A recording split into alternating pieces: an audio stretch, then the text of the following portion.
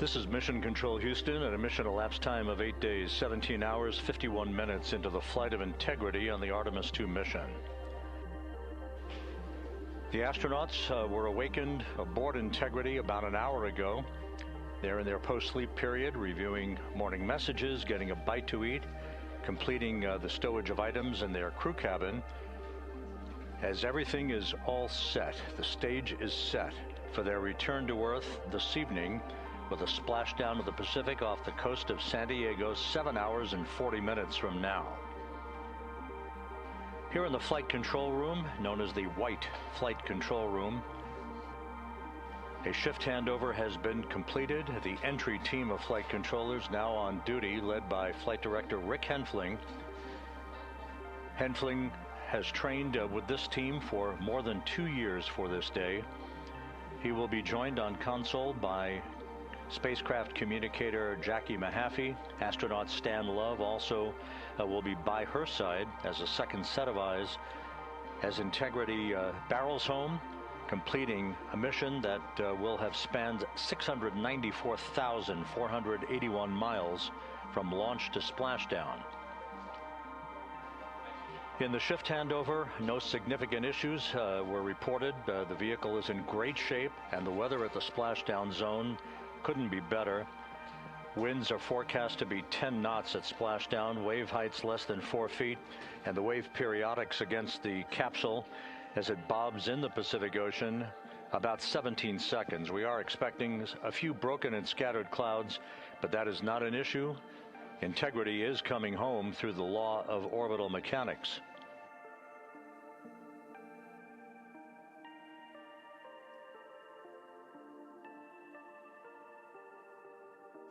The next major milestone for Integrity's astronauts and the flight control team here in Houston will be the RTC-3 burn. That is the return trajectory correction number 3 burn. That is scheduled 2 hours and 25 minutes from now at 1:53 p.m. Central Time. It's an 8-second firing of the reaction control system jets to essentially fine-tune the path of Integrity down the corridor for its entry into the Earth's atmosphere. There will be a change in velocity of 4.2 feet per second. That is the last major maneuver of the mission. The crew will continue to configure the crew cabin. They'll climb into their launch and entry suits later today and move into their entry checklist.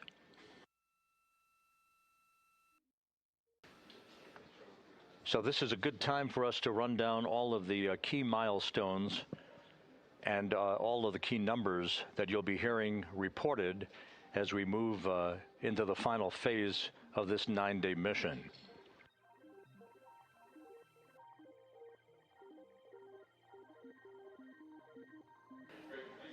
Following the RTC-3 burn and the crew climbing into their launch and entry suits, we will have NASA Plus coverage joining in a simulcast of our 24/7 YouTube coverage at 5:30 p.m. Central Time, 6:30 p.m. Eastern Time.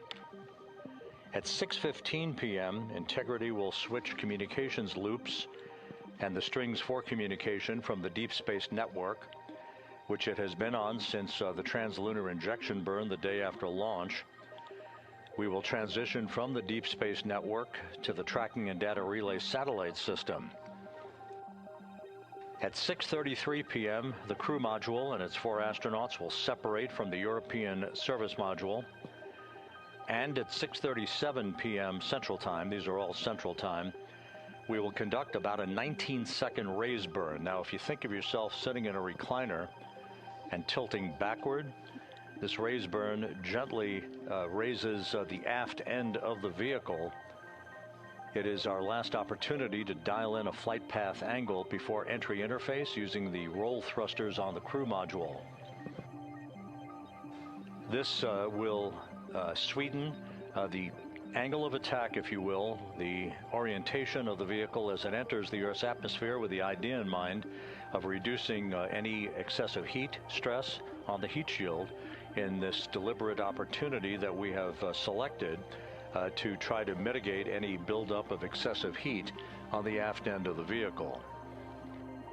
Once the raise burn is complete, we will enter the first traces of Earth's atmosphere at 6:53 and 31 seconds p.m. Central Time. At that point, we'll be at an altitude of 400,000 feet, traveling 34,882 feet per second, with a range to splashdown of 1,701 nautical miles. Just 24 seconds after entry interface, traveling at that velocity, we will begin a 6-minute blackout period due to the ionization, the buildup of plasma around the spacecraft that will prevent communications and data from being received here in Mission Control.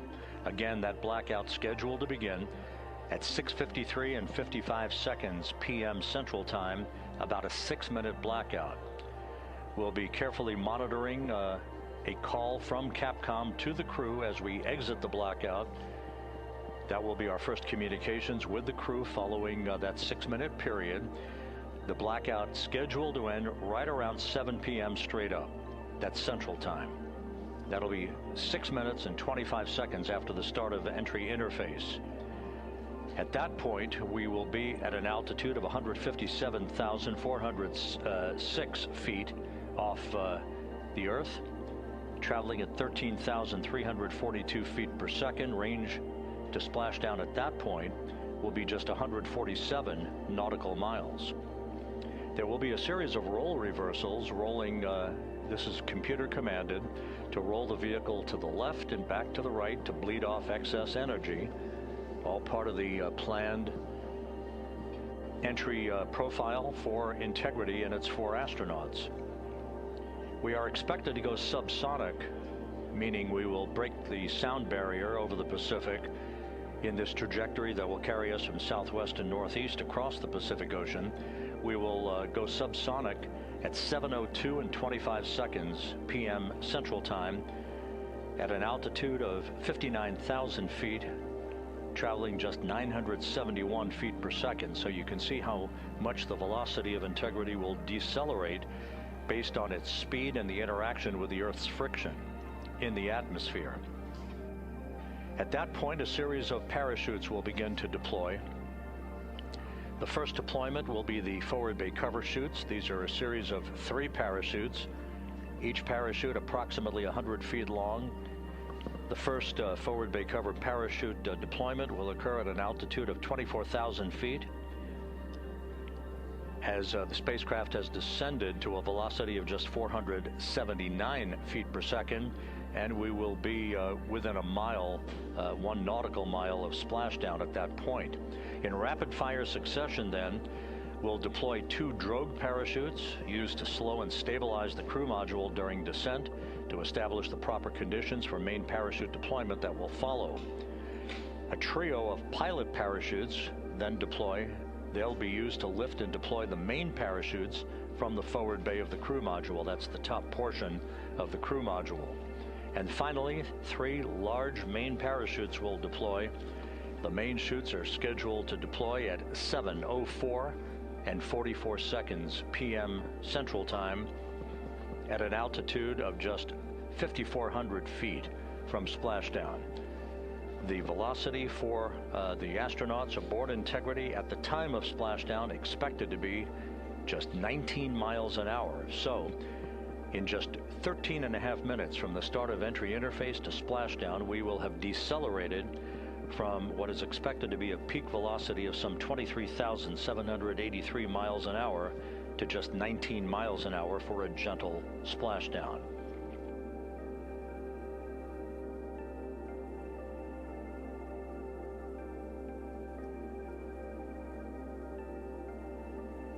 One of the important points that we've been explaining and that we'll be looking for later today is the comparison between the entry for Artemis I, which was uncrewed, and today's entry for the Artemis II astronauts. On Artemis I, we had an entry range of 3,178 nautical miles, and we used what was called a skip entry profile, where we dipped into the atmosphere, then dipped out, and then dipped back in. That lasted about 20 minutes for entry, and it induced a higher total heat load on the vehicle. Now on Artemis I, we flew that trajectory, and as part of the routine post-flight inspections and video analysis, there were areas of mechanical char liberation that were observed, which was not expected. As we explained yesterday, it's worth explaining again today, and we'll do later today as well. The chemical decomposition of ablative heat shields is fully expected. The mechanical liberation of the char was not expected. The chemical decomposition occurs as the heat shield material heats up and decomposes, the process called pyrolysis, which generates gases during entry. The generation rate of that gas is a function of the temperature of the heat shield material, which is known as avcoat. As the gases are being generated, a layer of char is forming on the surface of the heat shield. That char is porous. Now, ideally, what you want to have happen is for the gases to escape through the pores in the char layer faster than new gas is generated. But on Artemis I, we found that the temperature profile experienced by the heat shield and on the heat shield was such that this was not happening on areas of the heat shield with less porous avcoat. That resulted in a pressure buildup under the surface of the char layer, and when the pressure gets high enough, the portions of the char layer would liberate from the heat shield. That's what we observed. As a result of all of this, NASA gathered experts from across the agency and private industry, including establishing an independent review team to investigate this issue, and after extensive analysis, everyone agreed with the conclusion that we should plan to fly a shorter entry trajectory to avoid a temperature profile conducive to high rates of gas generation as that avcoat chemically decomposes.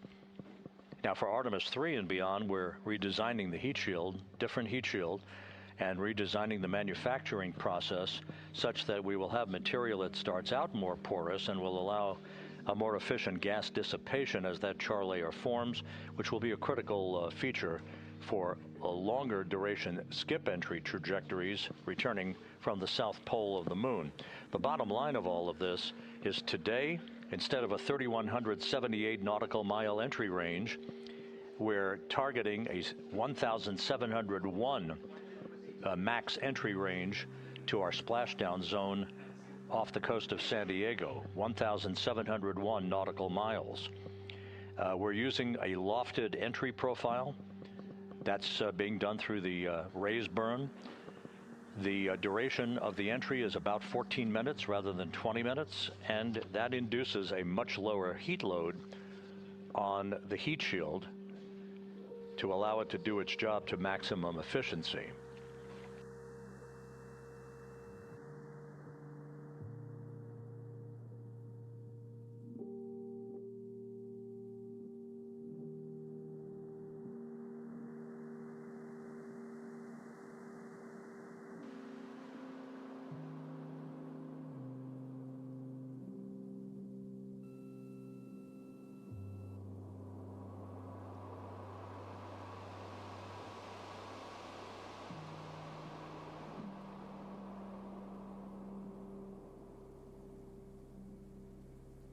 Following splashdown, which again is scheduled at 7:07:07 p.m.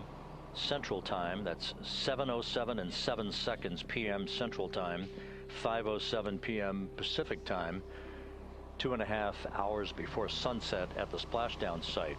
Following splashdown, we will get a call from the crew. The communications will transition to what you'll hear called VLDR. That's the acronym for Very Low Data Rate, because we no longer have the antennas pointing toward the Tracking and Data Relay satellite system at that point. Now, whether the vehicle is upright in the so-called Stable 1 configuration, or whether it's upside down in Stable 2, we will quickly activate the CMOOS system, the acronym for the Crew Module Uprighting System. The Crew Module Uprighting System consists of 5 large balloon-like airbags located under the capsule's forward bay cover. These airbags will be inflated with helium, providing additional buoyancy to flip the capsule upright if it's in Stable 2, or to maintain it in a Stable 1 configuration. Navy helicopters, Navy paradivers, a Navy flight surgeon and a NASA flight surgeon will all be on the scene, and will be erecting a large raft called a front porch alongside the spacecraft. That is similar to what you've seen in the movies and in the past in historic footage from the Apollo missions. That will be utilized once the hatch is open to allow the crew members to be extracted one by one onto that front porch before they're hoisted onto a pair of hovering Navy helicopters in sequential fashion, in alternating fashion as well, for the short ride back to the deck of the recovery ship, the USS John Murtha. Now, before we get into all that, it will take about 15 minutes to power down the vehicle, and for flight controllers here in Houston and the Navy recovery team to ascertain that there are no toxic gases that are leaking from Integrity. We do not expect that to happen, but they'll put eyeballs on it to match the data that we will see here at Mission Control to ensure that the recovery team can make a safe approach to the spacecraft to begin the process of erecting the front porch. The current order of extraction from the vehicle that we received from the ship called for Christina Koch to be extracted first, followed by Victor Glover, then Jeremy Hansen, and then Reid Wiseman last. The hoisting of the crew members to these two helos, Christina Koch is scheduled to be hoisted first into helicopter number 1, or the helicopter A as it is being termed by the recovery team. Jeremy Hansen would be second to be hoisted. He'll go into helo number 2. Victor Glover will be hoisted third and will go into helo 1 to join Cook. And Reid Wiseman will be hoisted into helo 2 to join Jeremy Hansen for the ride back to the ship. The recovery position would put the ship about 2,000 yards away from the spacecraft, assuming an on-target splashdown. The small boats will be much closer so that they can be deployed in rapid fire succession to arrive at the side of Integrity to ensure that they begin the orderly process of erecting the front porch and beginning the process of opening the hatch.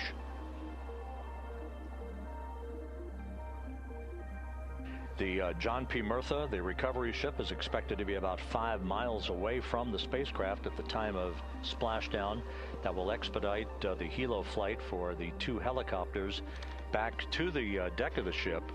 Once on the ship, the crew will emerge from the helos, and they'll be brought into the medical bay on the ship for comprehensive medical exams that will set the stage for them to be flown off the ship at a subsequent hour.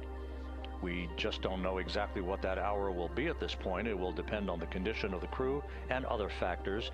But once they depart the ship, they'll be flown by helicopter to the San Diego Naval Air Station to board a NASA plane to fly back to the Johnson Space Center in Houston. So that's your snapshot rundown of the activities that lie ahead.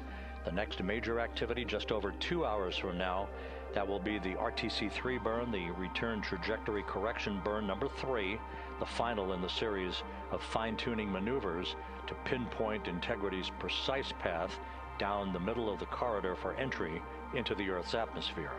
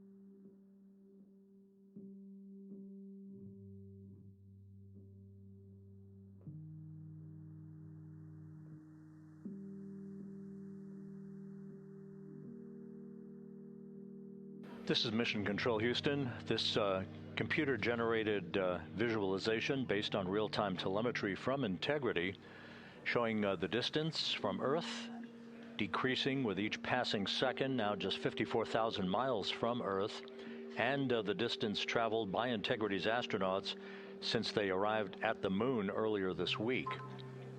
We are currently 7 hours, 10 minutes away from Splashdown, a high-speed entry back into the Earth's atmosphere, awaiting Reid Wiseman, Victor Glover, Christina Koch, and Jeremy Hansen to wrap up a mission that will have logged from launch to splashdown 694,481 miles. That, of course, includes that high Earth orbit that carried Integrity to an altitude at apogee of about 43,000 miles above the Earth for the first 24 hours of the mission to enable flight controllers to ring out all of the systems on Integrity and collect data that gave them the confidence to give approval for the translunar injection burn that sent the crew on its way to the moon and an historic flyby of the lunar surface.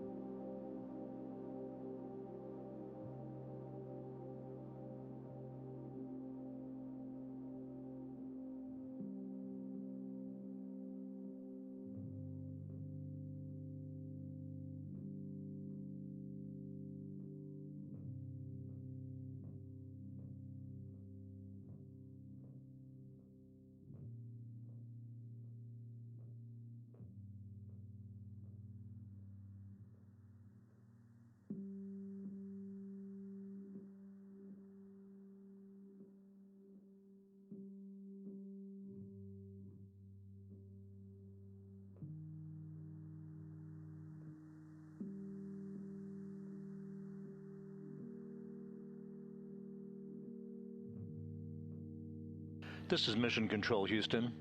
8 days, 18 hours, 39 minutes into the flight of integrity on the Artemis II mission. Here in the flight control room, Flight Director Rick Henfling and his team of entry flight controllers on duty, joined by spacecraft communicator Jackie Mahaffey. That's the voice you'll hear talking to the crew throughout the course of the day's activities through entry and through splashdown.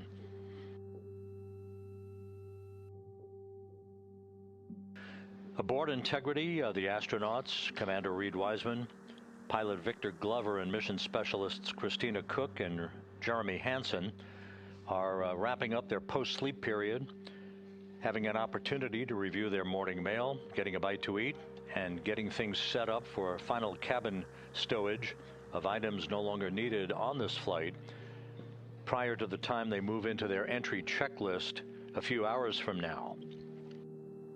The next major milestone will be 1 hour, 38 minutes from now. That will be the firing of the reaction control system thrusters on Integrity in what is called the RTC-3 burn, the return trajectory correction number 3 burn, the final in the series of mid-course correction maneuvers to fine-tune Integrity's path so that it reaches the center of the entry corridor at the orientation we want the vehicle in as it approaches and enters the Earth's atmosphere at an altitude of 400,000 feet later today. This will be an 8-second burn to change the velocity of Integrity by 4.2 feet per second. And again, will be the final major maneuver of this mission. After we discard the European service module this evening at 6:33 p.m. Central Time, a few minutes later, we'll conduct a raise burn, as it is called. That is a maneuver using Integrity's thrusters, about a 19-second burn that will lift the aft end of the vehicle and provide the final angle of attack that the spacecraft will be traveling in to reach the splashdown zone some 1,701 nautical miles from the point of entry interface. In the Pacific Ocean, the USS John P. Murtha is on station, ready to begin recovery operations once Integrity has splashed down. The splashdown is scheduled at 7:07 and 7 seconds p.m. Central Time, 5:07 p.m. Pacific Time, 2.5 hours before sunset. From launch to splashdown, Integrity and its 4 crew members will have traveled 694,481 miles.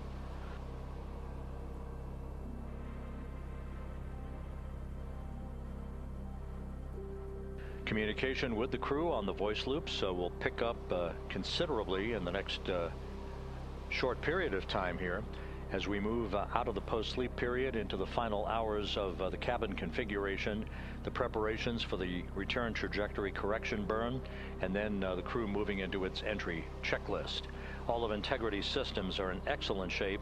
The latest weather forecast from the Spaceflight Meteorology Group here at the Johnson Space Center for the splashdown zone southwest of San Diego calls for winds at about 10 knots, wave heights less than 4 feet, wave periods, that's the periodic raise and subsidence of the waves against the spacecraft, that should be about 17 seconds in duration. Just some broken and scattered clouds expected in the splashdown area.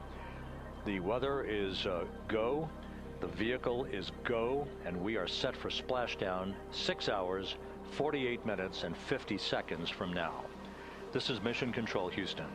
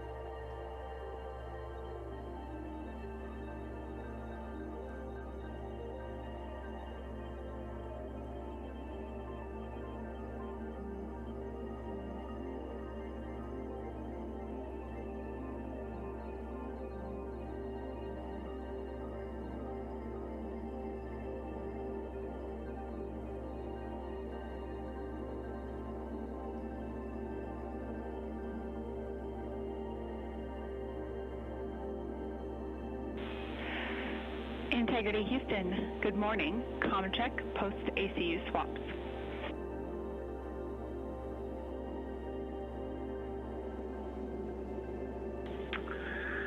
Good morning, Houston. We got you loud and clear. Hey, good morning, Jeremy. We want to let you know that OE2 is privatized, ready to start the conference early or on time at your preference. And afterwards, we've got a couple of cabin entry config items to sync with you. Give us a call.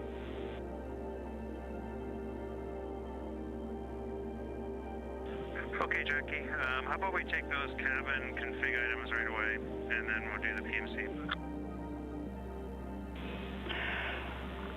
We can do that. So looking at the cabin entry config procedure, step 5 for the AGAs is no perform. Based on your battery activities last night, AGA is in good shape through splashdown. And in step 10, that tracks with our thinking.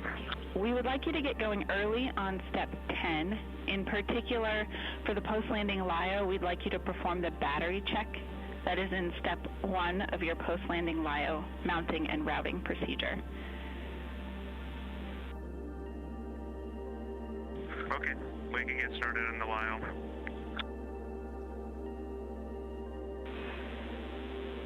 All right, that was all we had for you for cabin entry config for now.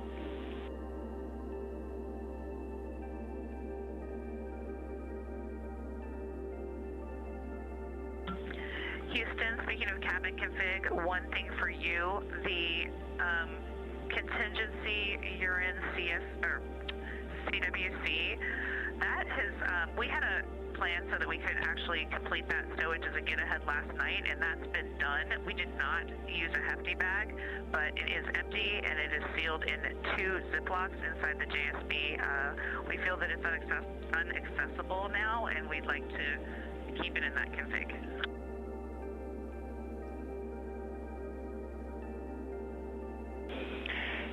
All right, Christina, thanks for the status. We will confirm that is a good config. Thank you, ma'am.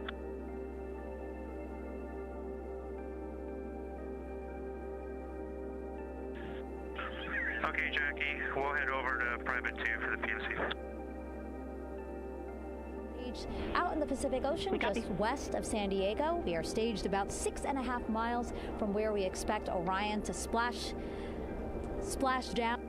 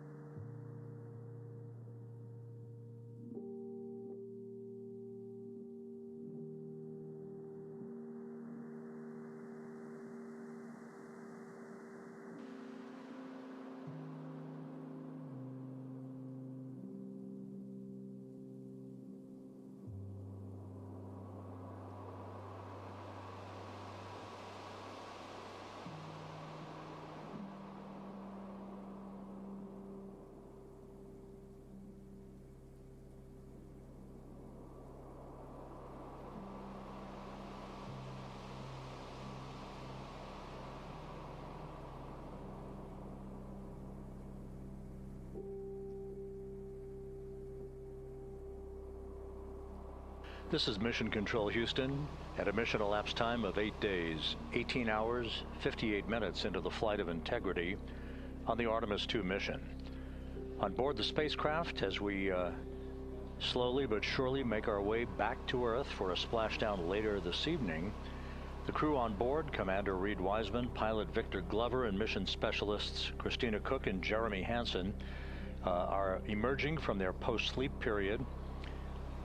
They are about to begin a private medical conference that has been planned all along with the flight surgeon here in Mission Control to make sure that there are no issues associated with their high-speed entry back to Earth later today, with splashdown scheduled at 7:07 and 7 seconds p.m. Central Time, 5:07 p.m. Pacific Time, 2.5 hours before sunset at the splashdown site off the coast of San Diego. The crew has been in great shape ever since launch, and the vehicle is in excellent condition. It's very quiet here in the flight control room, no issues being worked as we count down toward the next milestone prior to entering the Earth's atmosphere, that being the return trajectory correction burn. This short 8-second firing of the reaction control system thrusters to change the velocity of Integrity by 4.2 feet per second and slightly adjust its orientation, fine-tuning its position to properly enter the entry corridor across the Pacific Ocean later today. That burn... Integrity, you can normalize too.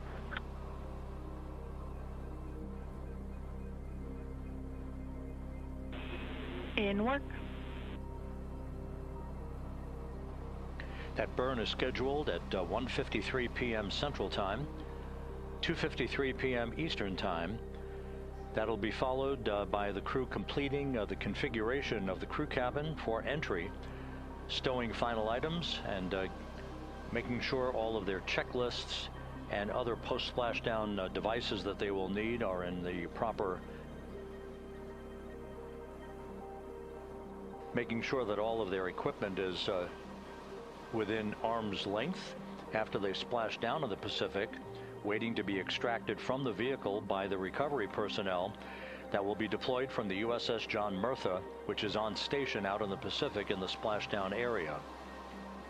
The weather forecast for splashdown is ideal. Winds just about 10 knots, wave heights less than 4 feet. Those are very benign conditions that will await Integrity's astronauts when they emerge from the spacecraft. Following splashdown, the 5 crew module uprighting system airbags will be inflated with helium to ensure that the spacecraft remains in an upright and rather benign situation as it bobs in the Pacific Ocean.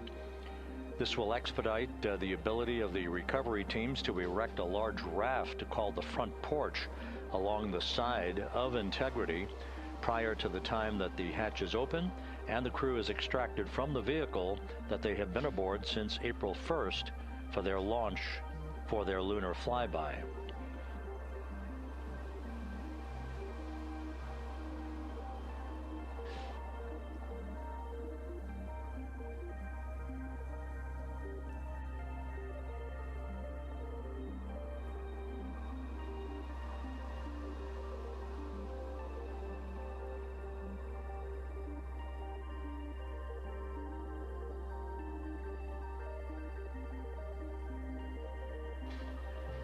The heart of today's entry will begin.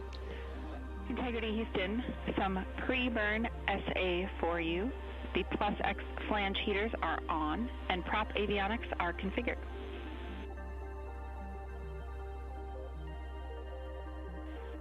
Okay, we copy, Jackie. Jeremy Hansen from the Canadian Space Agency acknowledging the call from Capcom Jackie Mahaffey. It is her voice that you'll be hearing throughout entry and splashdown, calling all the major milestones and talking to the crew when required. The heart of today's activities will begin about 5.5 hours from now when we hand over the communications link from the Deep Space Network to the Tracking and Data Relay Satellite System. That will come at 6:15 p.m. Central Time, followed about 18 minutes later when the crew module separates from the service module. At that point, the crew module will conduct a raise burn, as it is called. That is about a 19-second burn. That will be the final opportunity to more specifically dial in the flight path angle, the angle of attack before entry interface. That will use the roll thrusters on the command module, on the crew module. That angle of attack is particularly critical for this mission, so that we are mitigating any excessive buildup of heat on Orion's heat shield as it enters the Earth's atmosphere. At the point of peak heating, we are expecting temperatures to rise to about 5,000 degrees Fahrenheit. That will induce an ionization around the spacecraft called a plasma wave.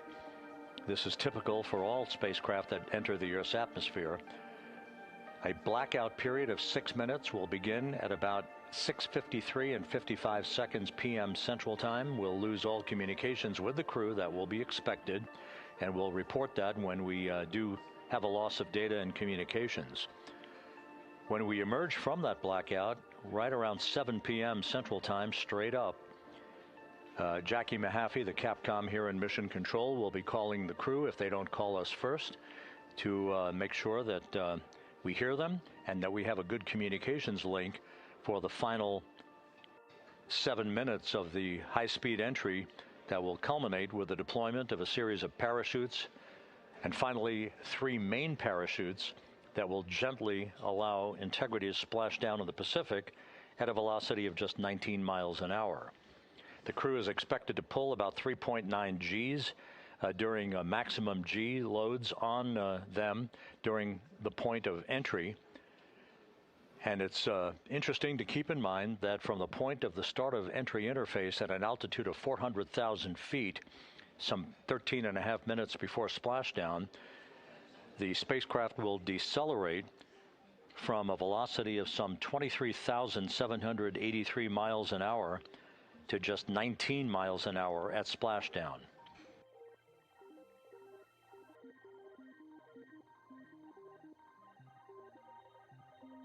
So everything is in order aboard Integrity. We have a solid spacecraft and a solid go weather forecast in the splashdown zone as the world awaits the return of Artemis's astronauts from this historic lunar flyby. Splashdown scheduled 6 hours, 25 minutes, 30 seconds from now. This is Mission Control Houston.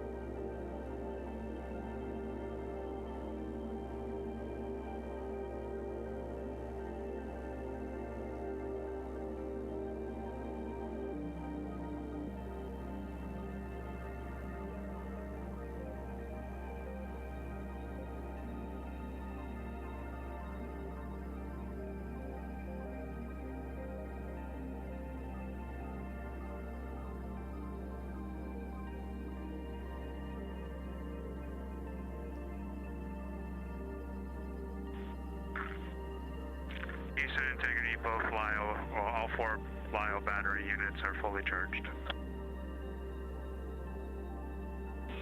Houston copies. Good news. Thanks.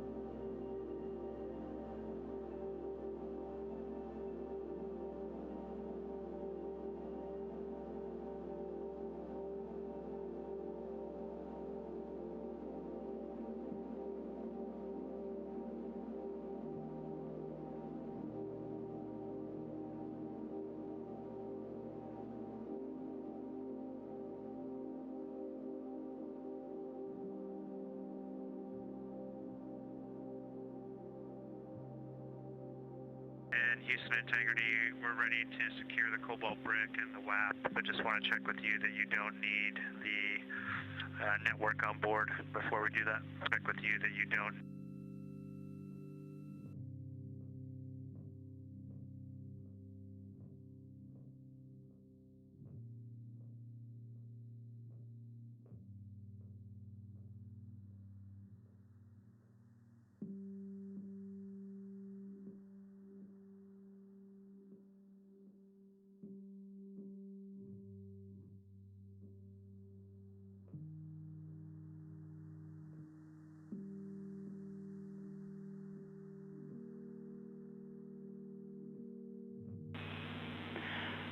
Integrity, for Jeremy, we copied your question. We were in a data rate handover, but we can confirm no further ground use for the WAP or cobalt brick, so go to tear those down. A follow-up for Christina, the empty CWC stowage config that you called earlier is a good config for entry, so no need to go find that. And finally, we can support a camera downlink if and when you are willing.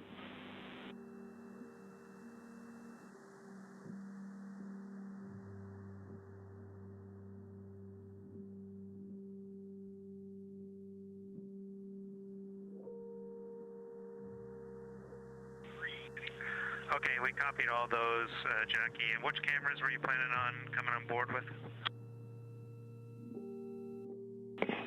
Yeah, good question.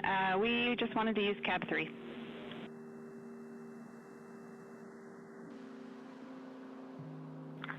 We're good with that. All right, we will join you.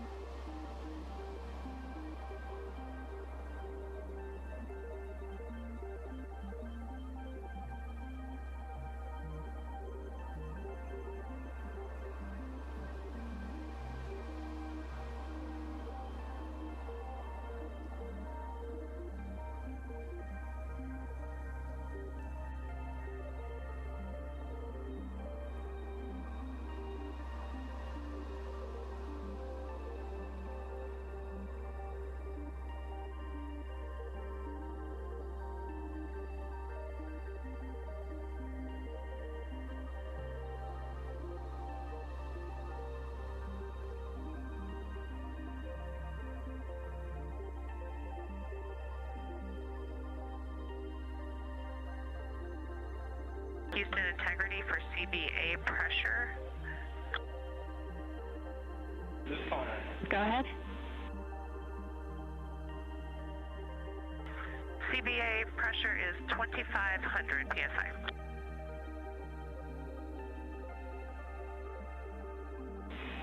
Houston copies 2500.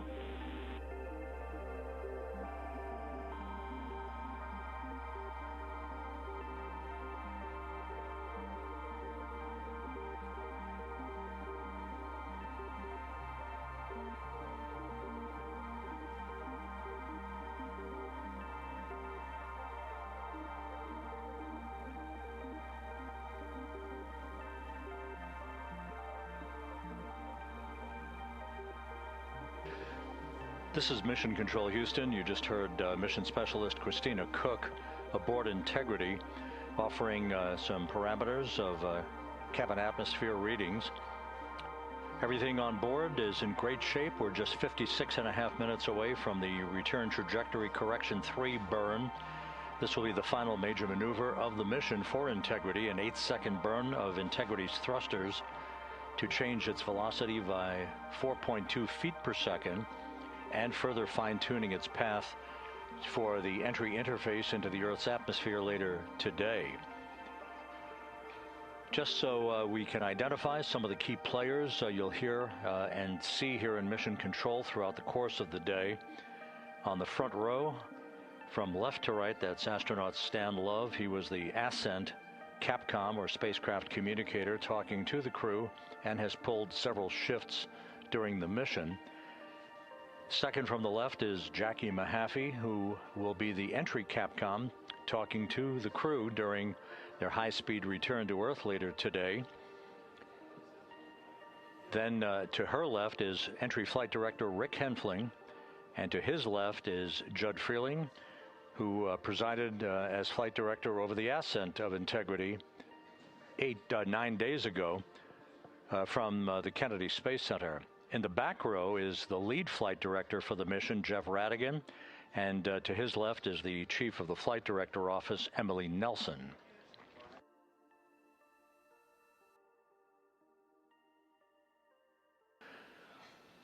Once again, this view of the Earth, that is the port of call for Integrity's astronauts later today. Splashdown scheduled 6 hours, 8 minutes, and 22 seconds from now. Everything is in great shape on board the vehicle in the home stretch of what ultimately will be a 694,481-mile journey from launch to splashdown.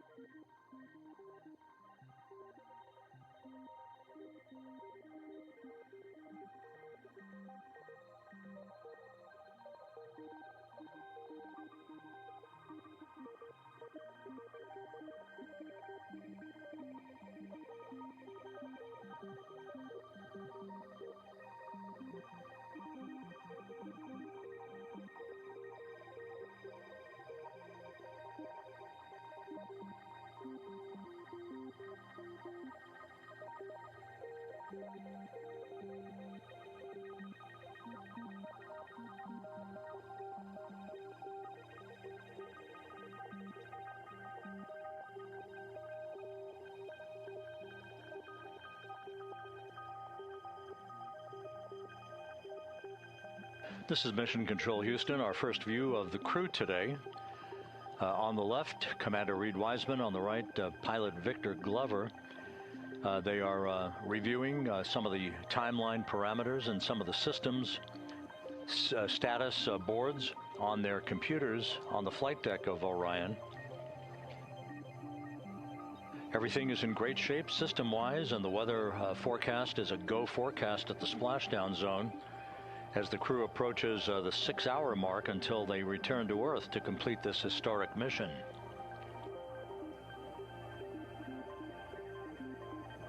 The crew will monitor the RTC 3 burn. That's just 52 minutes from now, and then we'll move into the heart of completing the configuration of the crew cabin, stowing some final items, and reviewing their entry checklist as they march down the timeline towards the point at which they will don their launch and entry suits, the Orion Crew Survival Suits, or OCSS, the OX suits as they are called,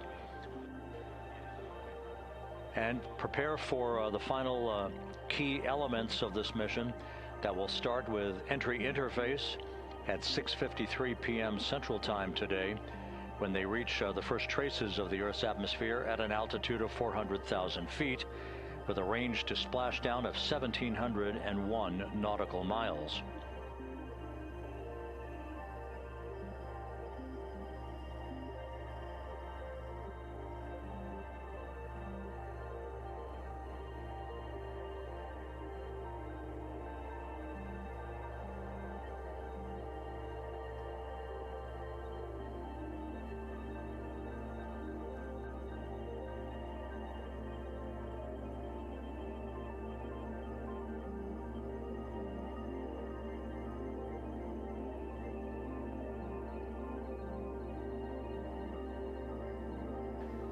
You can see down below in the lower deck of the crew cabin, if you will, Christina Koch.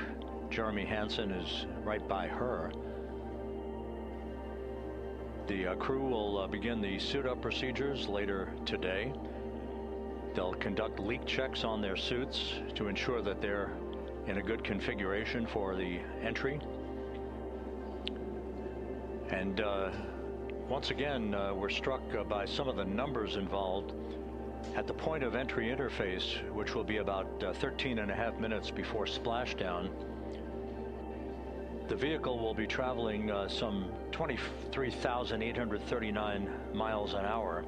At the point of splashdown, 13.5 minutes later, they will have decelerated under parachutes and through the interaction of Earth's atmosphere, the friction created by Earth's atmosphere, they will have decelerated to a splashdown velocity of just 19 miles an hour.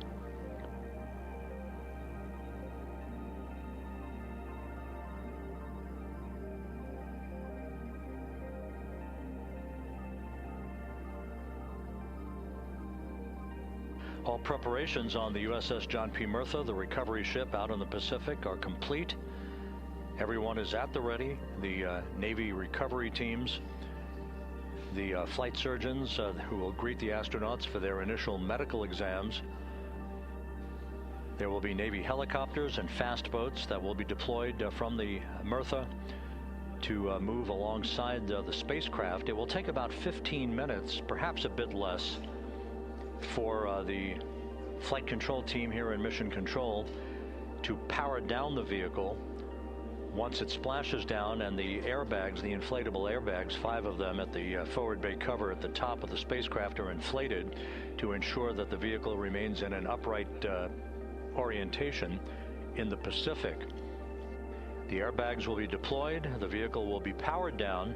That's not the end for Mission Control here in Houston. They will not hand over to the Exploration Ground Systems folks until the crew has been extracted from the vehicle onto a large raft that will be erected alongside the hatch to Integrity. That is called the front porch. Each of the crew members will leave the vehicle, Christina Koch first, followed by Victor Glover, then Jeremy Hansen, then Reid Wiseman. Once in the raft, they'll spend a few minutes as they get their land legs back before they're harnessed and hoisted one by one in alternating fashion to a pair of hovering Navy helicopters overhead.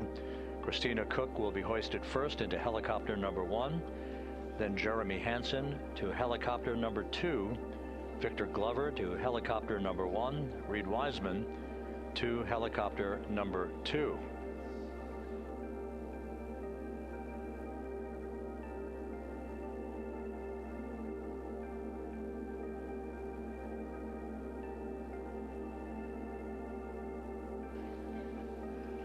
We're about to have a quick burn conference with the crew to review the parameters of the upcoming return trajectory correction burn. Again, a final opportunity to fine-tune Integrity's path towards its splashdown zone and to make sure the orientation of the spacecraft is correct for its angle of attack into the Earth's atmosphere.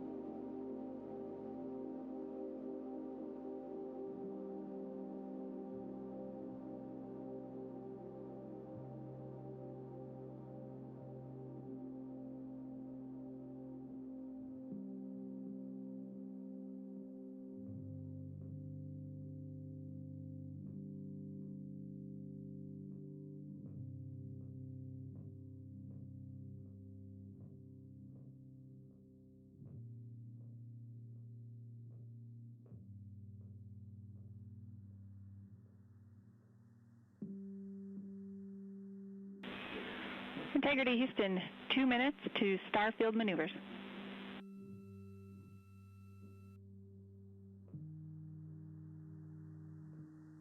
We copy that, Jackie.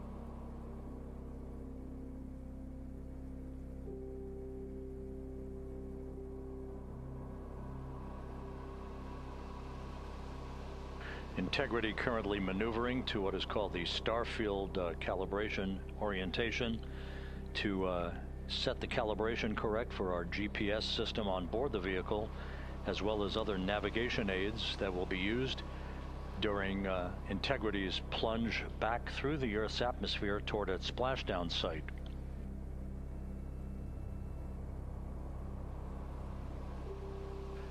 Countdown clocks here in Mission Control ticking backward toward the arrival of Integrity at entry interface. 5 hours and 43 minutes mark.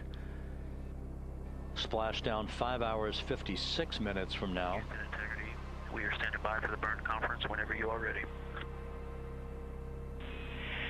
We are ready. Your final burn plan is on board, and we've got several deltas to the pad. The deltas are to version 2 uplink at day 100, 12:20. The first delta is TIG slip is 10 minutes. Secondary pointing Omicron is 2525.0.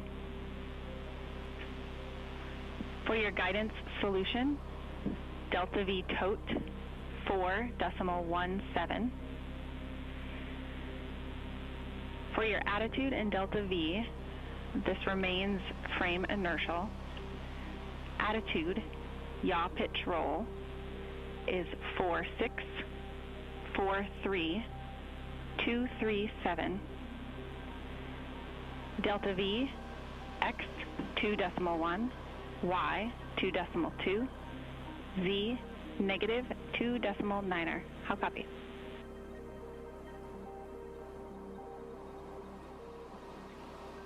Okay, Jackie, we caught the in material. Can you give us the trim number that you started with in Omicron, I believe were the two? Or maybe TIG slip and Omicron. TIG slip is 10 minutes. Omicron is 25.0.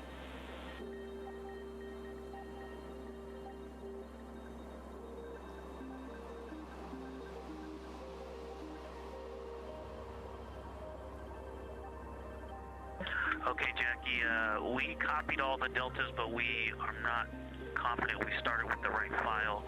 Can you confirm the date, the UTC of ground generation?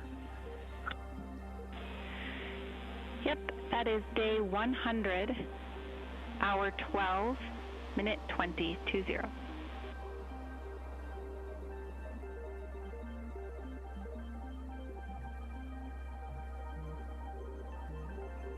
So Jackie, that ground generation date time is what we had as version 1, and you said version 2, so that's what's throwing us off. We were looking for a version 2, but we saved version 1 as version 2 to get ready for these deltas. Did you uplink a new burn pad, or were you just instructing us to save it as version 2? Yeah, sorry about that.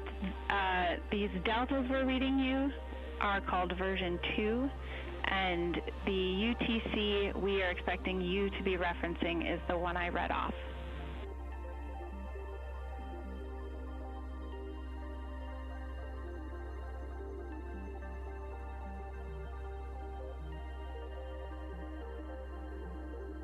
Okay, copy. We wrote those deltas on the Excel file that was labeled version 1, and we have saved it as version 2.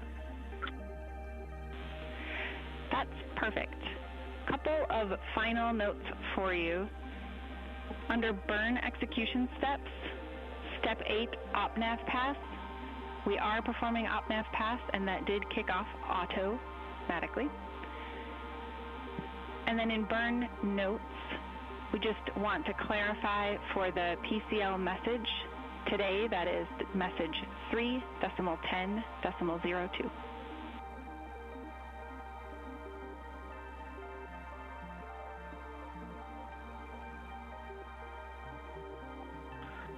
Okay, we copy step 8 auto and 3.10.02, which we all read. Thank you. Any other deltas to the steps, burn execution steps? No deltas. One final note, the cell in the burn notes that talks about if BFS engages does have about 2 rows worth of text, so you may need to expand it to see all of it.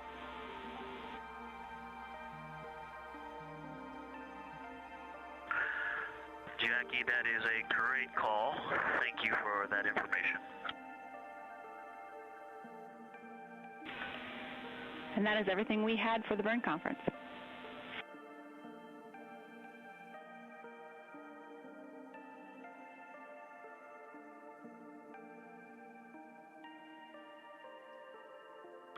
Okay, we copy. Thank you very much.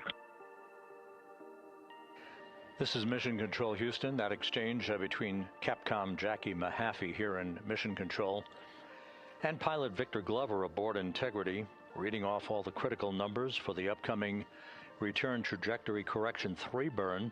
That's on tap just 37 minutes from now at 1:53 p.m. Central Time. This final major maneuver will be an 8-second burn of the reaction control system thrusters to amend the velocity of Integrity by 4.2 feet per second.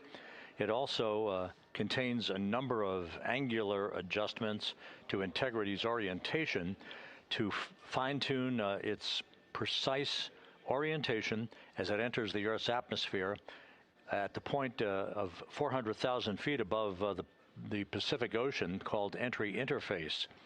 This is critical because we want Integrity to be in the right orientation to minimize heating on the heat shield of the vehicle.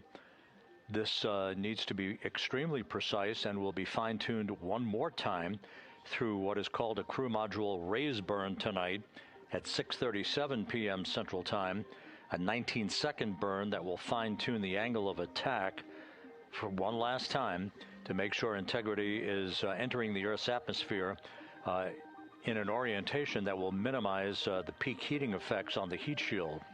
As it is, the temperatures around the heat shield are expected to be somewhere between 4,000 and 5,000 degrees Fahrenheit. However, at the angle at which we are entering the Earth's atmosphere, it is a much more benign heating effect on the heat shield than what was experienced during the Artemis I mission.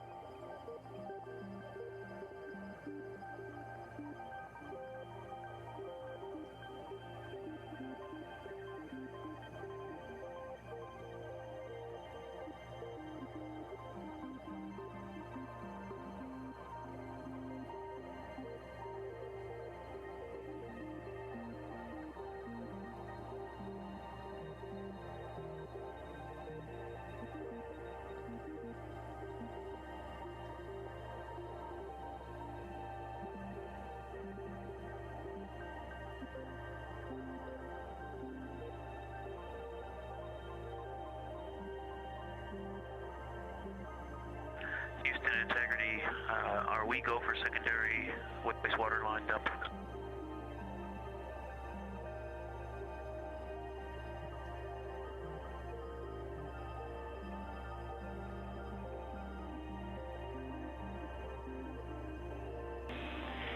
Integrity, you are go for secondary line dumps.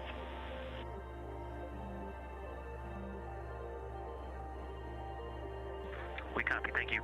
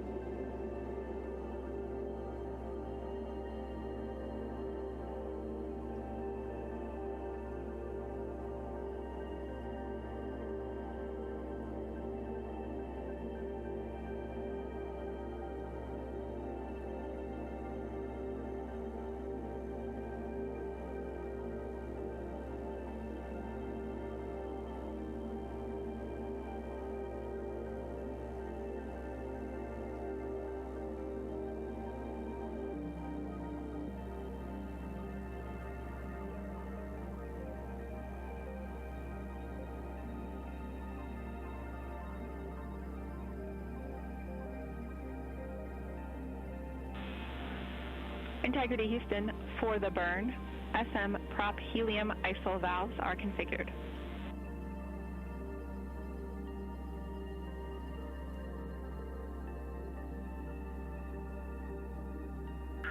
Okay, we see closed, open, and that's what we were expecting. Thanks for the confirmation.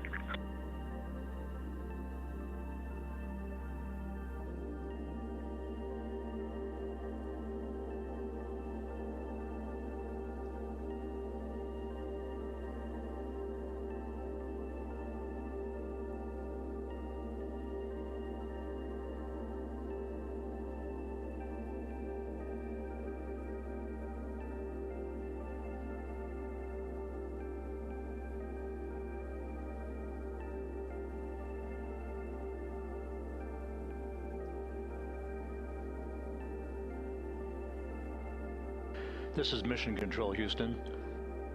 Flight Director Rick Henfling here in Mission Control. The entry flight director is going to be polling his team of flight controllers to get a go for the RTC-3 burn, which is coming up in just 31 minutes. We're back inside the cabin of Integrity, looking at Jeremy Hansen on the left, Christina Koch in the middle, Victor Glover on the right, the crew, and there's Reid Wiseman, the commander of the ship. Everything is in great shape as we await splashdown 5 hours and 44 minutes from now. The entry profile for Integrity is a source of great interest because of some of the heat shield damage that was unexpected during Artemis I. We have deliberately created a trajectory which is essentially a lofted entry profile rather than a skip entry. If you recall, the skip entry on Artemis I was a trajectory in which we performed an initial dip into the atmosphere to dissipate some energy, then skipped out of the atmosphere, sort of like throwing a flat rock against a lake, and then dipped a second and final time into the atmosphere before splashing down in the Pacific. However, that profile induced a longer entry range of some 3,178 nautical miles in length that induced a 20-minute duration of a higher total heat load on the vehicle. So after great analysis and the review of an independent review team, we decided to amend the entry profile to a maximum entry range of 1,775 nautical miles. In this case, we're going to be flying downrange from the point of entry interface to a splashdown zone just 1,701 nautical miles downrange, heading from southwest to northeast towards the coast of California. The 20-minute duration of the Artemis I entry has been reduced to just 13.5 minutes in duration for Artemis II, thus inducing a lower total heat load on the vehicle and mitigating any deleterious effects on the heat shield itself. The flight control team, the engineers, have tremendous confidence in this entry profile that will protect the heat shield from any excessive loads that may be imparted on it during this high-speed entry back into the Earth's atmosphere. Having said that, we still will be exposing the heat shield to temperatures some 4,000 to 5,000 degrees Fahrenheit as we enter peak heating at the point of entry interface and a communications blackout within a few minutes after that. Currently taking a poll in the room for a go for RTC 3. That'll be communicated to the crew momentarily. Integrity Houston, good final targeting, and we are go for the burn pending SAW positioning.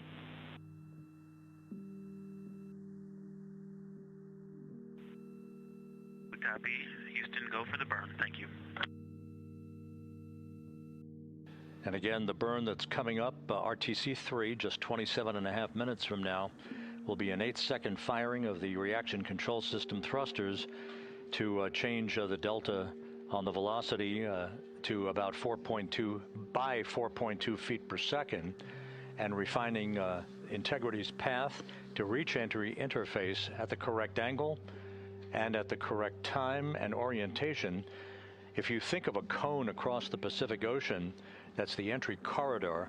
We want to hit right into the middle of that corridor. I said yesterday it was like splitting the uprights, and that's exactly what it is. We want to make sure that we're right down the pike, heading toward the splashdown zone off the coast of San Diego. This burn and the subsequent crew module raise burn, that will be a final amendment to the angle of attack of Integrity, all designed to minimize heating effects on Integrity's heat shield.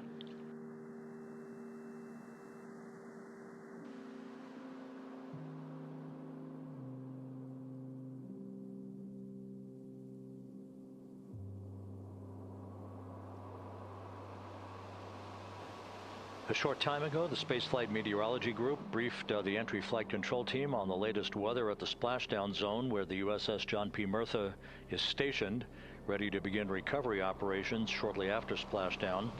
The weather is ideal, not an issue in the terms of the winds, just 10-knot winds and wave heights less than 4 feet expected to greet the crew. There will be some broken and scattered clouds that Integrity will be descending through, but that's not a factor. We are committed, of course, to splashing down today at 7:07 and 7 seconds p.m. Central Time, 5:07 p.m. Pacific Time, 2.5 hours before sunset.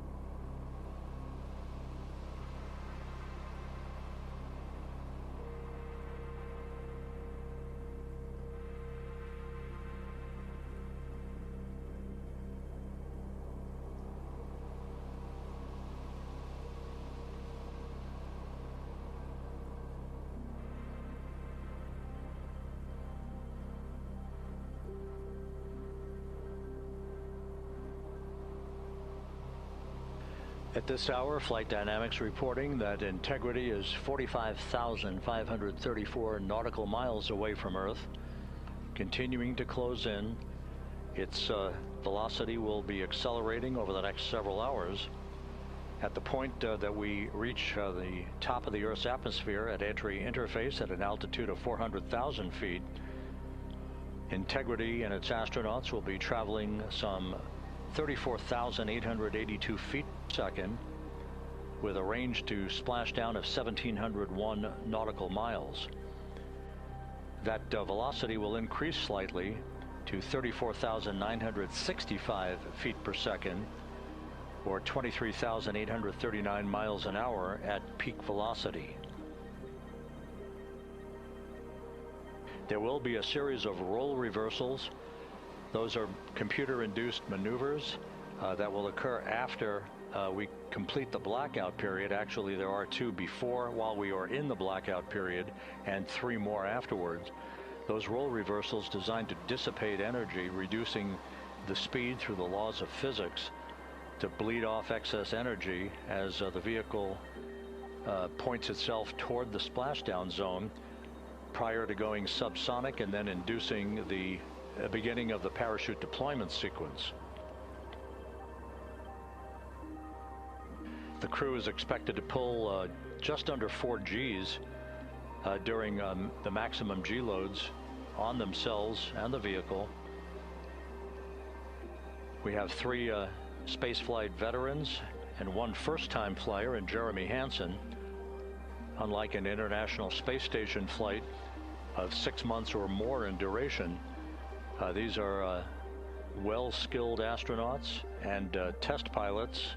Christina Koch, of course, having returned to Earth, as did Reid Wiseman from his first flight in Soyuz vehicles for parachute-assisted landings in Kazakhstan. Victor Glover flew on a Crew Dragon vehicle.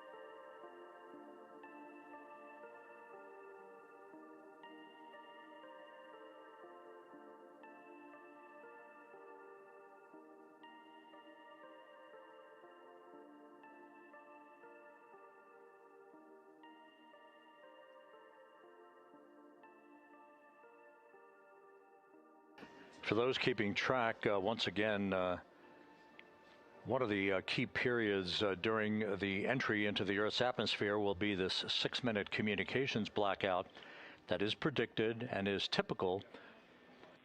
Integrity. Tank pressures are good for the burn.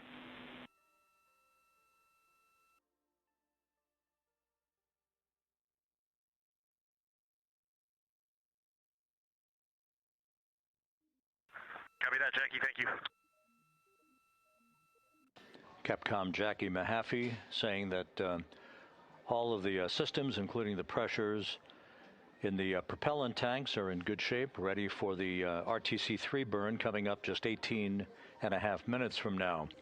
Once again, the blackout period that will be of great interest to those listening and watching this evening is typical for any spacecraft re-entering the Earth's atmosphere because of the buildup of heat against a returning spacecraft, whether it's Integrity today or a Russian Soyuz vehicle or a SpaceX Dragon. These vehicles have heat shields that are designed to repel the heat. However, there is an ionization around the spacecraft, a buildup of plasma that is caused by the interaction of the velocity of the spacecraft entering the Earth's atmosphere and the friction of the Earth's atmosphere itself. This ionization period, or the blackout period, is expected to last 6 minutes tonight. It is expected to begin at 6:53 and 55 seconds p.m. Central Time, just 24 minutes or 24 seconds after the beginning of entry interface. That blackout of 6 minutes is the period of time where we will not be in communications with the crew or receiving data from Integrity itself as it barrels through the atmosphere. We will be communicating with the crew toward the end of that 6-minute period and reestablishing communications just as quickly as atmospheric physics will allow us to. The blackout period is expected to end at 6:59 and 56 seconds p.m. Central Time, which would be 6 minutes and 25 seconds from the start of entry interface. Now, after splashdown, several activities will be occurring. First will be to ensure that the vehicle is upright in what is known as a stable 1 configuration. Whether it's upright or in some other orientation, the CMOOS bags, the crew module uprighting system bags, 5 of them that are surrounding the vehicle at the forward bay cover in a circumferential orientation. Those 5 large airbags will be inflated with helium and be inflated. Integrity Houston, solar arrays are in position for the burn. We see the same, Jackie. The CMOOS bags, again, 5 large inflatable airbags that are inflated with helium right after splashdown.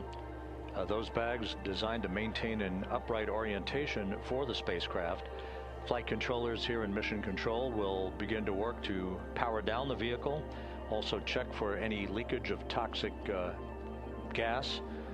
We are not expecting any issues. Integrity's in great shape as it prepares for its homecoming 5.5 hours from now.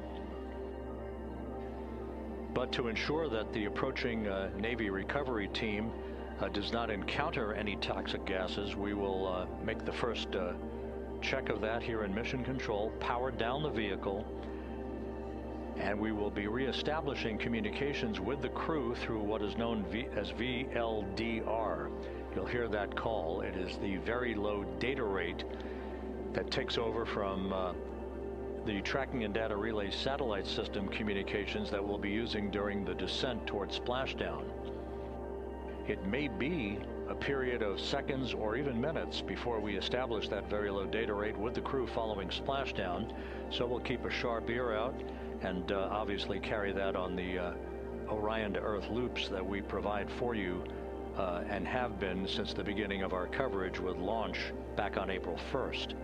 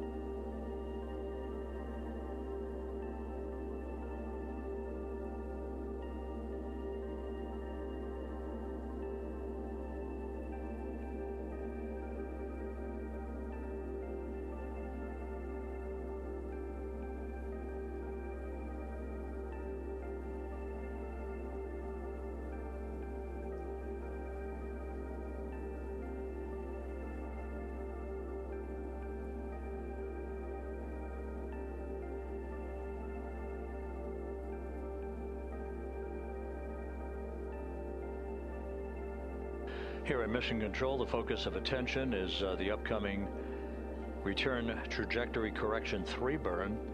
That's coming up less than 13 minutes from now. We're a couple of minutes out from maneuvering to that orientation.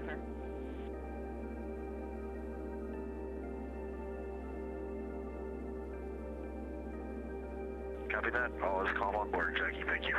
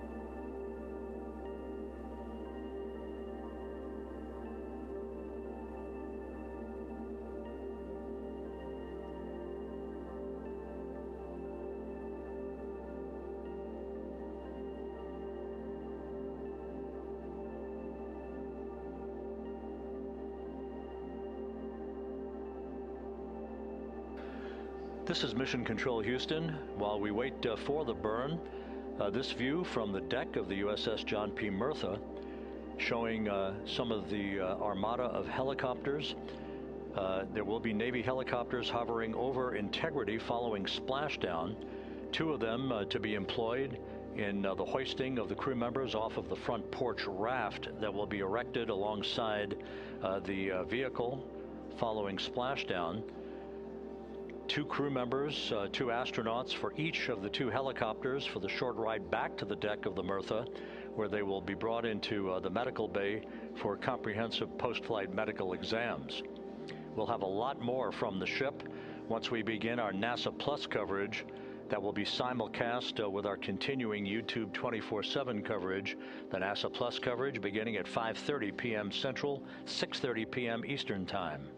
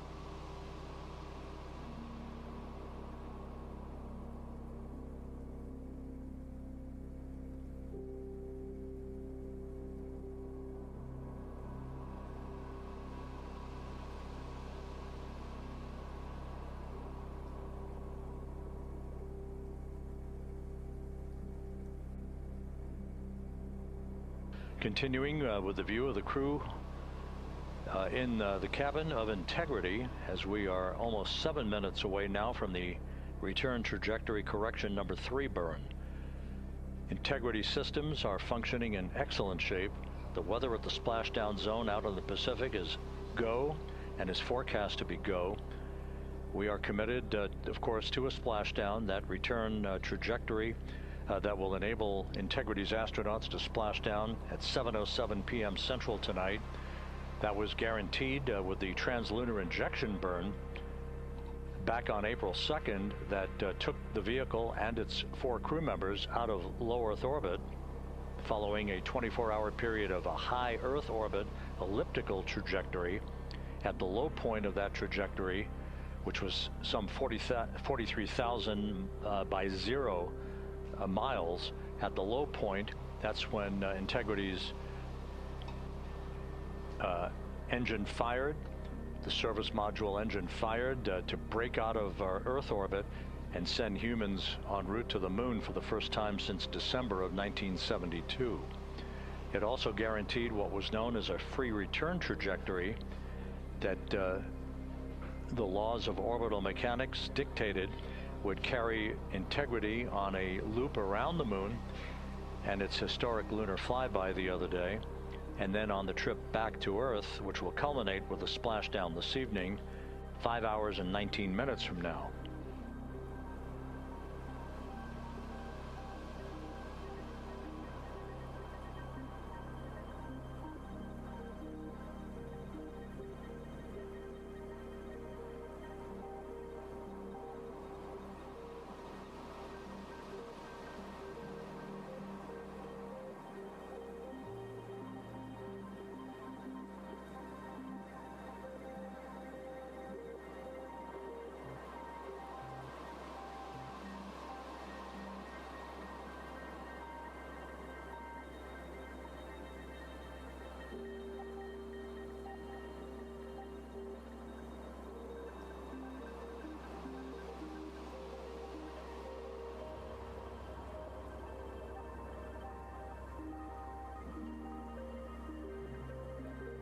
As you can see, the maneuver to the burn attitude has induced quite a bit of sunlight coming into the crew cabin.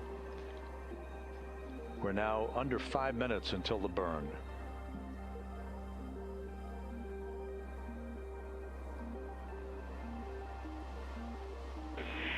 Integrity Orion is in burn attitude.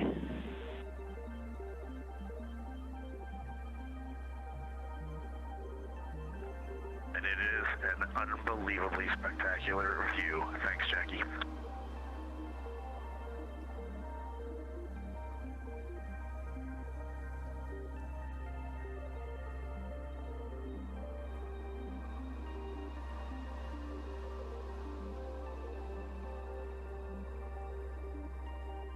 Reid Wiseman responding to Capcom Jackie Mahaffey, that attitude into the burn orientation for the return trajectory correction burn coming up in just under 4 minutes has offered the crew yet another spectacular view of the Earth growing larger in their windows.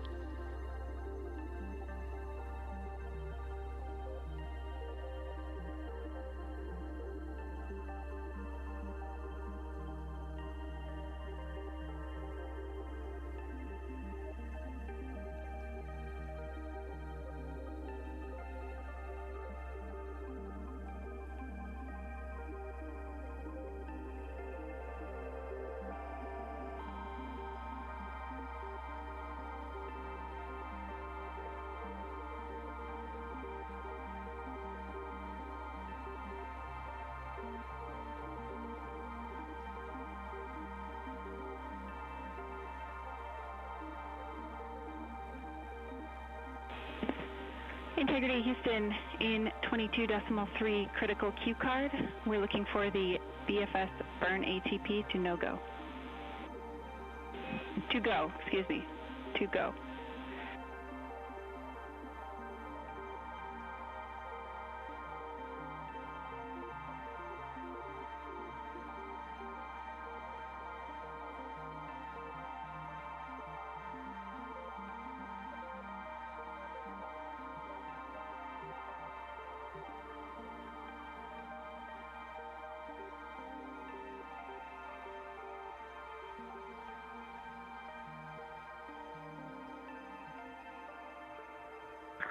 Good catch, Jackie. We are BFS burn ATP go, and we do not need to command the no-go on this because we're SM plus X. Good words. Sorry about the confusion, and we see a good config.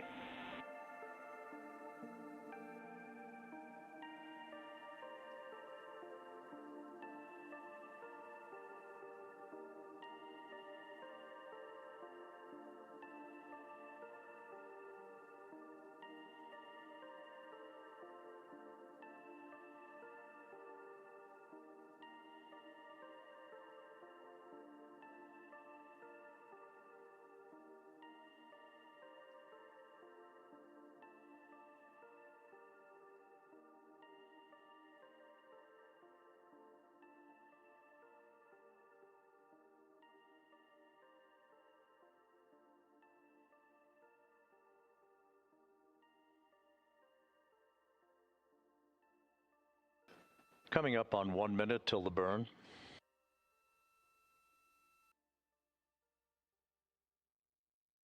Mark, 1 minute.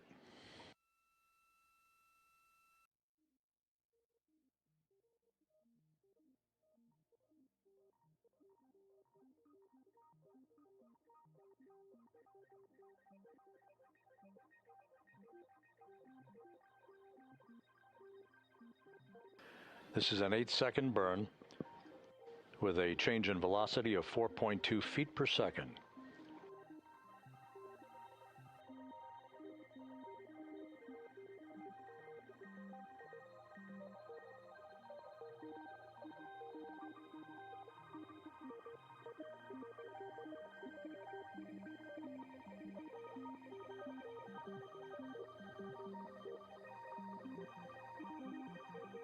Ten seconds.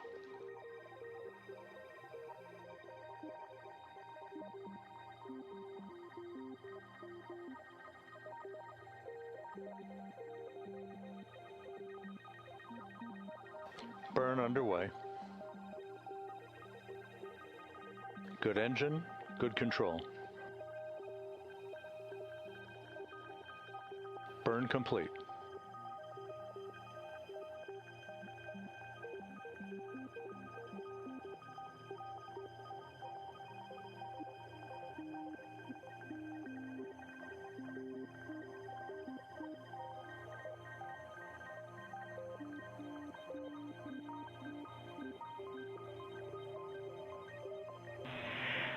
Integrity looks like a good RTC 3 burn, and we are assessing details.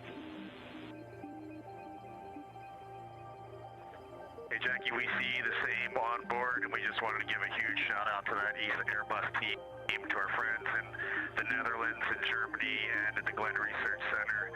This vehicle powered us and it propelled us from the Earth to the Moon and back with extreme precision, and we are excited to be a part of your team. Houston and centers around the world, copy. Thank you.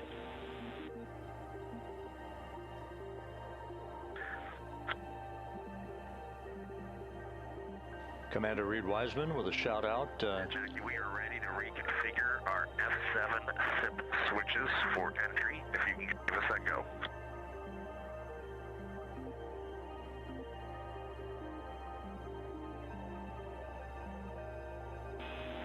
You are go for F7 switches. Reid Wiseman providing a shout out to the European engineering community, which built the European service module. And you are now maneuvering back to biased tail to sun attitude. We see it. That European service module will separate from the crew module this evening at 6:33 p.m. shortly after we hand over communications from the Deep Space Network to the Tracking and Data Relay satellite system, and about 4 minutes before the crew module will use its thrusters in a 19-second raise burn to lift the aft end of the vehicle into the final angle of attack for entrance into the Earth's atmosphere and the mitigation of excessive heat loads on the heat shield of Integrity.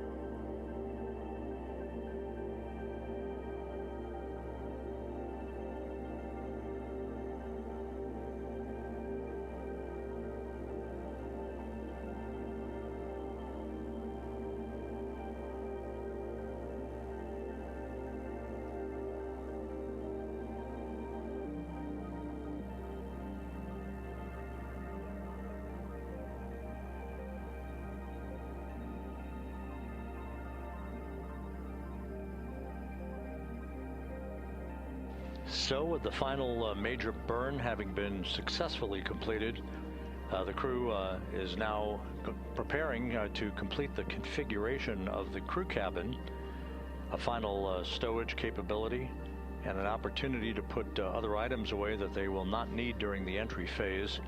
They'll move into their entry checklist about 2 hours from now at about 4 p.m. Central Time. Events will start to accelerate in terms of time as we approach the point at which entry interface will begin.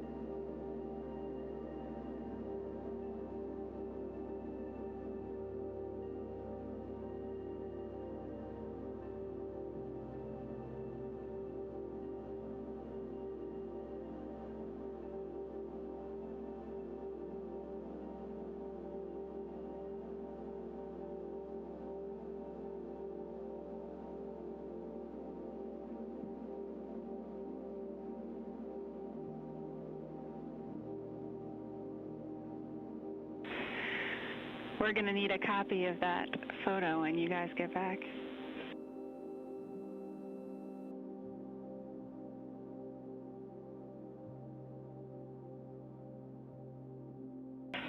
Copy them.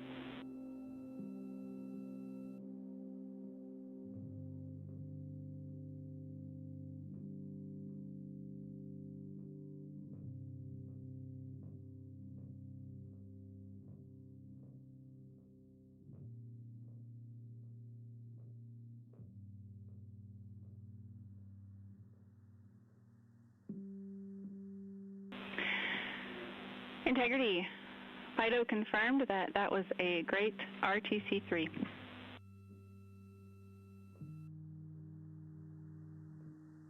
Outstanding. Thanks, FIDO. And a second thanks to the team. That's awesome.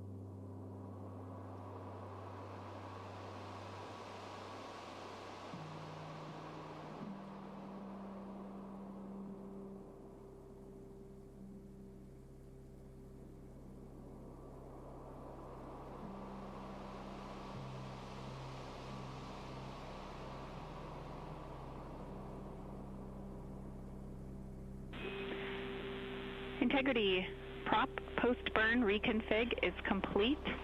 And if you were hanging out in step 23.4, you can skip it. We are in a good config.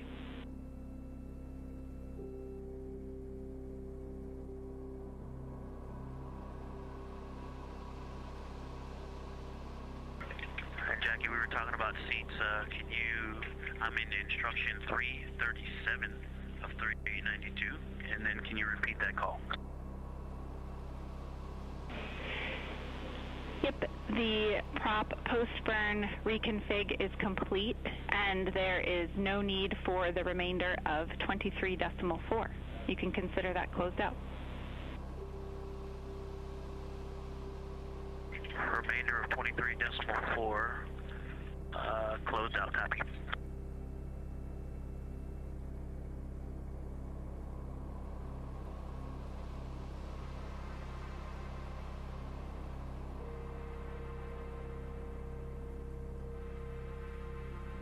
And Jackie, just confirm, I know you said the rest of 23.4, I'm not looking at this in steps, just instructions. Confirm that's the BFS configured for the burn subsequent steps as well.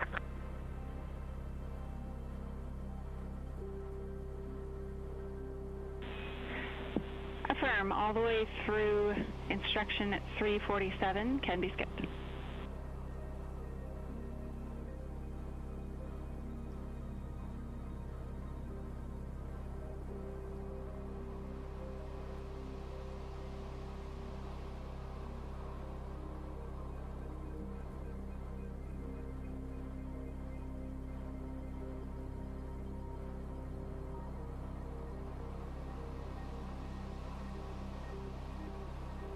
Okay, I see that takes us to step 24. I did not do any of the remaining steps into step 23, and that is over to you, MCC. We're moving back to cabin config. Houston copies and concurs.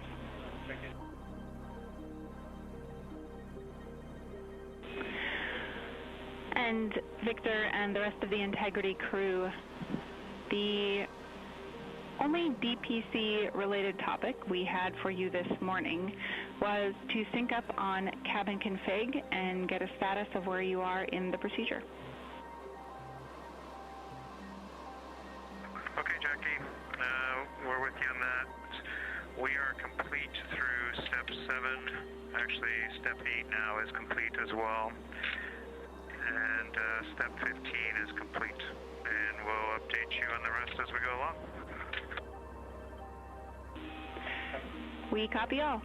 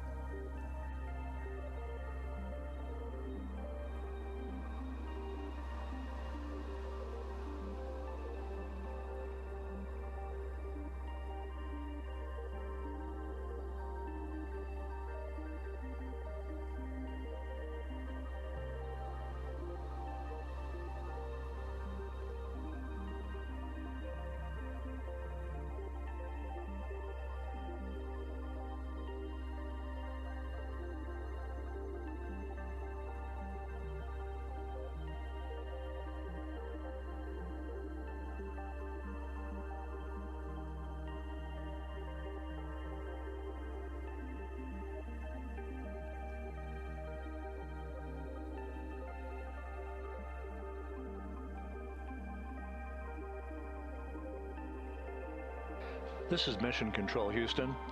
8 days, 20 hours, 33 minutes into the flight of Integrity on the Artemis II mission. We are under 5 hours now from the splashdown of Integrity in the Pacific off the coast of San Diego to wrap up this lunar flyby mission. Integrity systems are in excellent shape. The recovery team on the USS Merthyr out in the Pacific is at the ready. The ship is basically parked in the right position to be able to expedite a recovery of the crew following splashdown, and after the vehicle has been powered down, Navy helicopters, divers, other recovery personnel will move alongside the capsule to set up a large inflatable raft called a front porch that will be used to extract the crew members in one by one after the hatch is opened. That process of extracting the crew is timelined at least and has been practiced to occur some 45 minutes to an hour after splashdown. The weather conditions out in the Pacific are ideal for today's splashdown. We're talking winds just 10 knots and wave heights less than 4 feet. You couldn't ask for better weather for this homecoming for Integrity, the first time that a crew will have splashed down in the vehicle in the Artemis program. We completed the final major maneuver of the mission using the European Service Module's thrusters a short time ago. That was the return trajectory correction number 3 burn that basically fine-tuned ever so slightly the trajectory and the path of Integrity and sweetened the angle of attack so that we hit the right corridor coming in over the Pacific Ocean with onboard computers honed in on the splashdown zone, some 1,701 nautical miles downrange from the start of entry interface. Splashdown is scheduled at 7:07 and 7 seconds p.m. Central Time, 5:07 p.m. Pacific Time, 2.5 hours before sunset at the splashdown site.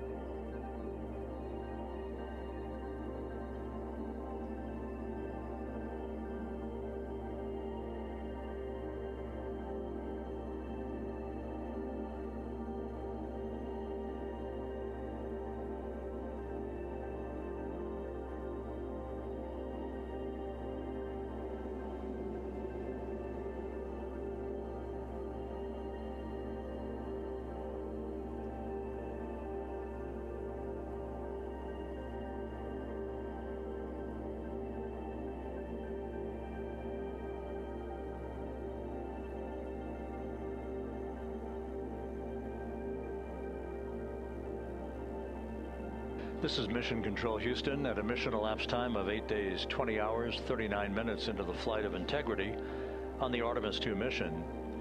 There is our planet, growing larger in the field of view with each passing minute. We are currently 34,900 nautical miles from Earth and beginning to accelerate toward a splashdown in the Pacific for this 4-person crew. 4 hours and 52 minutes from now. Everything on board Integrity is in great shape. All the systems are functioning perfectly. The crew is in the process of wrapping up their cabin configuration, stowing final items that they no longer need for the remainder of their journey. They will also move into an entry checklist in about an hour and 45 minutes, reviewing entry procedures and the latest uplink messages to them before we begin the process of getting the crew suited up prior to the crew module, service module separation. All is well aboard Integrity and the weather is go for splashdown. The USS John P. Murtha is in place in the recovery zone, ready to begin deploying its assets for imagery as well as for the recovery operations themselves.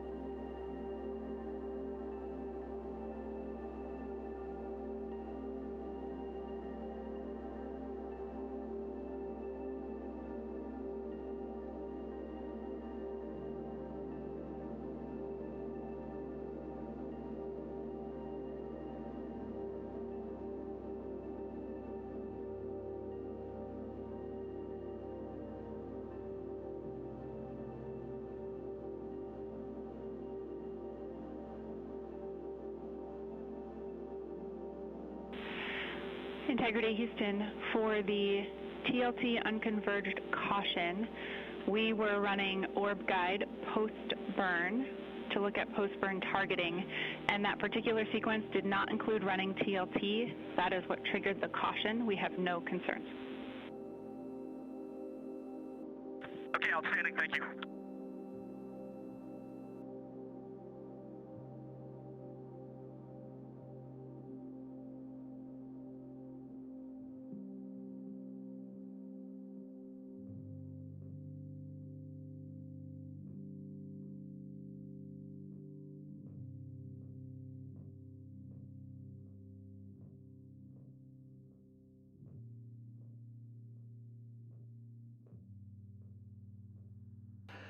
That call from Capcom Jackie Mahaffey to the crew, indicating TLT, which is a targeted landing trajectory. That is simply a value that was placed on board on the onboard computers, but is not being used for today's entry by the crew.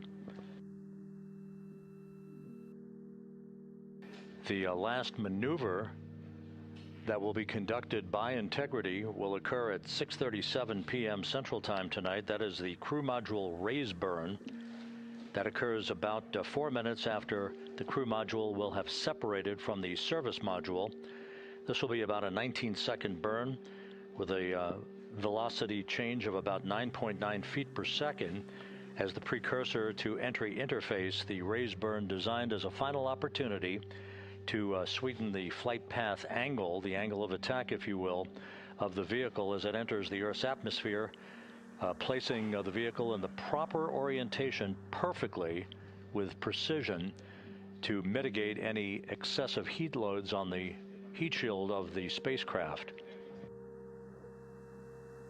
Entry interface will begin at 6:53 and 31 seconds p.m. Central Time at an altitude of 400,000 feet, while Integrity is traveling 34,882 feet per second with a range to splashdown of 1,701 nautical miles. Within 24 seconds after entry interface, which is essentially the top of the Earth's atmosphere where the crew will begin to feel the tug of gravity, we'll start a 6-minute blackout period that is expected, in which we'll lose communications with the crew and data here in the flight control room. The blackout is induced by the buildup of ionization from the interaction of the velocity of the vehicle with the friction of Earth's atmosphere. It creates a plasma shield around the vehicle, preventing communications from occurring.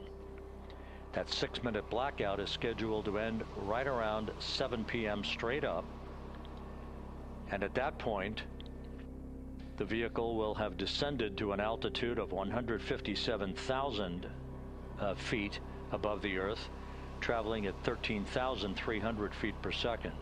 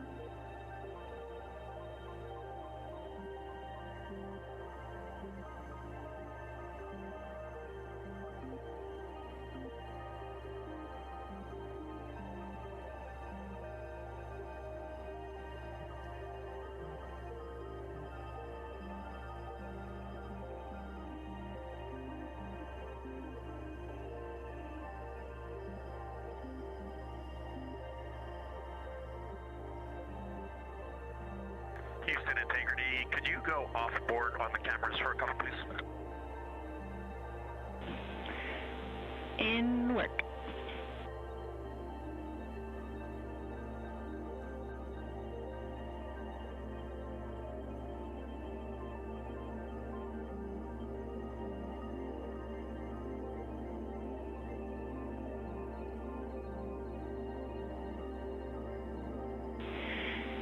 And Integrity, Cab 3 is not streaming.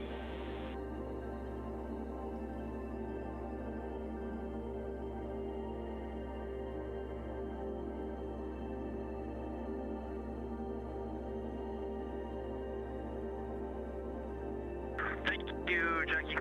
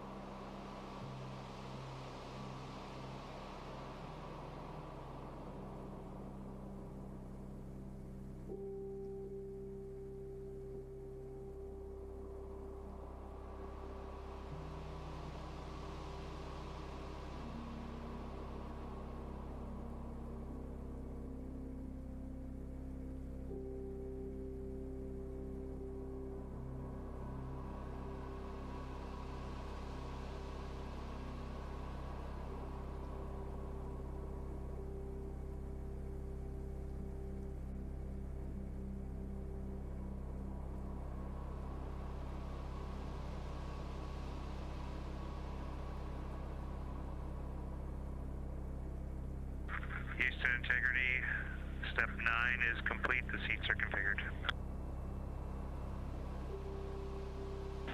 Houston, copy seats.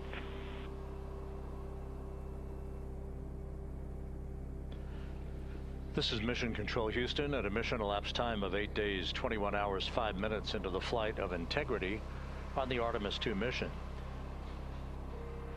Several countdown clocks are ticking backward here in the flight control room as the Earth grows larger and larger in the field of view. In order, the next major milestone will be a raise burn of the crew module. That raise burn will follow the separation of the crew module from the service module this evening. The separation of the crew module is scheduled at 6:33 p.m. Central Time. 4 minutes later, at 6:37 p.m. Central Time, we'll conduct about a 19-second raise burn. This is a slight maneuver to tilt up the aft end of Integrity in a final opportunity to fine-tune the angle of attack that Integrity will incur as it enters the Earth's atmosphere over the Pacific Ocean.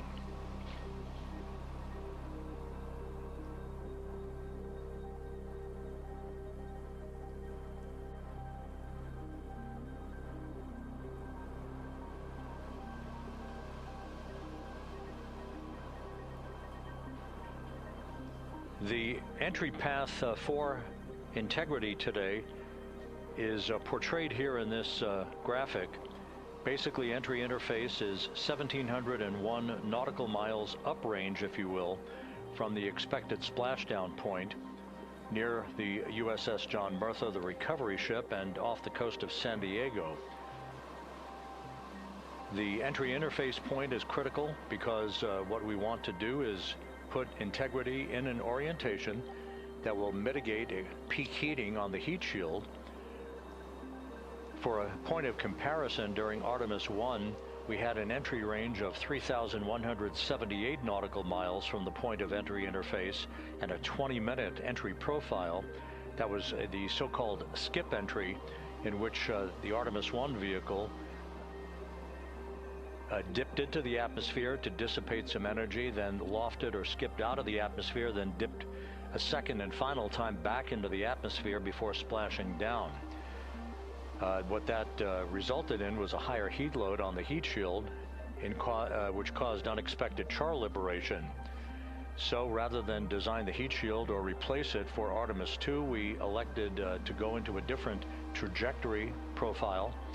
This one with a max entry range of 1,775 nautical miles, or in today's case, all of our maneuvers and orbital mechanics will take us 1,701 nautical miles downrange from the point of entry interface.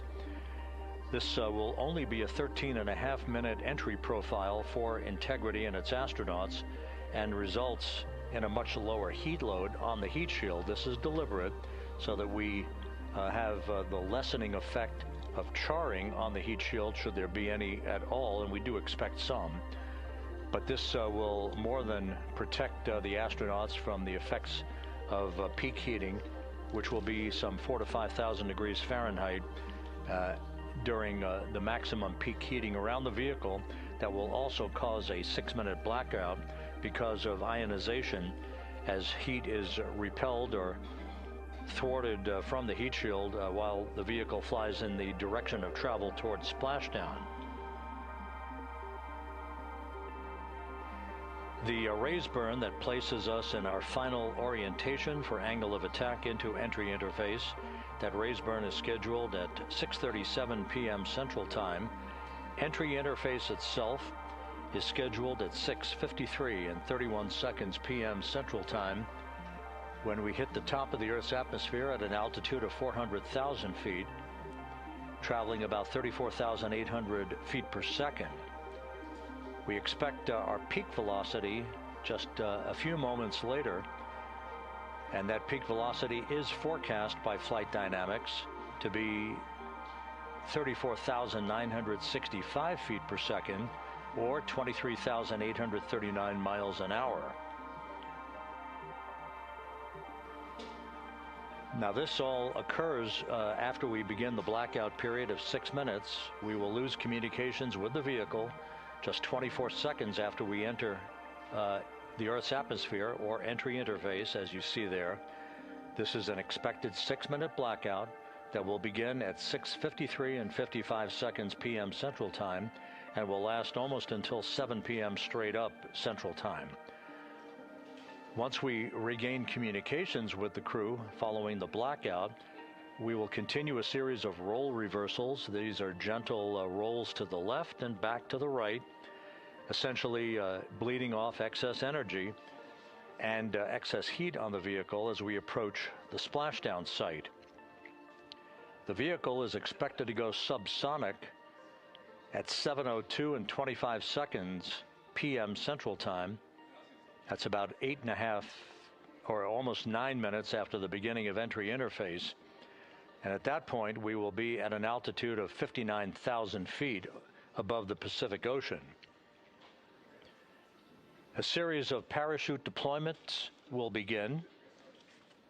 The first of that will be the forward bay cover parachutes that will basically pull the top forward bay cover off the very top of the vehicle, allowing other parachute deployment activities to occur. The forward bay cover chute deployment is scheduled at 7:03 and 22 seconds p.m. Central Time at an altitude of 23,946 feet. The forward bay cover parachutes are used in conjunction with pyrotechnic thrusters to ensure the separation of that forward bay cover, protecting Orion and its parachutes during the heat of re-entry. Following that, there'll be the deployment of drogue chutes. These are 2 drogue parachutes, 23 feet in diameter. These drogue chutes will be deployed at an altitude of 23,483 feet. At this point, our velocity will have slowed from almost 24,000 feet per second to just 470 feet per second in a matter of minutes. 3 pilot parachutes will be used to lift and deploy the main parachutes from the crew module forward bay. Those main parachutes, 3 of them, are used to slow the crew module down to a splashdown at a speed that ensures astronaut safety. Each main parachute 265 feet in length from the crew module attachment to the top when inflated. The main chute deployment is scheduled at 7:04 and 44 seconds p.m. Central Time. Now that's just 11 minutes and 13 seconds after the start of entry interface. At this point, we'll be at an altitude of 5,445 feet above the Pacific. And splashdown to complete this mission is scheduled at 7:07 and 7 seconds p.m. Central Time, 5:07 p.m. Pacific Time, 2.5 hours before sunset. The crew will splash down in the Pacific southwest of San Diego at a gentle rate of just 19 miles an hour.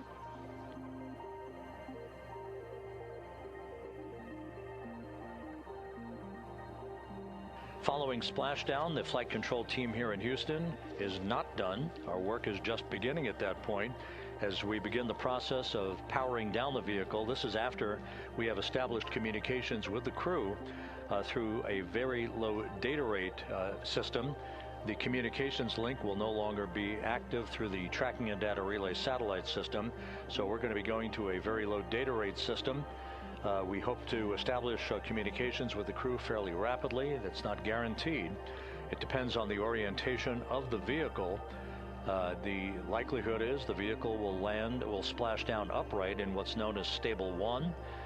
Whether it's upright or in some other orientation, we'll begin the process of inflating 5 inflatable airbags that are positioned in a circumferential manner around the forward bay cover at the top of integrity. These airbags will be inflated through helium. Those 5 airbags will guarantee the proper orientation upright for the spacecraft through the rest of the process of extracting the crew, which should take some 45 minutes to an hour to complete. Navy divers, fast boats, a pair of Navy helicopters, other recovery personnel will come alongside the vehicle to begin erecting an inflatable raft called the front porch that the crew will be extracted into. You've seen that in movies, you've seen it in the Apollo program and archival footage. And one by one, the crew will be hoisted in alternating fashion to 2 hovering Navy helicopters for the trip back to the deck of the USS John Murtha, where they will leave the helicopters and move into medical bay on the ship for comprehensive medical examinations.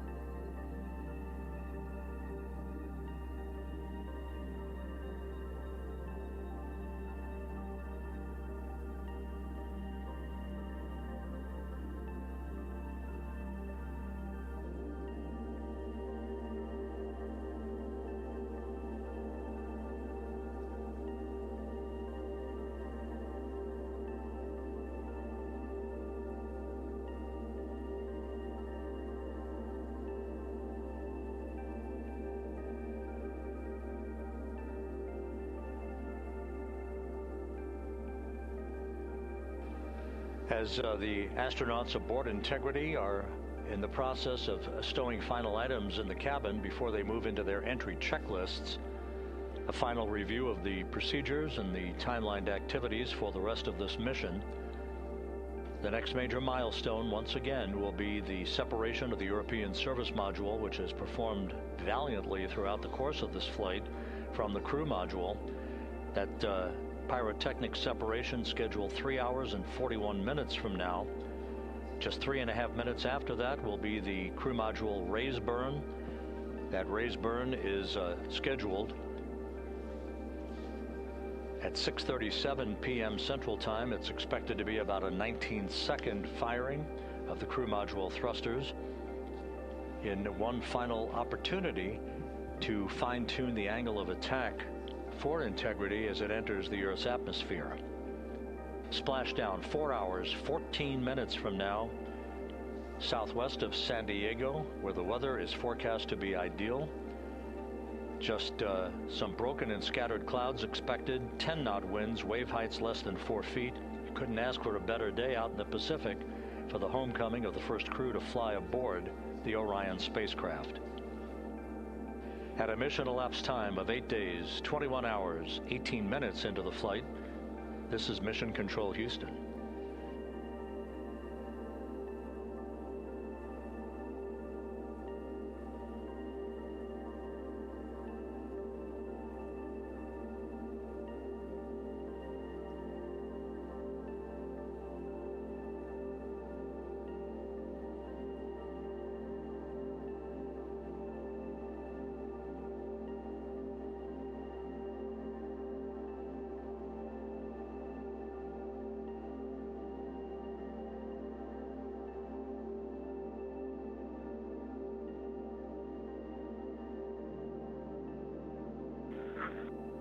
Houston Integrity, Jackie, steps 10 and 11 are complete.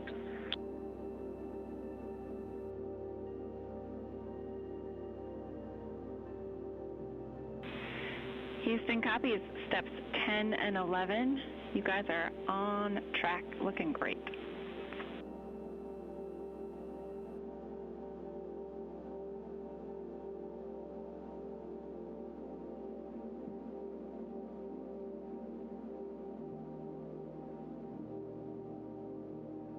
For those just joining this view of the key players here in Mission Control, part of the flight control team, Rick Henfling, second from the right, is the entry flight director for this mission.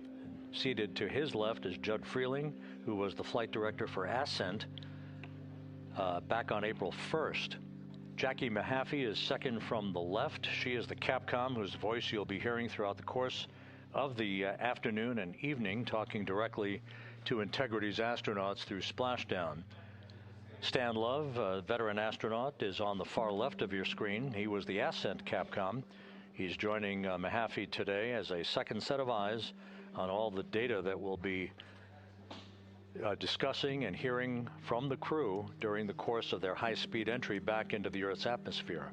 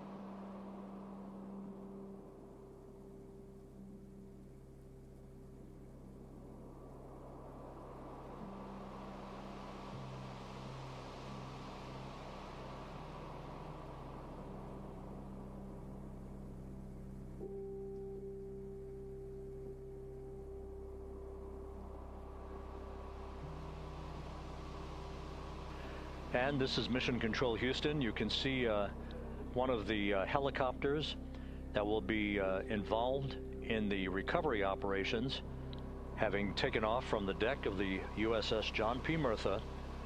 Recovery operations underway. Several helicopters will be employed not just for recovery but for imagery activities.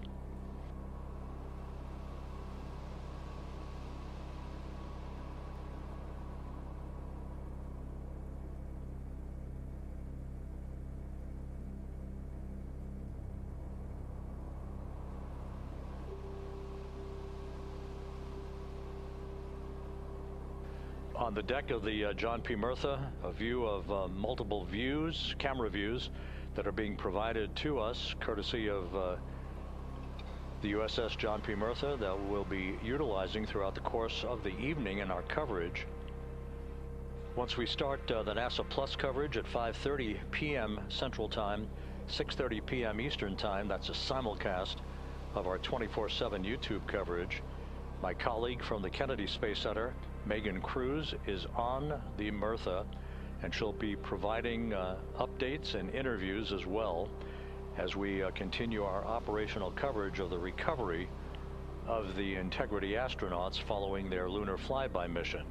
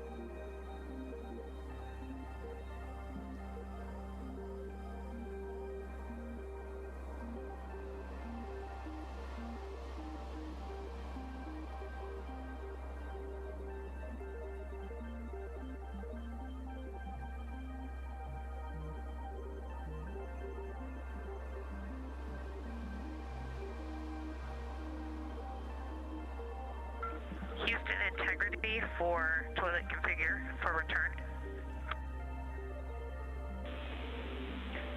Go ahead. We have an empty canister. Can you confirm that I don't need to do steps 1.2 to 1.4? Checking.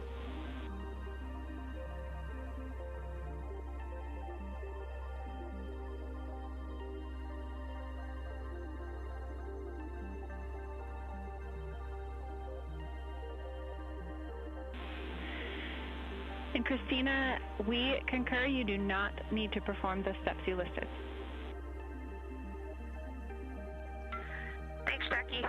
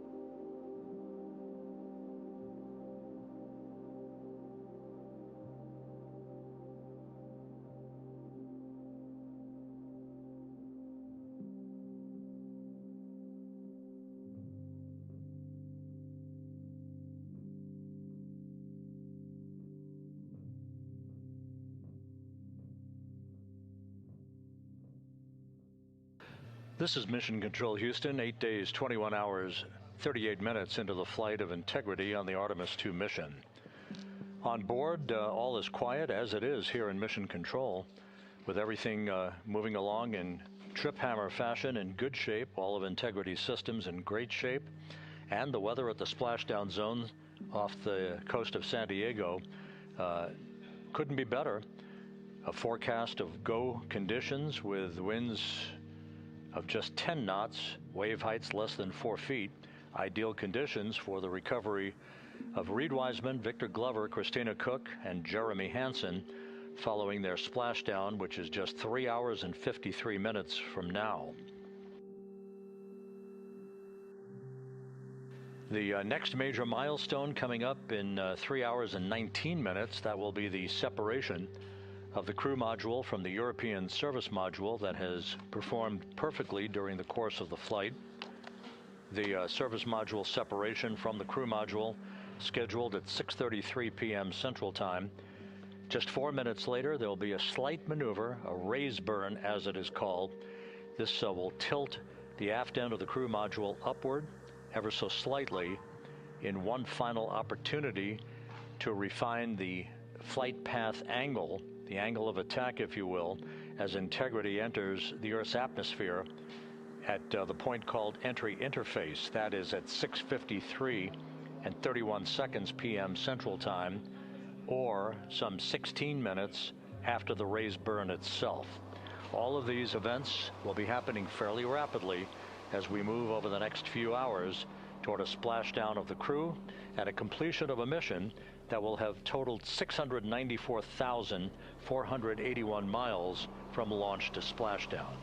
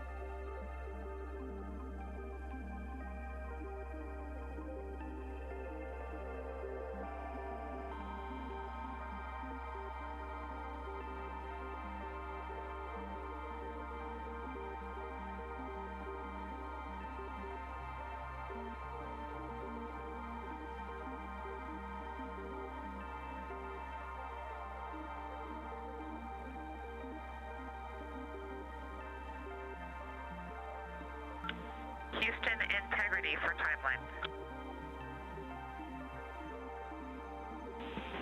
Christina, we're with you.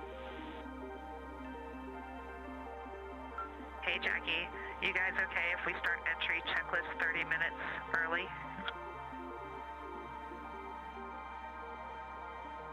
Checking.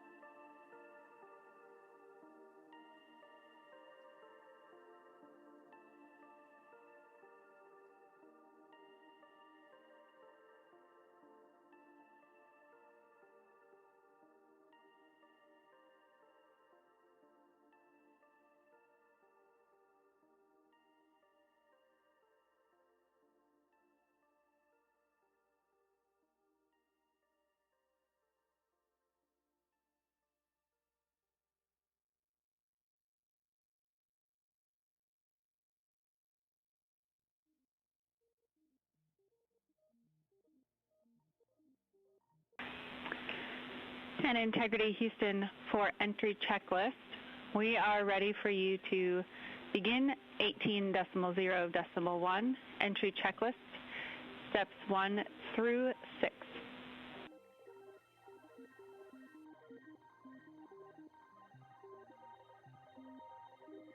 Copy, we're go entry checklist 1 through 6. Thanks. And step 3 for GPS can be skipped. GPS has been powered and it still looks good.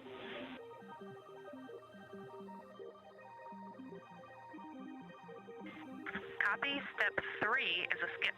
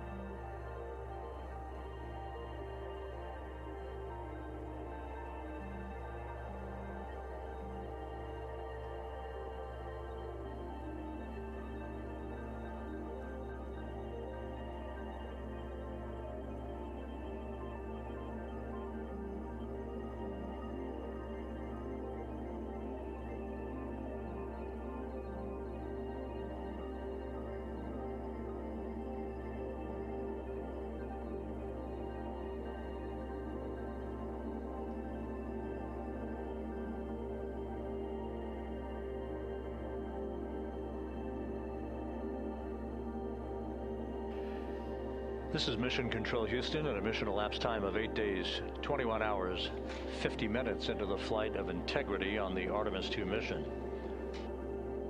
The crew is completing the configuration of the crew cabin.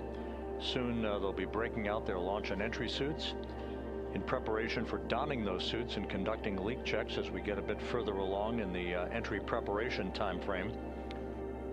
Meanwhile, we're looking forward to the next major milestone. That will be the separation of the crew module from the European service module 3 hours and 7 minutes from now.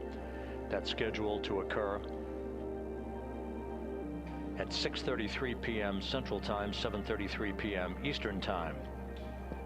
4 minutes after that, we'll conduct a raise burn. This will be about a 19-second firing of Integrity's thrusters with a change in velocity of 9.9 feet per second. That will adjust the angle of attack of the vehicle by gently tipping the aft end of Integrity higher, if you will, like sitting in a reclining chair and basically leaning back a bit. This angle of attack adjustment is specifically designed and pre-planned to enter the Earth's atmosphere at entry interface later this evening at the proper angle to minimize heating effects on Integrity's heat shield.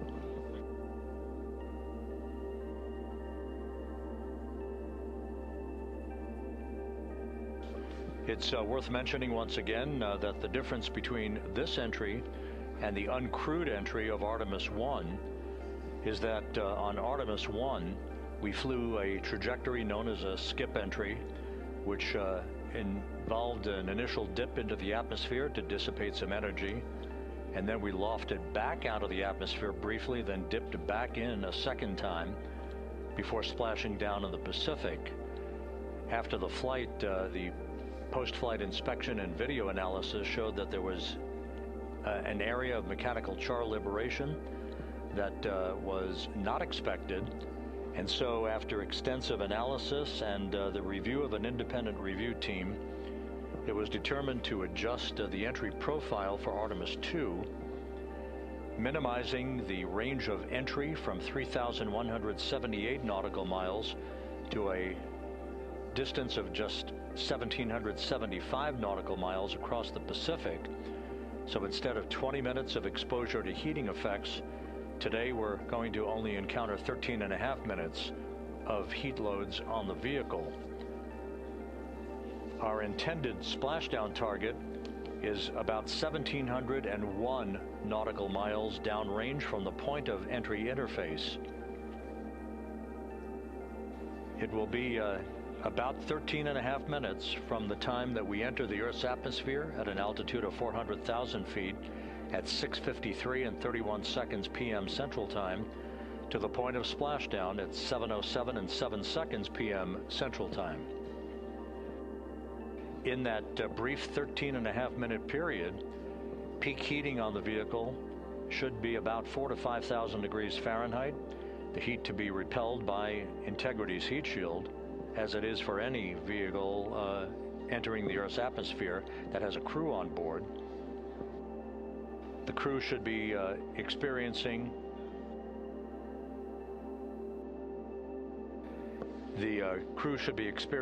a G load on their bodies of about 3.9 Gs at peak loads on the crew members, feeling the tug of Earth's gravity for the first time in 9 days.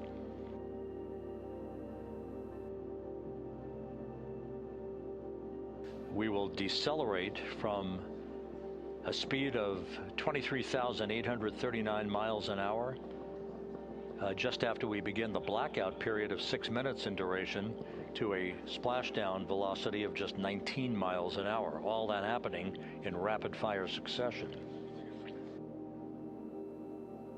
Splashdown now 3 hours and 36 minutes from now, 7:07 p.m. Central Time, 5:07 p.m. Pacific Time. The USS John P. Murtha is on station.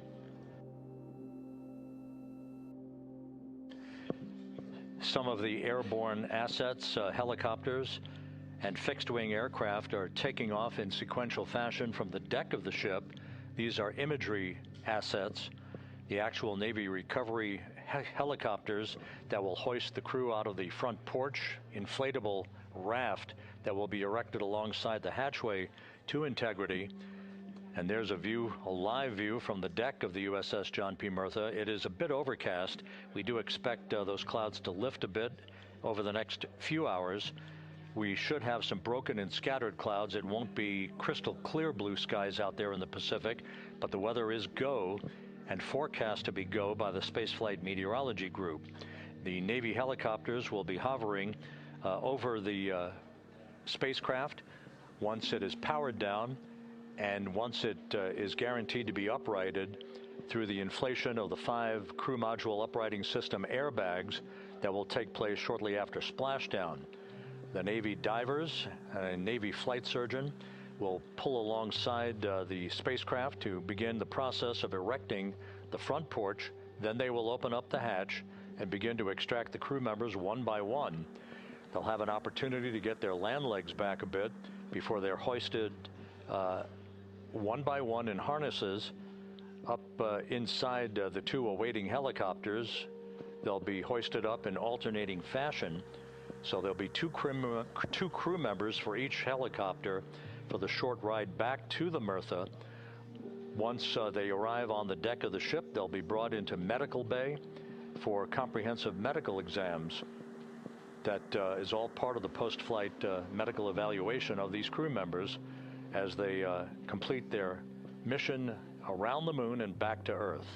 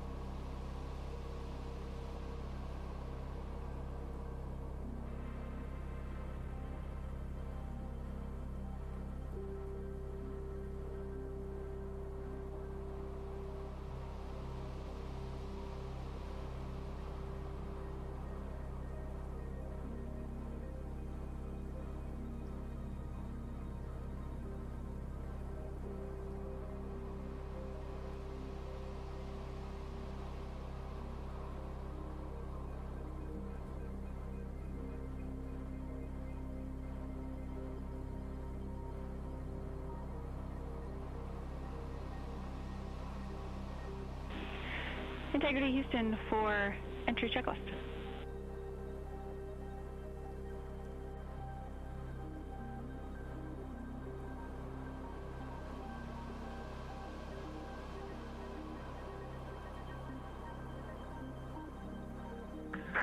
Go ahead, Jackie. Hey, Reid, a couple of questions for you. We realized we didn't give you an explicit thumbs up to perform step 1.2 for the flight path angle hash mark update, so we wanted to confirm that you did in fact perform the set EI FPA limits procedure. And secondly, we want your opinion on the in and out CMIS caution. Is that something that will be distracting such that we should inhibit it.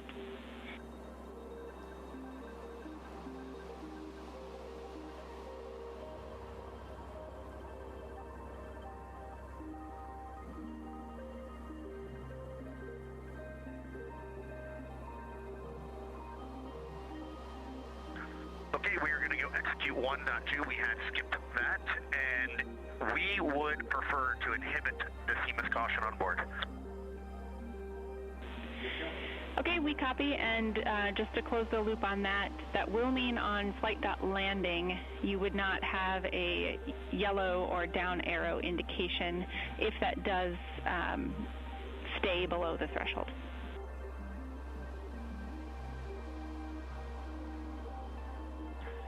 And that is totally fine.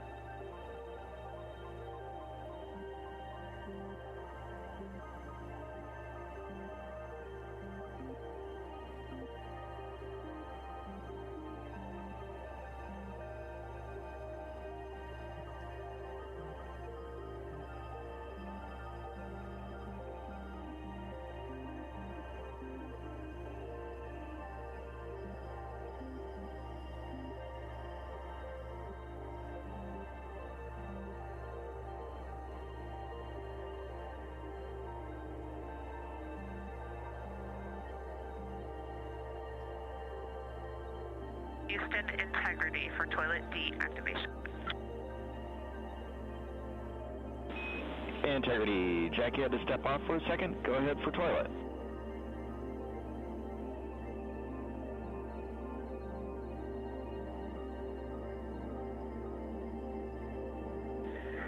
Yes, sir. Hey, Stan. Great to hear your voice. We are ready for MCC to deactivate the toilet. Houston copies. Putting that in work.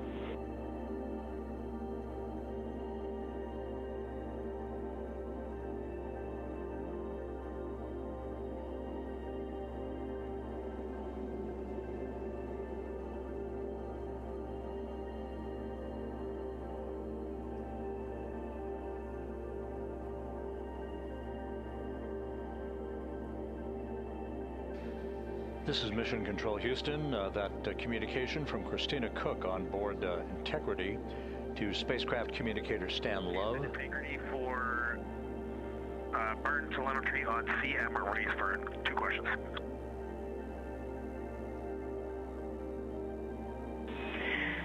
Go for CM raise questions.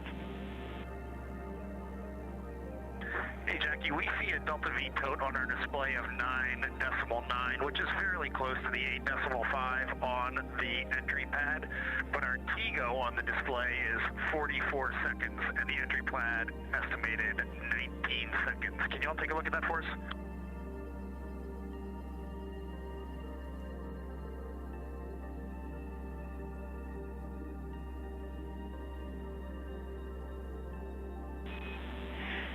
Hey Reid, good catch. The explanation there is that Delta V is about what we expect update-wise, but the TGO calculation is not understanding that you will not have the SM when you burn CM raised. So it's doing a different mass calculation there. I remember that class in November of 2023 in Building 5 on the 3rd floor. Thank you very much.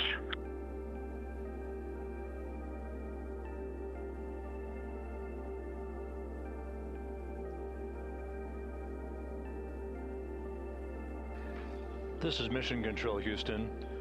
Commander Reid Wiseman inquiring about the values for the upcoming crew module raise burn.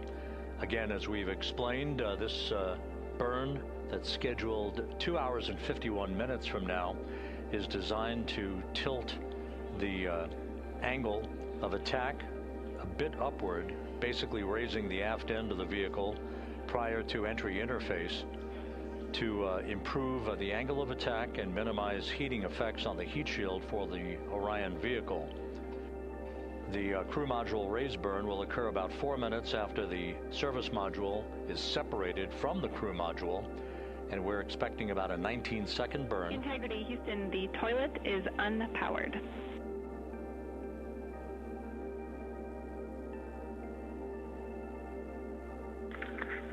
Christina Rogers, thank you. The crew module raise burn is expected to be 19 seconds in duration, with a change in velocity of about 9.9 feet per second.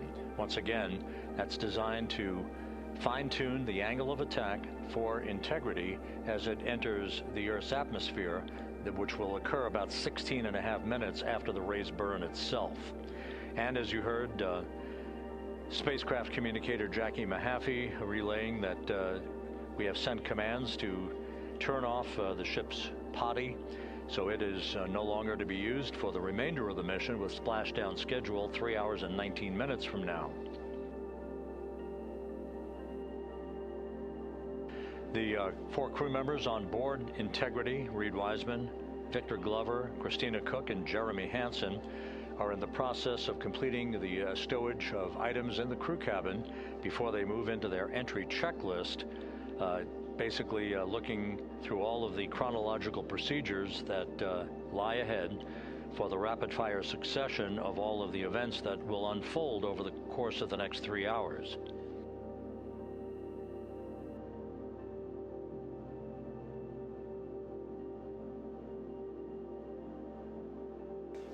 Integrity is about 25,000 nautical miles from Earth, continuing to accelerate towards a splashdown in the Pacific 3 hours and 18 minutes from now. All of Integrity's systems are in excellent shape. The crew is great, feeling well, and the weather in the splashdown zone in the Pacific, although a bit cloudy with broken and scattered clouds, is a go forecast with just 10-knot winds and wave heights less than 4 feet.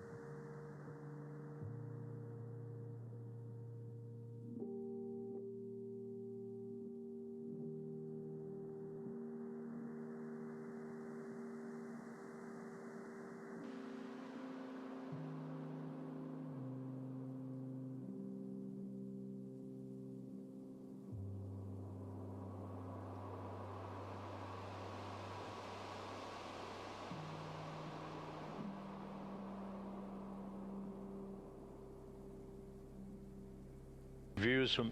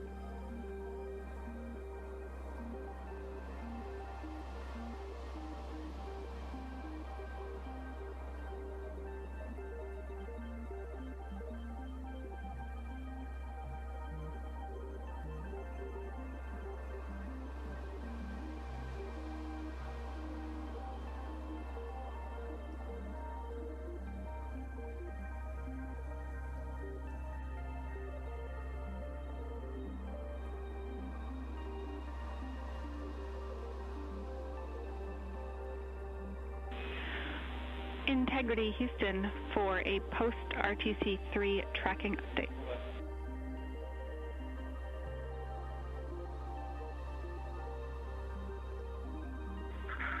Go ahead, Houston.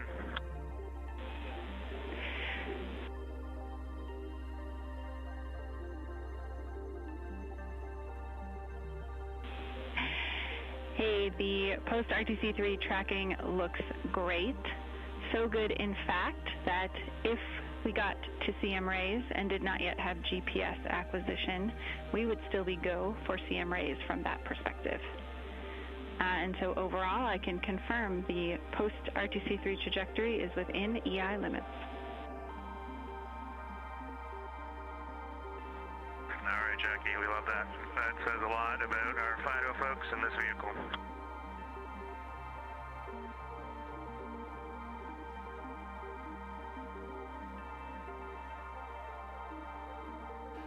This is Mission Control Houston. A tip of the hat from Canadian Space Agency astronaut Jeremy Hansen to the flight dynamics folks and the guidance, navigation, and control officer. The RTC3 burn that was conducted just over 2 hours ago, which was basically a final fine-tuning of the trajectory of Integrity to hit the sweet spot in the corridor over the Pacific Ocean for entry interface, was so perfect that we are dead on the center line down the corridor, and the crew module raise burn that is scheduled at 6:37 p.m. Central Time and which will be conducted is only required to lift the aft end of the vehicle ever so slightly by a degree or two to improve the angle of attack of the spacecraft as it enters the atmosphere, mitigating peak heating effects on the heat shield for Integrity. But our trajectory is dead set, right on the money, right down the pike, heading for a splashdown 3 hours and 10 minutes from now at 7:07 p.m. Central Time, 5:07 p.m. Pacific Time.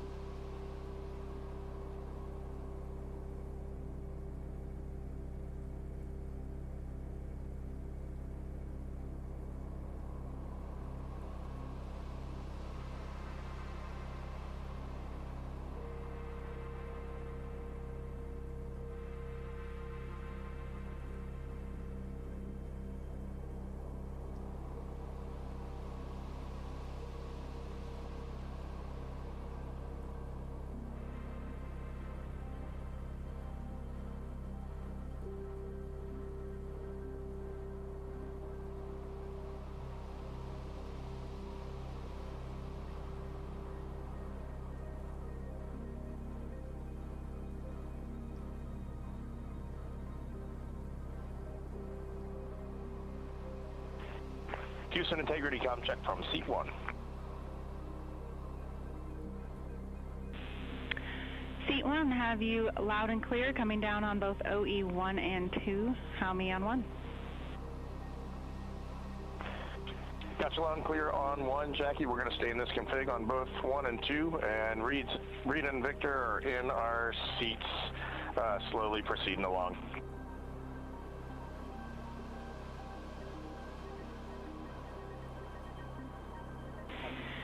Okay, we copy, and just to confirm, that means that you've got the bulk of your suits donned, is that correct?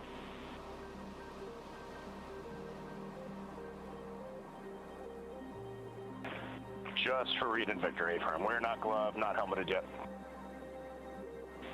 Copy all. Thanks.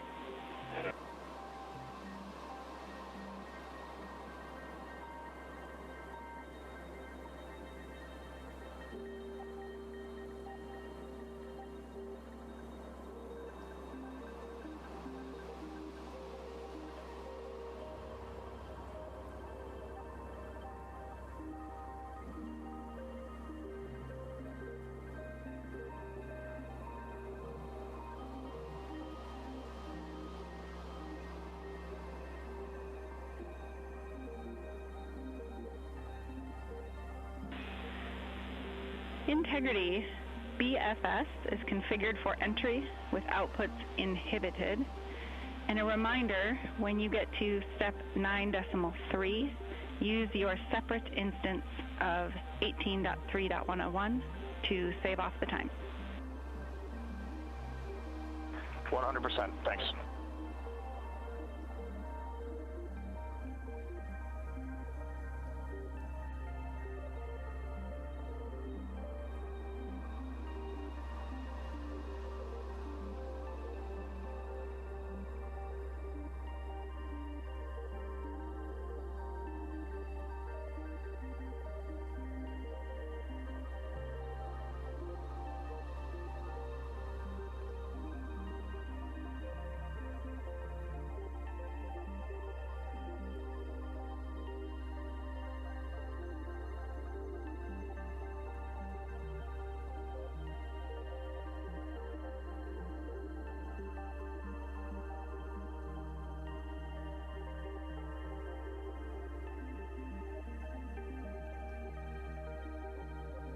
Houston integrity com check from C2.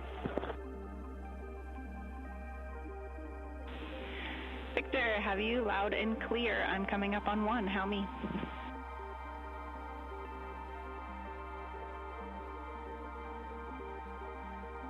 Jackie, I have you loud and clear on 1.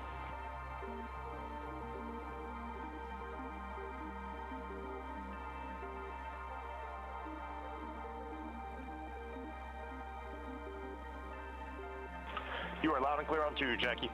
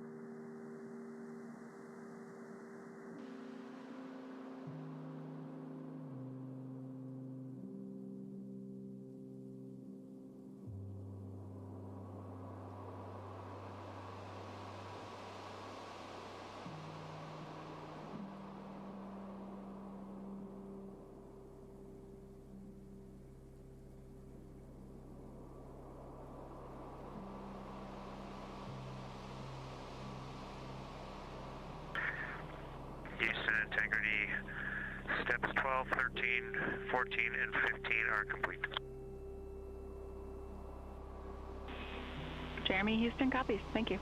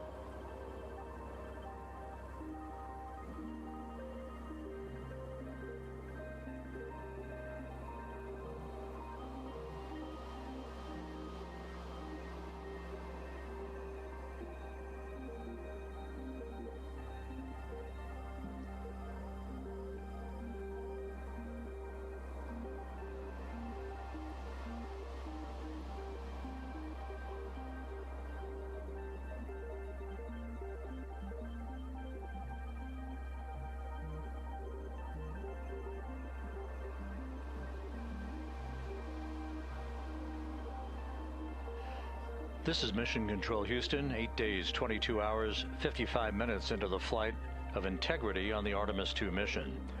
On board the vehicle, the 4 crew members, Commander Reid Wiseman, pilot Victor Glover, and mission specialists Jeremy Hansen and Christina Koch are suiting up in their Orion crew survival suits, the launch and entry suits that they also wore during their launch from the Kennedy Space Center back on April 1st.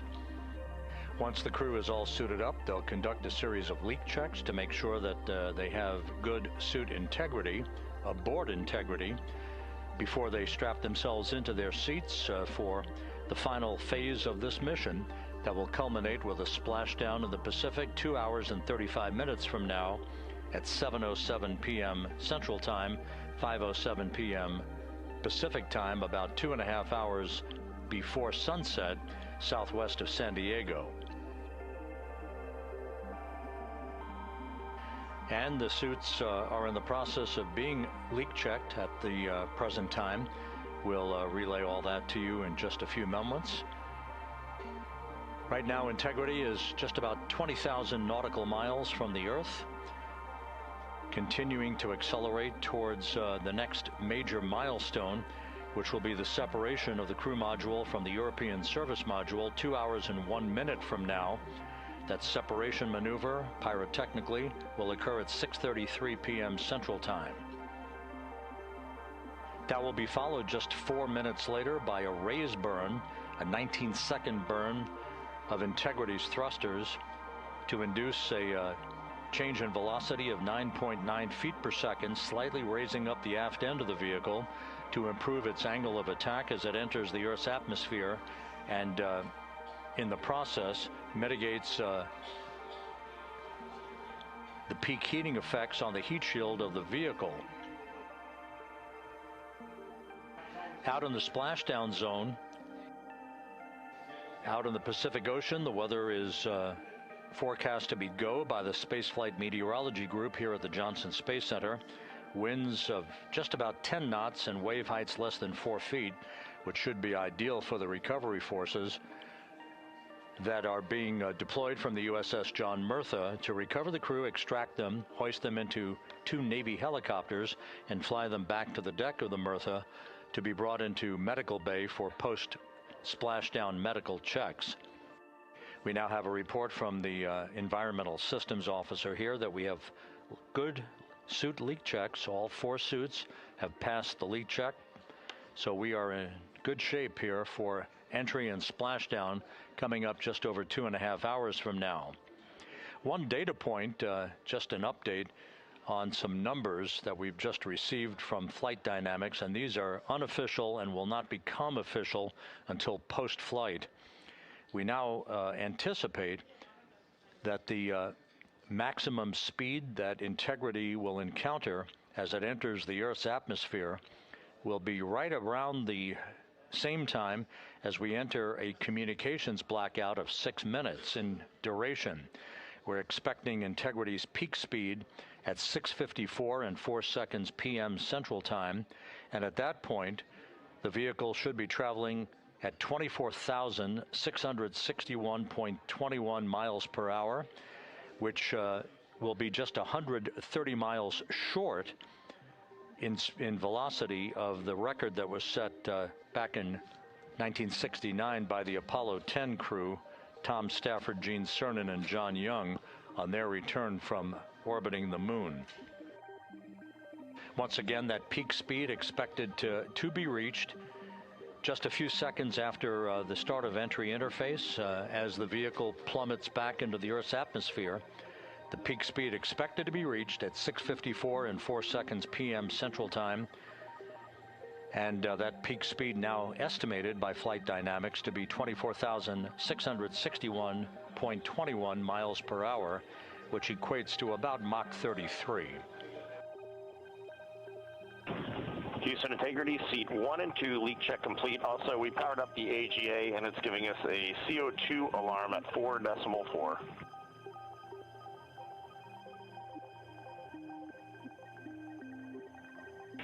We copy leak check. We saw it as well. And copy CO2 at 4.4. We are discussing.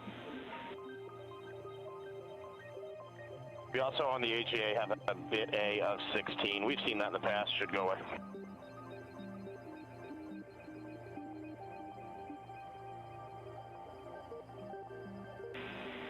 And Reid, is the AGA been powered for 5 minutes yet, or are we still in that wait period?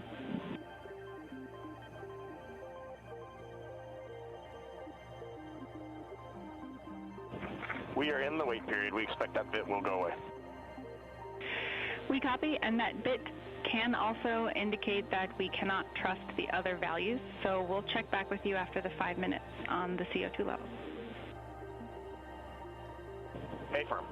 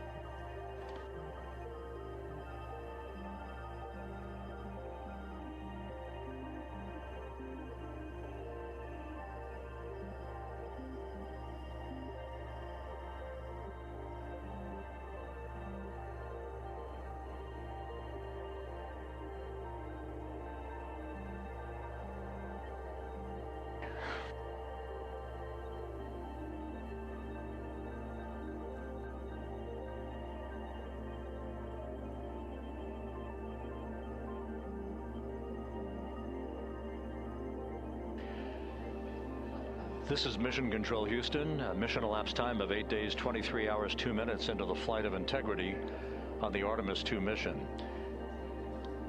While we have a moment here, just an opportunity to run down some of the chronological highlights that lie ahead over the next 2.5 hours before Integrity splashes down in the Pacific Ocean. Coming up at 5:30 p.m. Central Time, 6:30 p.m. Eastern Time, we will begin a simulcast of NASA Plus coverage that will accompany our 24/7 YouTube coverage that we have been providing ever since we began the mission with the tanking of the Space Launch System at the Kennedy Space Center for launch back on April 1st. Houston, Integrity, we are complete through steps 18, seats 3 and 4 are yet to suit, obviously.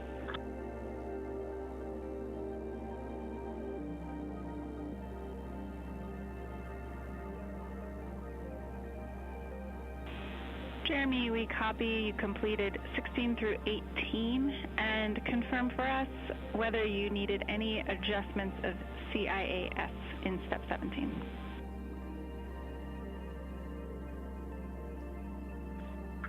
Negative. All the settings were still in their launch config.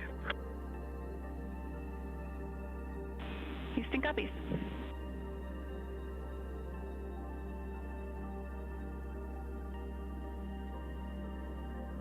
Once again, with the leak checks having been successfully completed on the 4 launch and entry suits for the crew members on board Integrity, once again we'll begin our NASA Plus coverage as a simulcast to our 24/7 YouTube coverage in less than an hour at 5:30 p.m. Central Time, 6:30 p.m. Eastern Time. At 6:15 p.m., we're going to hand over communications from the Deep Space Network to the Tracking and Data Relay Satellite System as Integrity continues to approach the Earth. Currently, Integrity is less than 20,000 nautical miles from its destination and a splashdown in the Pacific. We will separate the European service module from the crew module at 6:33 p.m. Central Time.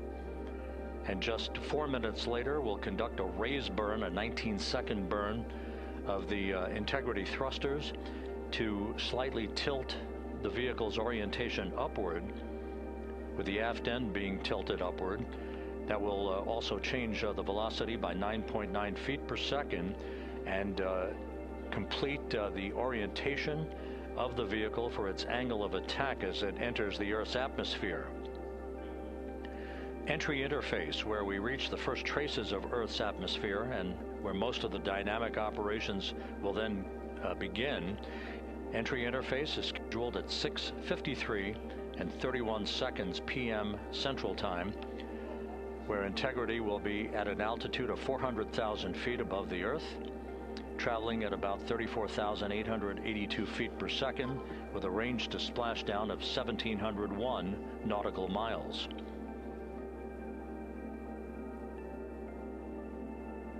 Just 10 seconds, just a few seconds later, about 24 seconds later, we'll enter a 6-minute communications blackout at 6:53 and 55 seconds p.m. That communications blackout will be due to the buildup of plasma around the vehicle, the ionization of the interaction of the velocity of Integrity with the friction of the Earth's atmosphere. So the communications blackout, to last about 6 minutes in duration, will start 24 seconds after entry interface. At 6:54 and 4 seconds p.m., we'll reach our peak velocity. This is an estimation from Flight Dynamics. We should be reaching a peak velocity of 24,661.21 miles per hour, or somewhere around Mach 33.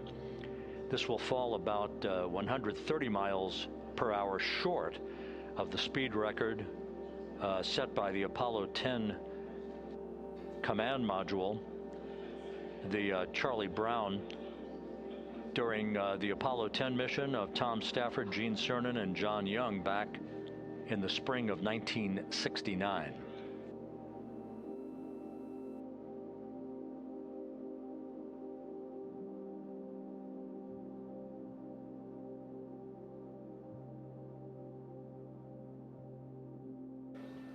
Once the communications blackout ends, which is expected just a few seconds before 7 p.m. Central Time, 6:59 and 56 seconds p.m. Central Time, we will be at an altitude of 157,000 feet over the Pacific Ocean, and at that point we should be traveling at about 13,300 feet per second with a range to splashdown of just 147 nautical miles. There will be a series of roll reversals, first to the left, allowing Integrity to bank to the left. These are computer-commanded, not crew-commanded, but computer-commanded roll reversals to bank the vehicle first to the left, then to the right. That bleeds off excess energy and helps to reduce the speed and the heating effects on the vehicle during the final phase of flight. Starting at 7:03 and 22 seconds p.m. Central Time, we'll begin the series of chute deployments. In all, there are 11 parachutes associated with this mission. The first 3 will pull off the forward bay cover from the top of the vehicle. The forward bay cover chutes are 3. That'll be followed by the deployment of the drogue chutes at 7:03 and 23 seconds p.m. Then 3 pilot parachutes will pull the main parachutes, 3 of them, from the forward bay cover. The forward bay housing all of the parachutes at the very top of Orion. The main chute deploy is scheduled at 7:04 and 44 seconds p.m. The vehicle will have slowed to just a very glacial speed of 198 miles per hour, feet per second, I should say, at that point, at an altitude of 5,400 feet above the Pacific Ocean. The splashdown velocity, of course, will be 0. 19 miles an hour is the velocity that the crew will feel under the 3 main parachutes as they splash down in the Pacific, southwest of San Diego. So a number of major milestones lie ahead. Splashdown time is currently estimated at 7:07 and 7 seconds p.m. Central Time, 5:07 and 7 seconds p.m. Pacific Time. That will conclude a total traveling distance from launch to splashdown of 694,481 statute miles.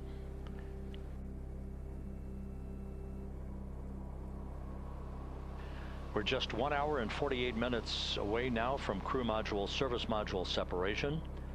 The crew has donned their launch and entry suits. They've conducted leak checks. Everything is in order, and the weather is go at the splashdown site.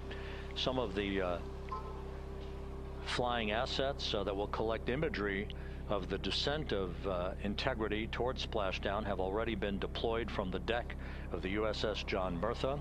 The actual recovery team members will be deployed in helicopters and fast boats a bit later on as we approach splashdown, and of course after splashdown itself. Once the vehicle splashes down, we'll be deploying the 5 inflatable airbags at the top of the vehicle with helium. That will ensure that the vehicle is upright throughout the course of the recovery operations.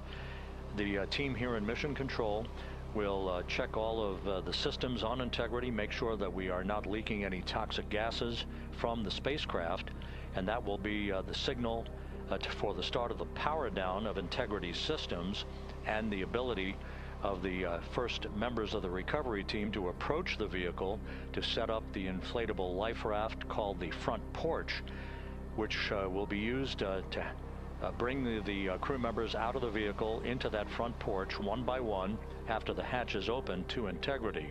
We expect the extraction of the crew to be some 45 minutes to an hour after splashdown, which would be about 30 to 45 minutes after the vehicle is powered down.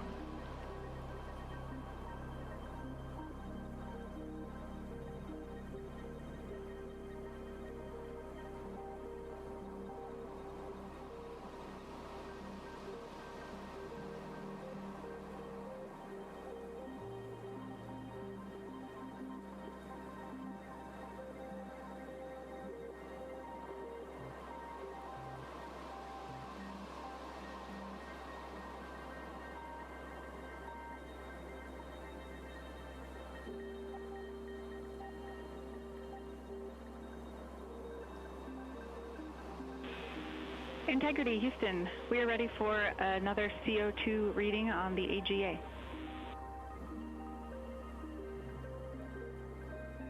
It is 5.1.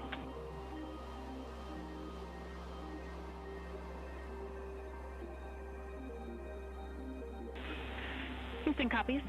And Reid, earlier I did misspeak. The CO2 reading specifically would not have been affected by that particular bit.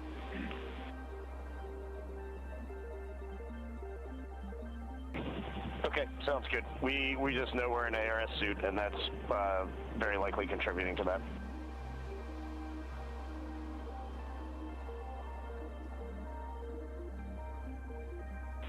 We concur.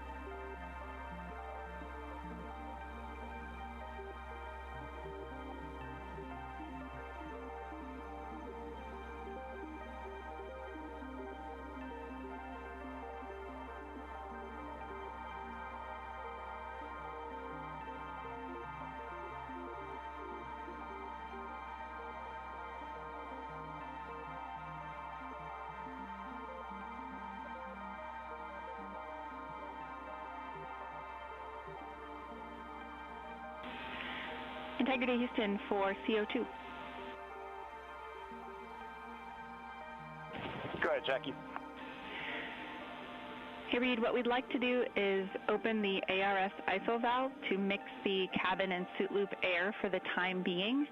And we would just need a call from you all when Christina and Jeremy are getting in their seats and are a few minutes out from leak checks, and we'll get that back into a good config for you to start the next leak check.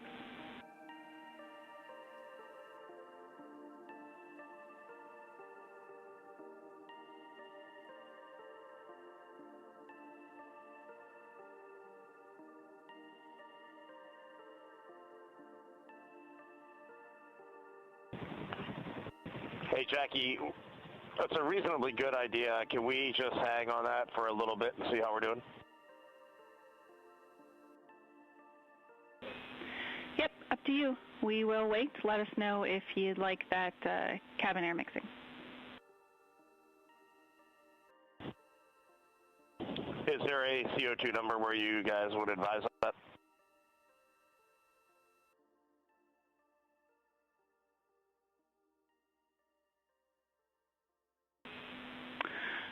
Reid, we would not want to go above 7. Yeah, that's perfect. Let us monitor it for just a couple minutes here.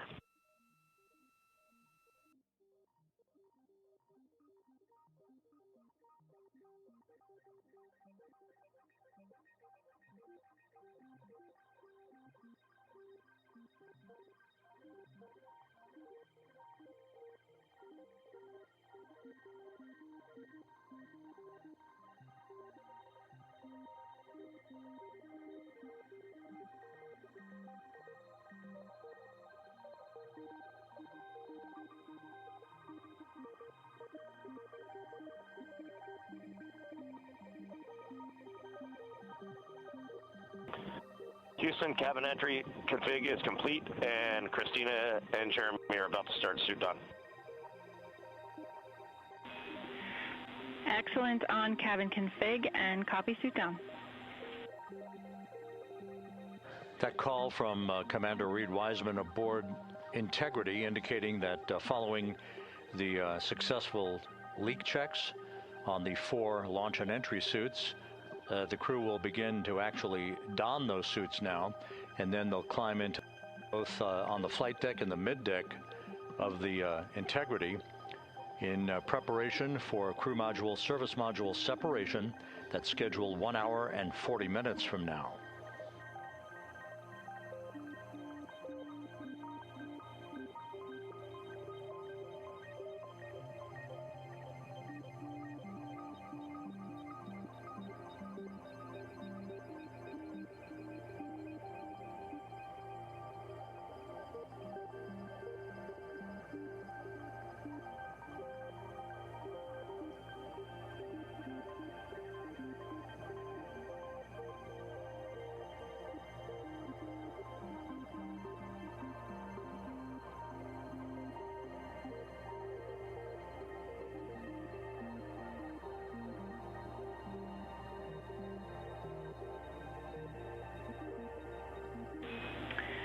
Integrity, Houston, for entry checklist.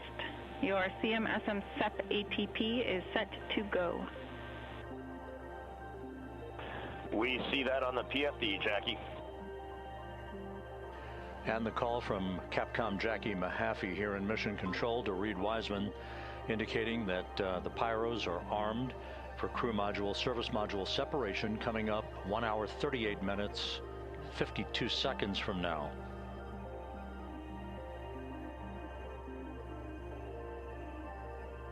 Integrity now squarely facing the planet Earth, 17,600 nautical miles away, headed for a splashdown 2 hours 12 minutes from now.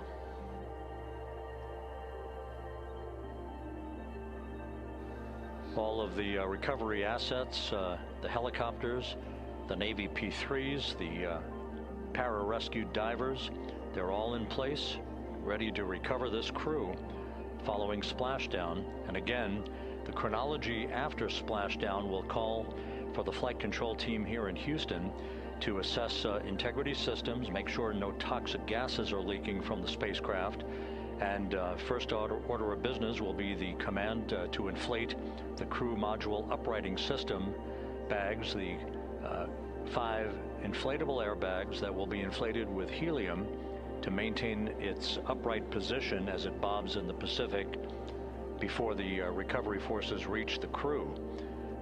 About 15 minutes after splashdown is when we expect the green light to be given to power down integrity systems, at which point the recovery teams will begin to make their way toward the vehicle to set up that inflatable life raft called the front porch, buttressed alongside the spacecraft.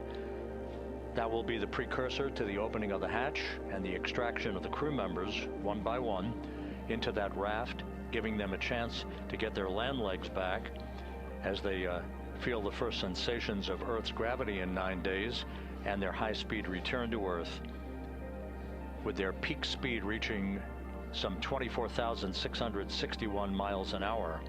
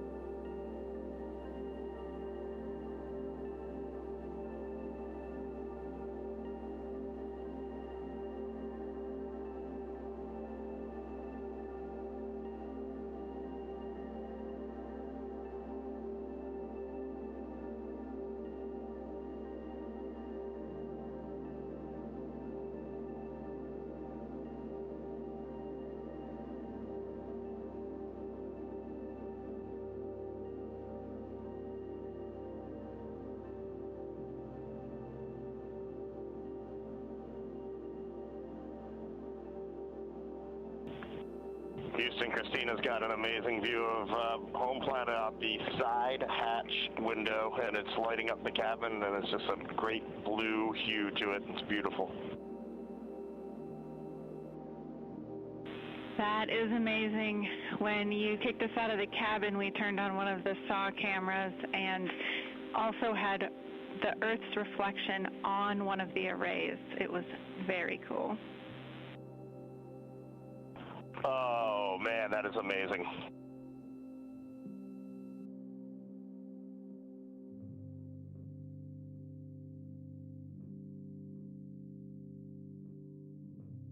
This is Mission Control Houston. Commander Reid Wiseman reveling about the view of the Earth from a distance of less than 17,000 nautical miles now. The cabin audio cable and boom mic are in F3 large stowed. We copy. The view that Reid Wiseman is describing is the view you're looking at right now as the Earth grows larger in the field of view with each passing moment.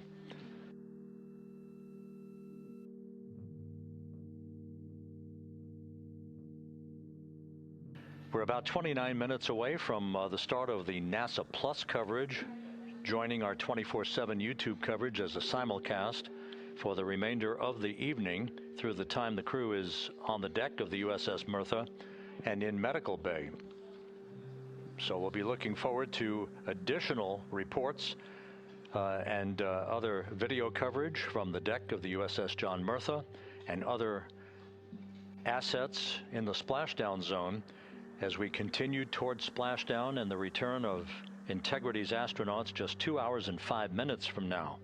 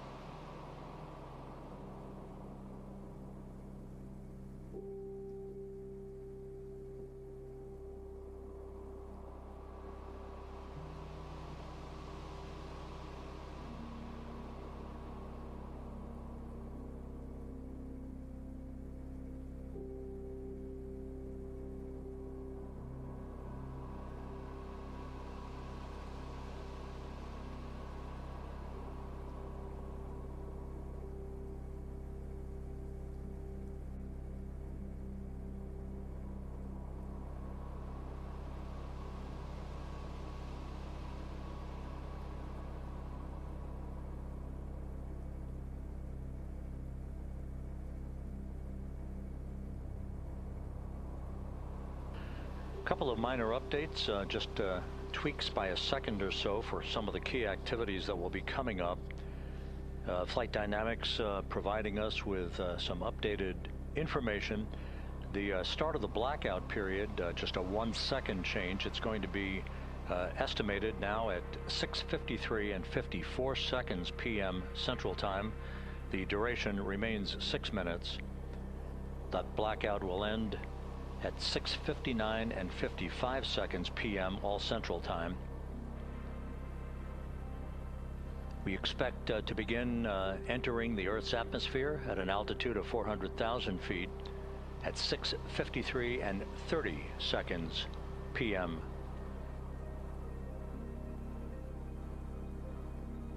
And 1 second difference now in our splashdown time, if everything unfolds the way we believe it will. Splashdown now scheduled at 7:07 and 8 seconds p.m. Central Time, 7:07 and 8 seconds p.m. Central Time, 5:07 and 8 seconds p.m. Pacific Time at the splashdown zone off the coast of San Diego.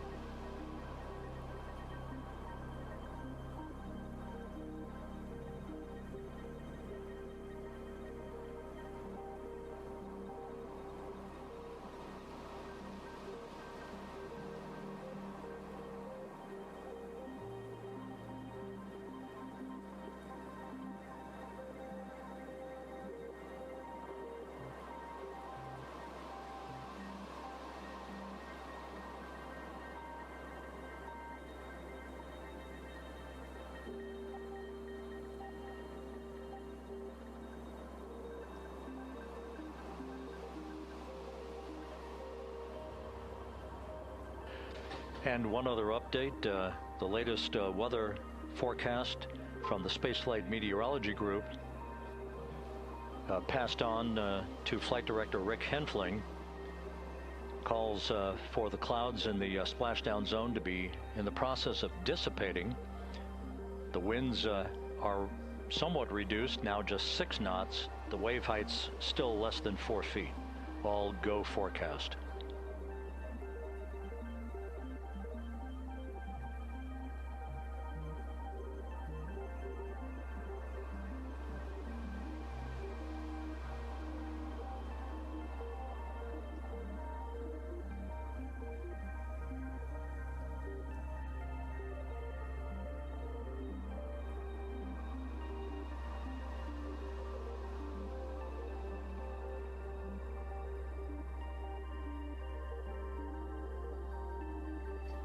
So once again, the stage is set as Integrity continues its inexorable march toward a splashdown in the Pacific 2 hours from now.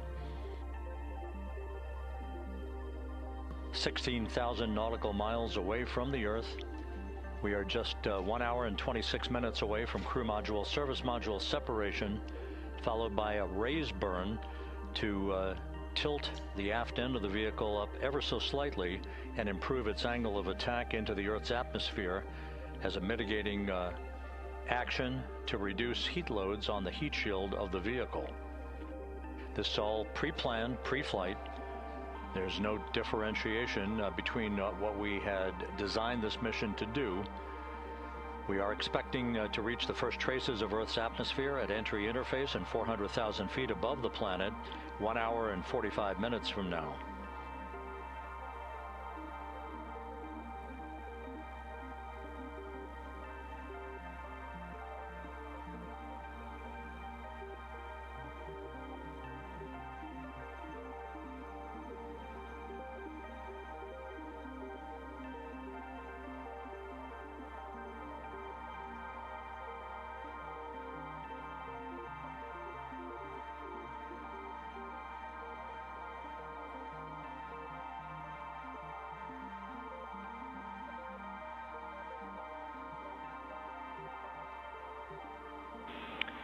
Integrity, Houston.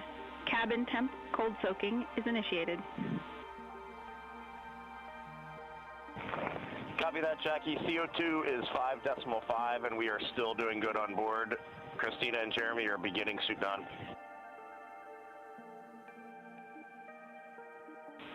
Houston copies all.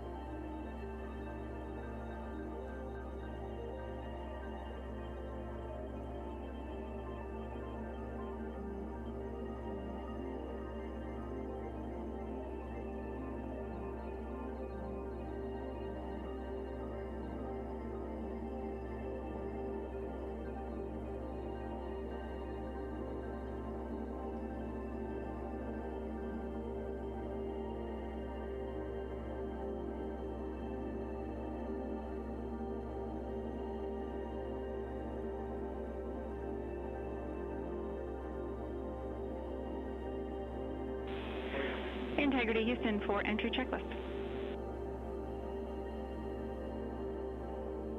All right, Jackie. Reid, with this time to EI, we expect you're about to be stepping into steps 9 and 10 in the entry checklist. In step 10 for the SIP switch config, there are no deltas. No deltas to step 10, copy all.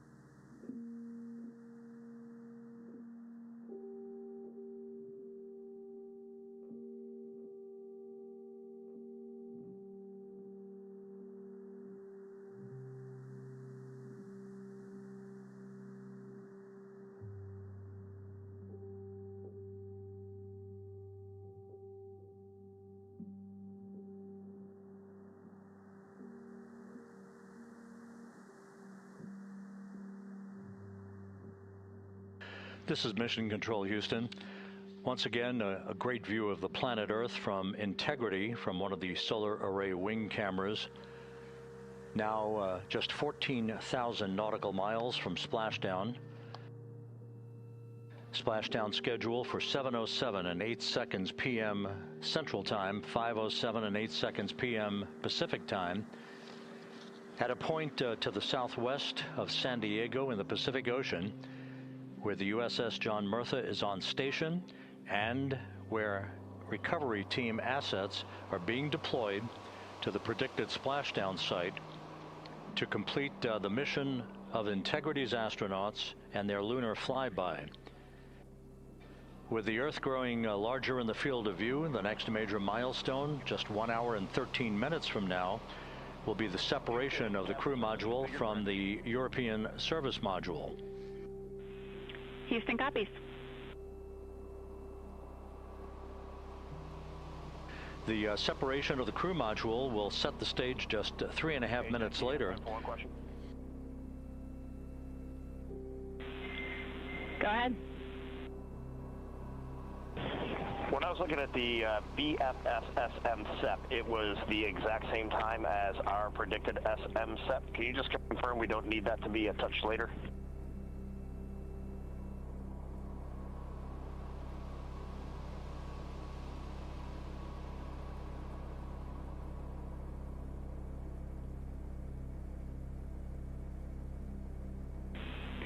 And Reid, matching is expected. That's when the sequence will begin for that whole SEP config. Outstanding. Thank you for the verification. Here in Mission Control in the Artemis Flight Control Room, Capcom Jackie Mahaffey confirming some of the timeline activities with Commander Reid Wiseman aboard the vehicle. The crew has suited up in its launch and entry suits, ready to begin the critical phase of this mission. Their homecoming to a high-speed entry and a parachute-assisted splashdown in the Pacific. Once again, the next major milestone, 1 hour, 11 minutes from now, the separation of the crew module from the European service module as Artemis's astronauts head home to complete this historic flight.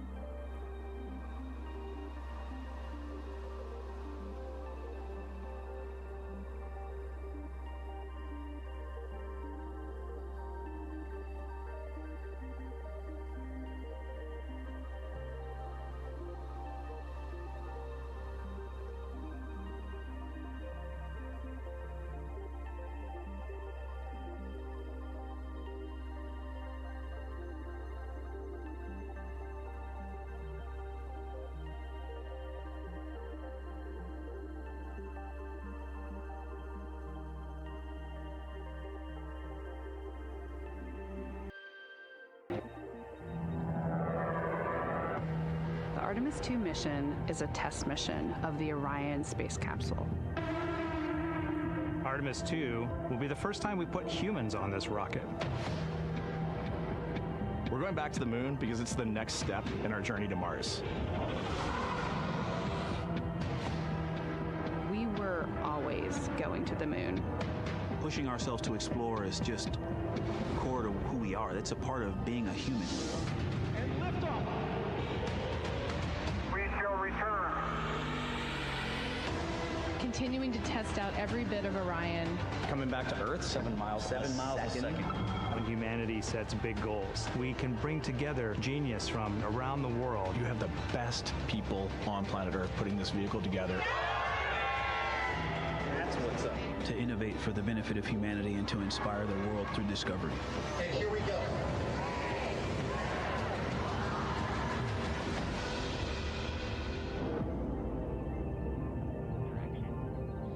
th 1972, 2:25 p.m. Eastern Standard Time. The Command Module America splashes down in the Pacific with Gene Cernan, Ron Evans, and Jack Schmitt aboard as the Apollo 17 mission came to an end, along with humanity's first series of expeditions to the moon.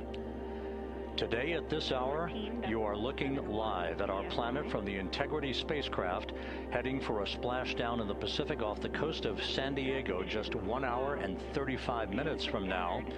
And good day from the Artemis Flight Control Room here at the Johnson Space Center in Houston, where the entry flight control team is on duty at this hour, led by Flight Director Rick Henfling, joined on console with the voice you'll hear talking to the crew throughout the course of the day. That is Jackie Mahaffey, second from your left. Everything has gone extremely well as we are closing in on the return of Artemis's astronauts from their flight around the moon and historic lunar flyby that will culminate with that splashdown in the Pacific off the coast of San Diego just 1 hour and 35 minutes from now. And with that, it's a good entry pad, and we can continue in the procedure. Integrity. You're looking at a live view inside Integrity. Reid Wiseman on the left doing a fist bump with pilot Victor Glover on the right, and down in the middeck area just below their feet, suited up in their launch and entry suits, are mission specialists Christina Koch and Jeremy Hansen of the Canadian Space Agency. A number of milestones yet to unfold before splashdown just over an hour and a half from now. Earlier today, the crew woke up at about 10:35 a.m. Central Time. They completed the final major maneuver of the flight, that being the return trajectory correction 3 burn. It was an 8-second burn that fine-tuned its trajectory to enter a corridor over the Pacific Ocean a short time from now. That will be the point of entry interface, where the crew will reach the first traces of Earth's atmosphere at an altitude of 400,000 feet. The crew moved into its entry checklist just after 4 p.m. Central Time, suited up in those launch and entry suits, conducted leak checks, and now are in the final stages of their entry checklist. Instruction 115 of entry checklist. SM separation ATP is go. Houston copies. The next major milestone on the route home. Fully zipped, and they're working on EBS and then seating up. We copy. Thanks for the status. Jackie Mahaffey talking to Reid Wiseman aboard Integrity. The spacecraft now about 12,000 nautical miles from the Earth's surface. The next major milestone on tap for the crew will be the handover of communications from the Deep Space Network to the Tracking and Data Relay Satellite System. The Deep Space Network came into play after the translunar injection burn back on April 2nd that propelled Integrity toward its lunar flyby. We'll be back on the TDRS network here in about 41 minutes. Following that, the next activity will be the pyrotechnic separation of the crew module from the European service module. That is scheduled at 6:33 p.m. Central Time, followed 4 minutes later by one final critical maneuver. That will be a 19-second burn of Integrity's thrusters in what is called the crew module raise burn. Now, what that does is it basically acts If you were sitting in a reclining chair, you'd basically tilt yourself back. It raises the aft end of Integrity ever so slightly, and that is the final opportunity for us to fine-tune the angle of attack of Integrity through the area of peak heating at entry interface that will come a bit later on, about an hour and 18 minutes from now. So after the raise burn, we will be in the final orientation that will minimize any peak heating on the heat shield of Integrity and prior to the time the crew enters the Earth's atmosphere at an altitude of 400,000 feet. Entry interface. This is the critical time where the crew will reach the first traces of Earth's atmosphere at an altitude of 400,000 feet, traveling 34,882 feet per second. Just 24 seconds after entering the Earth's atmosphere, we will experience a communications blackout expected to last 6 minutes in duration. This is planned, and it is caused by the interaction of the velocity of Integrity with the friction of Earth's atmosphere.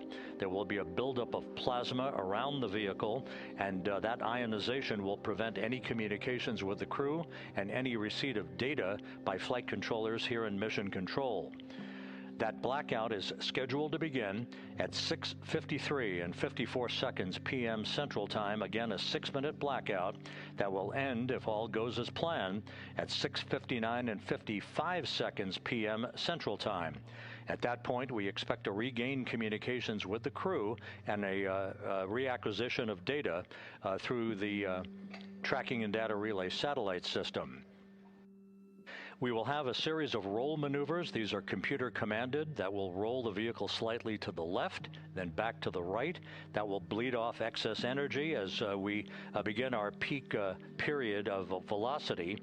We expect to reach a maximum velocity of 24,661.21 miles per hour, equivalent to about Mach 33 times the speed of sound shortly after we enter that blackout period. Once we exit the blackout period, of course, we're in the denser regions of the Earth's atmosphere, and then we get set up for the parachute deployment sequence. First, the deployment of 3 forward bay cover chutes that will pull essentially the top forward bay cover off the very top of the Integrity vehicle. That will be followed by the deployment of drogue chutes, and then the final deployment of a series of 3 main parachutes at 7:04 and 44 seconds p.m. Central Time. From that point on, it is about 3 minutes or so until splashdown. Splashdown scheduled at 7:07 and 8 seconds p.m. Central Time at a gentle speed of 19 miles an hour. So just to give you some perspective, at the time that we enter the Earth's atmosphere, we're traveling somewhere around Mach 32. We will splash down at a speed of about 19 miles an hour. The G-forces that will build on the crew members inside Integrity will build to about 3.9 Gs. That is what is expected and what they have trained for and what the spacecraft is designed to support.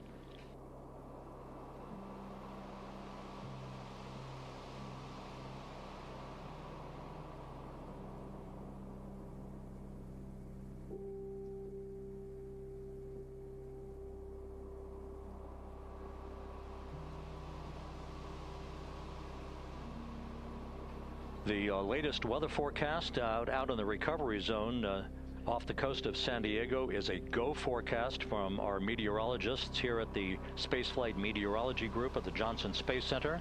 And standing by on the deck of the USS John Murtha is my colleague from the Kennedy Space Center, Megan Cruz. Megan?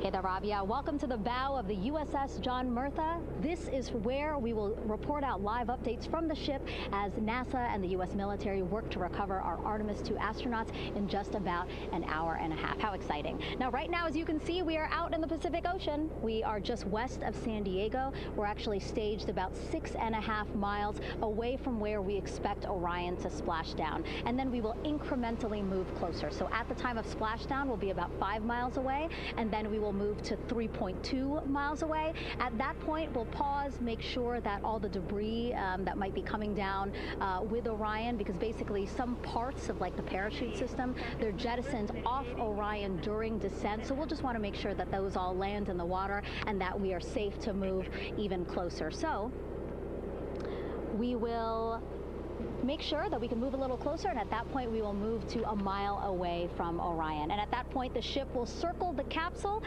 while NASA and Navy recovery forces work to get our astronauts out, and we should have great views of the bow from here. But also we have a ton of cameras all around the ship.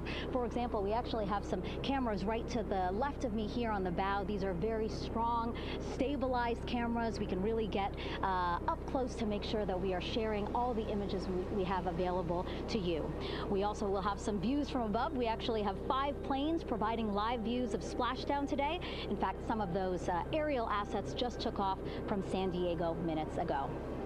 And then actually here on the flight deck, you see 4 helicopters, the 2 in the back. Those will take off in about 30 minutes from now, also with live cameras. So again, lots and lots of imagery that we hope to share with you today. And then those 2 helos in the front, those 2 will pluck the crew out of the water and fly them back to our ship.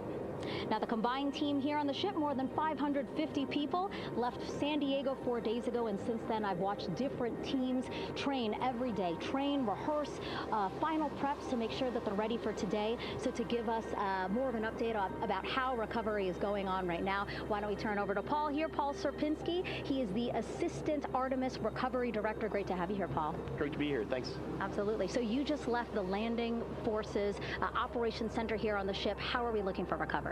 Right now, it's looking great. When I left, they were just about to get into weather briefing with Mission Control Center in Houston. But listening to the loops this morning and everything that's been going on, the reentry trajectory correction burn, the return trajectory correction burn went great.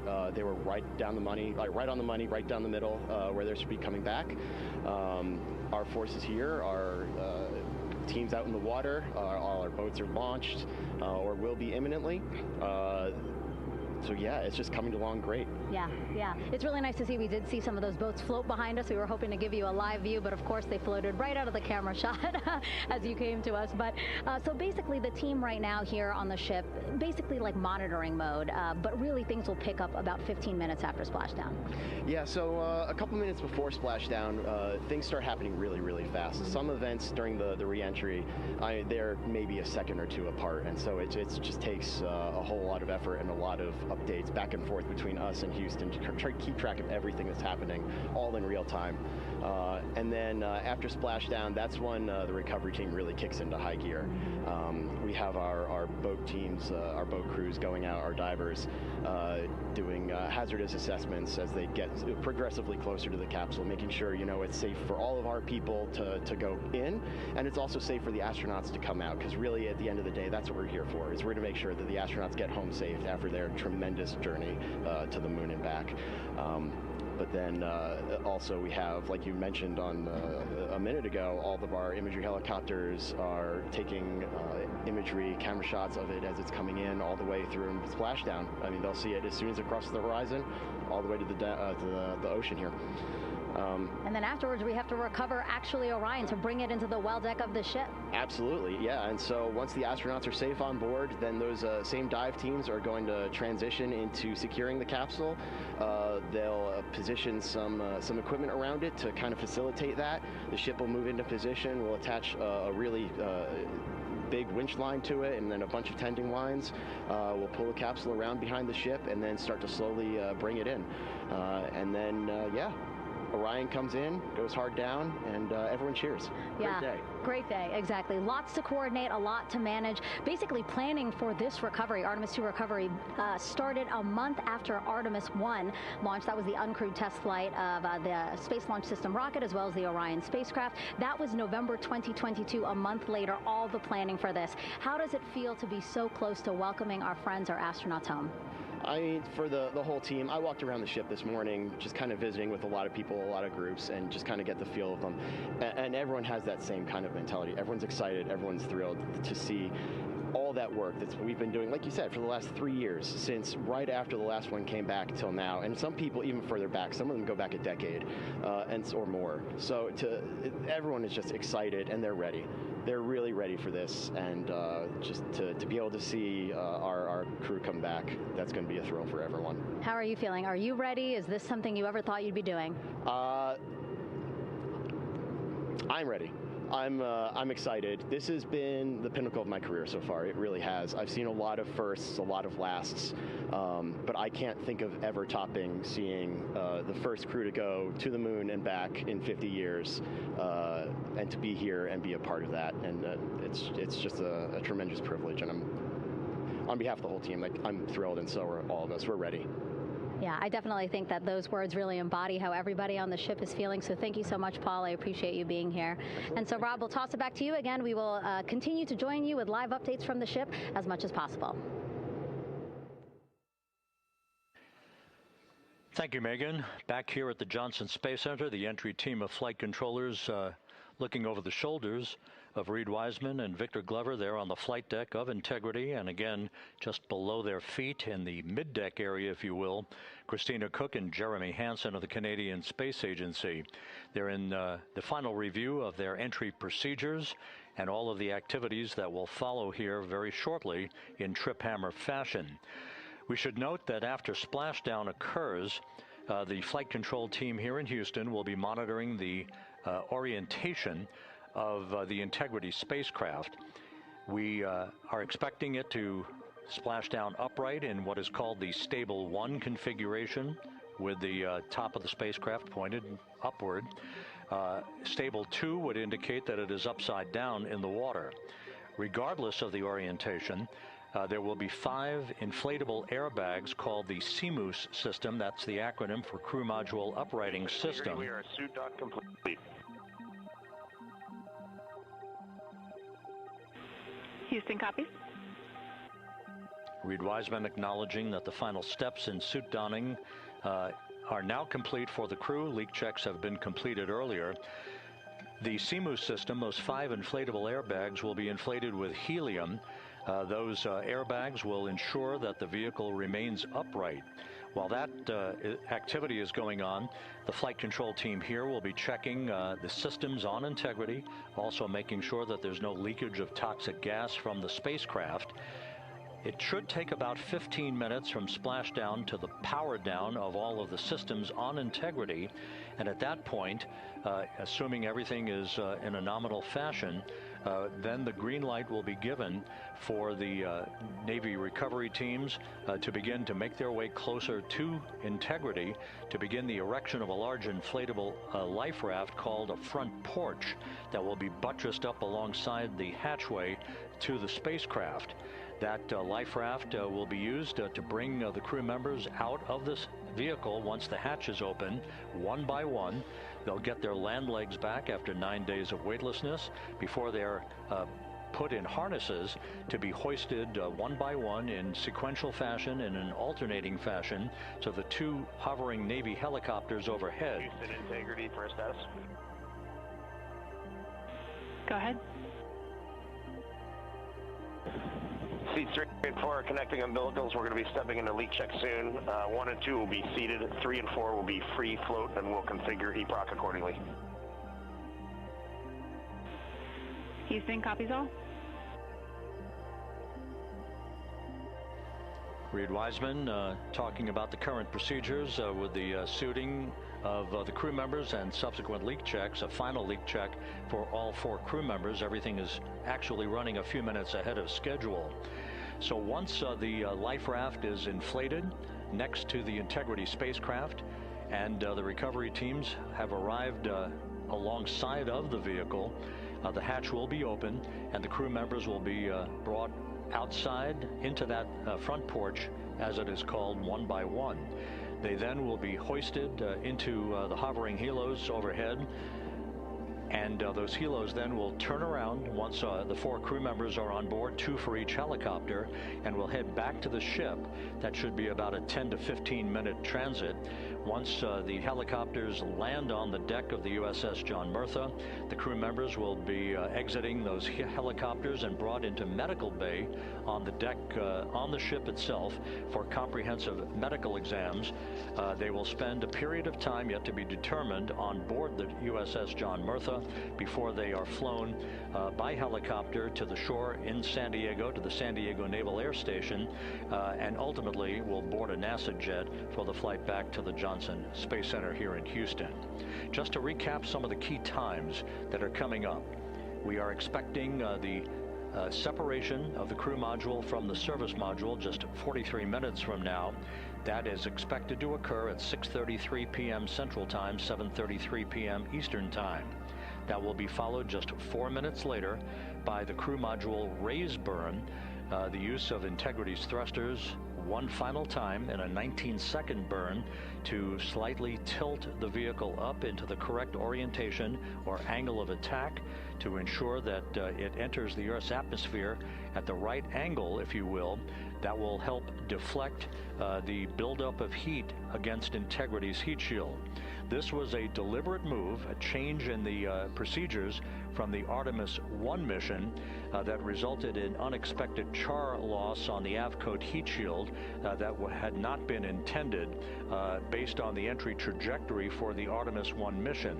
What we're doing is we deliberately changed the trajectory of the entry from a skip entry that was about a 3,000-mile transit across the Pacific Ocean.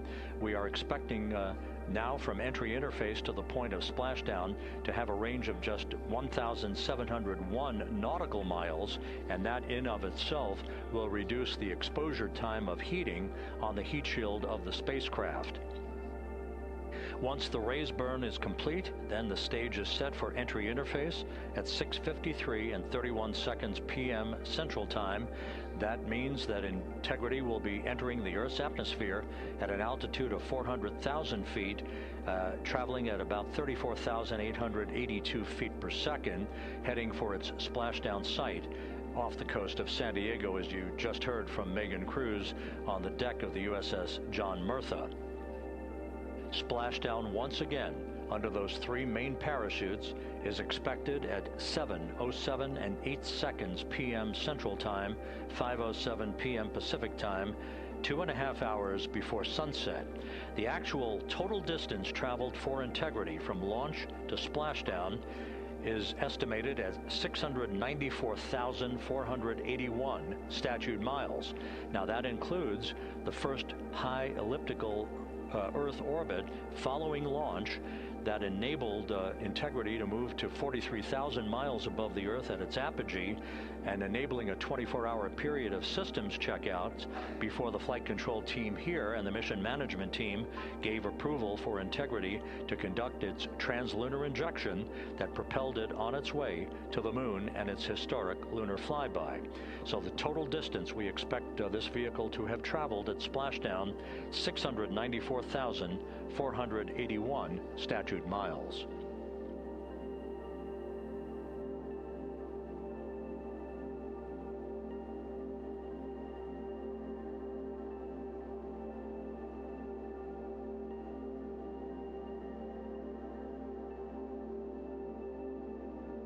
With everything proceeding on track and on time aboard Integrity, the vehicle system's in excellent shape as the Earth grows larger in the field of view. Let's go back to the USS John Murtha and Megan Cruz, who is standing by.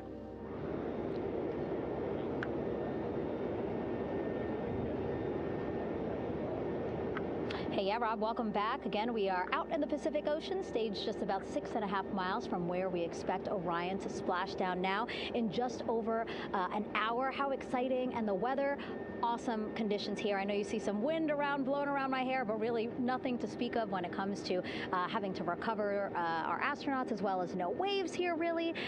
So yeah, we're expecting a really great day. Also, hopefully, some really great views. You can see behind me that some of the clouds are starting to break up, so that's really exciting. And now, of course, this ship has a lot of people ready and excited to welcome our crew back home, including Dr. Rick Schuring here. He is a NASA flight surgeon. Great to have you here, Rick. You too, Megan. It is a blessing to be out here this day with our teams. We've trained 3 years for this nonstop with the U.S. Navy and along with EGS, and we've so looked forward to this day. And you know, just by God's grace, everything's parting, the skies and everything. The crew's doing great. Looking forward to coming back, and our teams are ready. So this is one of those days you've dreamt about, and now it's finally here, and we're ready, and just thankful to be a part of it. Yeah, and you play a really integral role. When was the last time you spoke to the crew, and how are they feeling in this last hour before splashdown? Sure. Yeah, so the crew woke up, when they splashed down, they were woken up about 8.5 hours ago. Me and my fellow crew surgeons, Doctors Chris Hansen, Rafi Kumjian from this Canadian Space Agency, spoke with them about 6.5 hours ago, just to double check on how they were doing, if there's any medical issues, you know, how they slept, and then kind of go over their landing day protocol for their medications, for what we call a fluid load, to try to replace some of the fluid and electrolytes that they've lost with just a normal space adaptation. Once they got to space, they kind of have to replace some of that fluid to help them with the whole landing kind of readaptation to 1G, which they haven't done for the last 10 days. And then just kind of let them know how things are going to play out, you know, out with the open water teams all the way until we finally get to the med deck. So they were very pumped up, very hurried though. They had a lot of cabin configuration, a lot of things to get ready. So they're excited, but also very focused on the job that they had to do. So like again, we've trained a long time for this, and we're ready.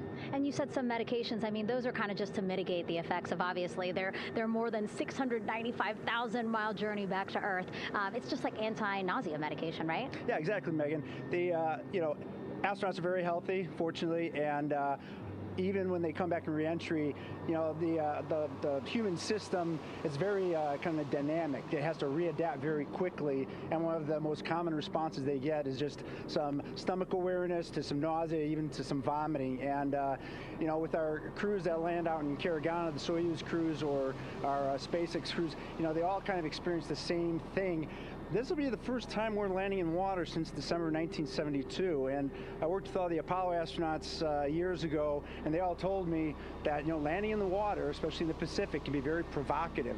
So we take steps to give them medicines to really mitigate some of that nausea, vomiting, help them feel a little bit better, and also sometimes just use a little anti-inflammatory medicine just to help with coming back to 1 Earth, or 1G. The effects of microgravity, especially as you age and you have a little arthritis, you feel great in microgravity, and everyone kind of curses coming back to the ground like, oh dang, 1G, but so that helps a little bit. But for the most part, the main thing is just replacing that fluid and then trying to help them with that transition back to 1G, and then we're ready to go. Yeah, and their health is assessed almost immediately after they splash down. Yeah, so we have Dr. Jesse Wang, and we have our independent duty corpsmen, who are the Navy version of paramedics, extremely highly trained, highly experienced Navy medics and divers, who will go out there, open the capsule about 28 minutes after splashdown, and do the first initial assessment. So Jesse and his team will go out there and look at each crew, kind of do their assessments, get vital signs, report back to Drs. Haas and Kumji and I back in the med bay,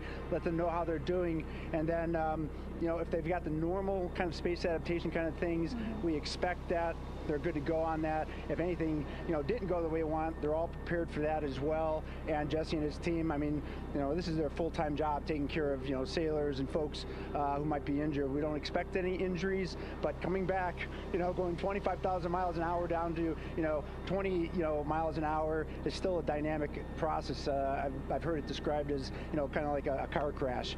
And then the crew will be ready to go, and Jesse and his team will make that transition to get them out to the front porch, do assessments on them again, call it to our med bay, and then once we have that and they're all good to go and the crew's feeling okay, we'll hoist them up in the helos. It's about a 3-minute flight back to the flight deck, and that's where me and the astronaut chief, Scott Tingle, will actually meet them. I'll get eyes on them, make sure they're all good, just take very slow transitions, and then one by one we'll either get them out with the SMTs, the SAR med techs, under each arm, just, you know, kind of just walking very slowly to med bay, which actually helps them acclimate back to 1G. Or if they really don't have their sea legs back yet, then we might put them in what we call a stair chair, which will be right behind them, and then just very slowly kind of get them back into med bay to start our full assessments with the team. Yeah, so a really great team here to support them as soon as they get back, and also all throughout the mission, of course. You talked a little bit about this, but obviously, you know, we have seen astronauts return from the International Space Station for over 25 years, so we kind of know that that journey, how it affects the body. But yes, we're talking about humans returning from the moon for the first time since 1972. How is this different from your perspective? So it's different in one very significant respect. With on Apollo, for exercise, they had something called the Apollo Exergenia, which was basically just a little canister with some ropes, and they would have some resistance and kind of do that. And the Apollo astronauts really liked that. They liked the ability to exercise, because you decondition from a musculoskeletal standpoint, you lose your strength and your stamina very quickly. We had something called the Orion flywheel, which was able to impart much greater loads in terms of resistance, so they're able to do squats, deadlifts, different things, not dissimilar to what the ISS astronauts do, but with a lot less room to do it. And they also did rowing activities for cardiovascular health, and the crews loved it.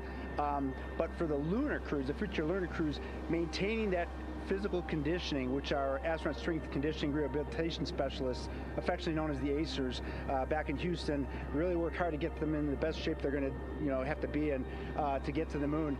That device hopefully will maintain that. And Apollo only had about a 4.3-day journey to the moon. Our astronauts are going to have about a 10 to 14-day journey. Right. So maintaining that physical fitness, that strength and stamina is going to be crucial for the success of being able to do those very physically demanding lunar EVAs. Right. So we're very excited about what the astronauts have said about the device and what they have to say about the role exercise plays, going to the moon. And also the mental benefit. Sure. They just really like sweating, breaking the sweat, and actually just feeling like they're just getting a workout. Right. So thank you so much, Rick. I really appreciate it. I know they're going to be in good hands, so we'll let you get back to it. Thank you so much. Megan, thanks for the time. Back to you, Rob. Okay, Megan, back here in Mission Control in Houston, everything is moving along in order.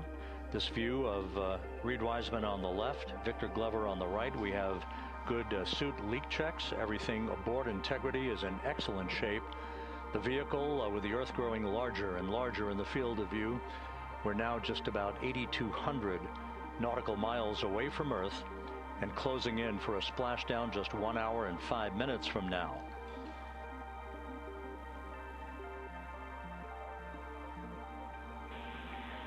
Integrity, just under a minute till your GPS maneuver initiates, and both GPS units look eager to acquire.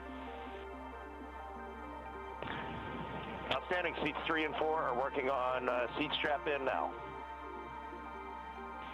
Houston copies. Once again, as we start to close in on some of the major milestones, the first one coming up in just 31 minutes. And Integrity, just confirming the LCG gas trap was able to be closed out. Affirmative. Copy. Crew module, service module separation scheduled just 31 minutes from now. The key point of interest, of course, will be the performance of Integrity's heat shield during its high-speed entry back into Earth and the peak heating that is expected around the spacecraft of some 4,000 to 5,000 degrees Fahrenheit. On Artemis I, as I think most folks know by now, we flew a trajectory known as a skip entry, in which we performed an initial dip into the atmosphere to bleed off some energy. Then we skipped out of the atmosphere and dipped back into the atmosphere before splashing down in the Pacific. But after the mission was over with, we noticed unexpected liberation of some of the charring effects on the heat shield known as AVCOAT. Before the flight, we had an opportunity to sit down and talk with Entry Flight Director Rick Henfling to get a perspective on what this all means and how the mission was redesigned to try to protect Integrity's heat shield to a higher extent. Let's take a look at that interview. Returning from the moon is a lot different than deorbiting from low Earth orbit. When we return from the moon, we expect to achieve velocities upwards of 36,000 feet per second. And in order to slow down to a nice, graceful splashdown in the Pacific Ocean, the flight crew is going to experience between 3 and 4 times the force of Earth's gravity. On Artemis I, pressure buildup inside the char layer of the heat shield resulted in the char losses we saw. NASA established a Tiger team whose job was to investigate the cause of the problem and then make recommendations on how to fly the Artemis II mission safely and successfully. And so for Artemis II, we are going to fly a profile that ensures the spacecraft will not see that same type of pressure profile. And so the char losses seen on Artemis II will not be like the ones that we saw on Artemis I.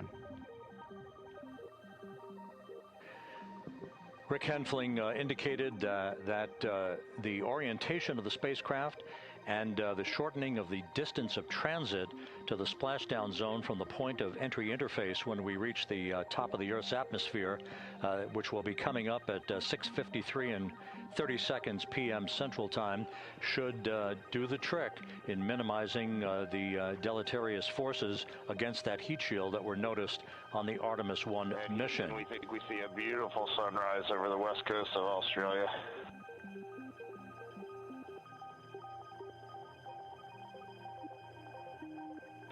We copy. Commander Reid Wiseman reveling in his final hour in space on this mission as Integrity is passing over the southwest coast of Australia now at an altitude of some 7,600 nautical miles. That will begin the southwest and northeasterly transit across the Pacific Ocean. Let's talk a little bit more about some of the highlights and some of the numbers associated with the points of interest here. We are 27.5 minutes away from crew module, service module separation.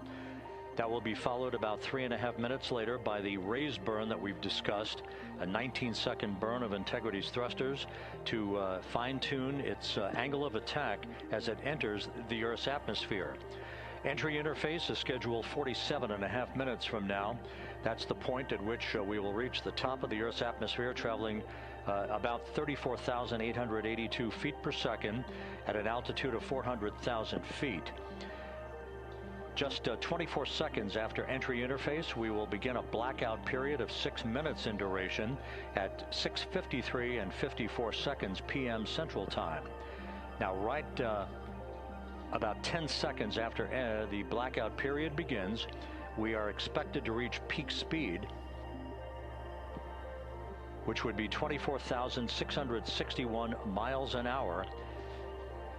That'll be about 103 miles an hour short of the velocity record set by the Apollo 10 astronauts, Tom Stafford, Gene Cernan, and John Young, when they returned from the moon on the Apollo 10 mission in 1969.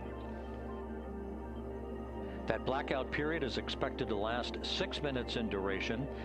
At 6:54 and 52 seconds p.m. Central Time, we'll reach our peak heating period of about 4,000 to 5,000 degrees while we're in a communications blackout from Integrity and its astronauts. That blackout should end at 6:59 and 55 seconds p.m. Central Time, at which point we expect to regain communications with the crew. Capcom Jackie Mahaffey here in the flight control room will be talking to the crew, calling them, and we'll await a response from the crew as they come out of that blackout period. And at that point, their altitude will be just 157,000 feet above the Earth, traveling at 13,000 feet per second with a range to splashdown of just 147 nautical miles.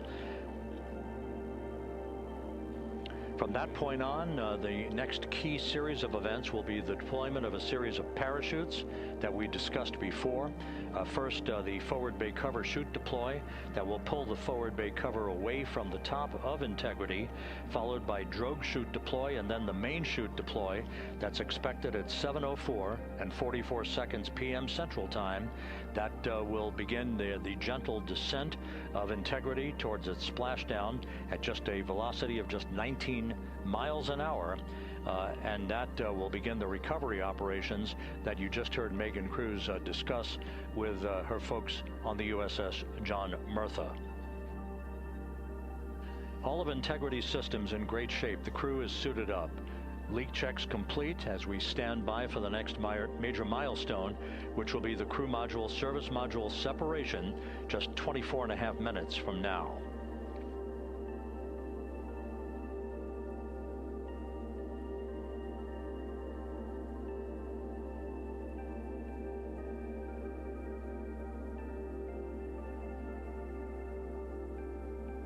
All of the activities from the start of entry interface to the point of splashdown will be quite rapid fire. Just 13.5 minutes from the point at which we begin descent into the Earth's atmosphere till splashdown. And just to show you, as Rick Shearing, the flight surgeon, alluded to in his interview with Megan Cruz, all of this happens to decelerate the vehicle from traveling around Mach 33 to just 19 miles an hour at splashdown. All of that happening in just 13.5 minutes. But the vehicle and the parachutes are all designed to support all of that, so we'll be standing by to report all that to you in sequential fashion as these milestones are ticked off and as we hear from the crew during its entry back into the Earth's atmosphere and ultimately when they emerge from the blackout period, and at that point we'll be just minutes away from splashdown.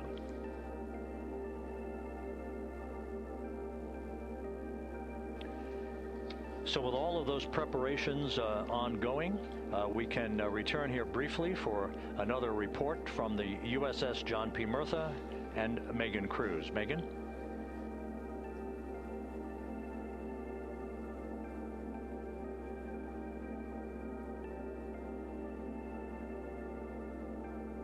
And we'll regain that communication with the USS John P. Murtha just momentarily. In the meantime, everything is on track aboard Integrity, the flight control team here in Houston, led by Entry Flight Director Rick Henfling. The voice you will hear talking to the crew is that of Jackie Mahaffey. She will be reporting everything to the crew and receiving their reports as they enter the Earth's atmosphere for their 13.5-minute plunge back into the atmosphere for splashdown off the coast of San Diego. Now we have the ship back with us and Megan Cruz aboard the USS John P. Murtha. Megan? 11 balloon, right?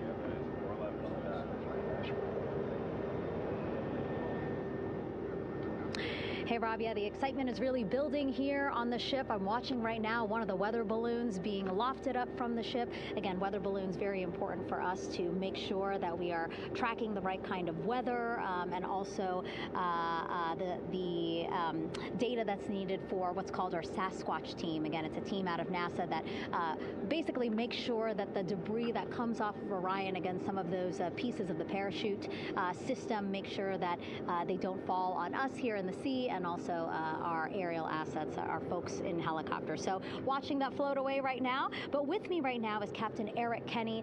He's the commanding officer of the John P. Murtha naval ship. Thank you so much for being here. There are so many moving parts that you have to keep an eye on. That's absolutely right, yeah. But first of all, on behalf of the crew of USS John P. Murtha, Megan, thanks for having me on today. Happy to tell you what we're doing and excited to get the interview started. Yeah, absolutely. Why don't we actually take a look at the flight deck here? We'll start there. Basically, we also, while watching this weather balloon float away, we noticed all 4 helicopters leave the flight deck. We now have an empty flight deck. We had 2 imagery helos as well as the 2 crew helicopters that will go recover the crew. This is just one of the many things that, again, our ship of 550 people, it's something that you oversee as commanding officer. Yeah, absolutely. Every commanding officer, I would say really every naval service member, our priority is always safety. And as the commanding officer, I take that as one of my primary roles here on board. Mission accomplishment is important, safety always.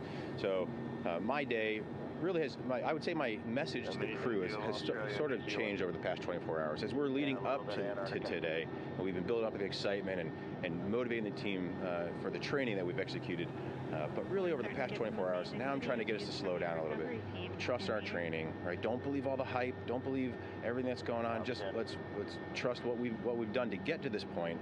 And if we do that, we'll be successful today. Mm-hmm. And also part of the big success is obviously the coordination between NASA and the U.S. military. How does it feel being able to support the human space program we have? Yeah, I mean, since 1959 with Mercury, Gemini, Apollo, the history between NASA and the Navy has been in lockstep. But like any other skill, if you don't practice it regularly, that skill atrophies. So we've had a few decades off from that. But, over the past 4 or 5 years, really with this ship over the past year, we've constantly trained and working for this moment right here, building up the hype, but to get to this point today, to be able to trust in all the training we've done. We've worked with, working with NASA, the Air Force, the medical team, dive team.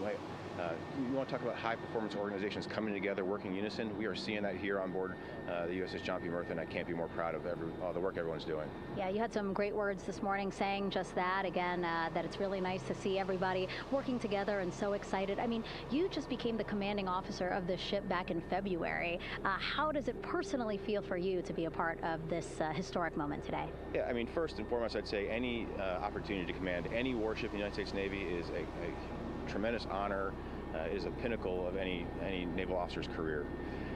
That being said, as my change of command was approaching, and I realized that Artemis was going to be in the window here, to say that I'm humbled and honored to be here is an understatement. What really just excites me is the opportunity to see this crew, who has been training so hard over the past year plus, come together. It is what inspires me. Listening to NASA and the ownership and pride they take. They make my crew better. I think we're making NASA better together. That synergy is something that I'm happy to see and hopefully take forward with me in my career. Yeah, it's all about partnerships. We couldn't do it without you, and we couldn't have gotten to the moon without our international partners as well. So thank you so much, Captain. It was really great to have you here today. Thanks, Megan. Awesome. All right, Rob, back to you. Thank you, Megan. Back here in Mission Control in Houston. We just had a quick view of the crew. We'll get that view back, and there they are again. Here in Mission Control, the entry team of flight controllers led by Rick Henfling and Jackie Mahaffey serving as the spacecraft communicator. We have just handed over communications links from the Deep Space Network that we communicated with the crew through from the time of the translunar injection burn back on April 2nd. We've just handed back to the Tracking and Data Relay satellite system as we prepare for the crew module service module separation that will take place just 17 minutes from now. With the Earth looming in front of Integrity as it barrels back for a splashdown of the Pacific just 50 minutes from now, we're just 5,700 nautical miles from splashdown. Just one other quick note about the comparison from the Artemis I entry profile to the Artemis II entry profile, and how that is serving as an extra layer of protection for Integrity's heat shield. The Artemis I entry had an entry range of some 3,178 nautical miles, a very long down track, and a very longer period of exposure to heat loads than we're experiencing tonight. It also had that skip entry profile that we discussed earlier, dipping into the Earth's atmosphere, then back out, then back in. It was about 20 minutes of exposure. Integrity, Houston, comm check on TDRS. Jackie, we have it loud and clear on TDRS. We have you the same. And there's one of the weather balloons being deployed from the USS John P. Murtha.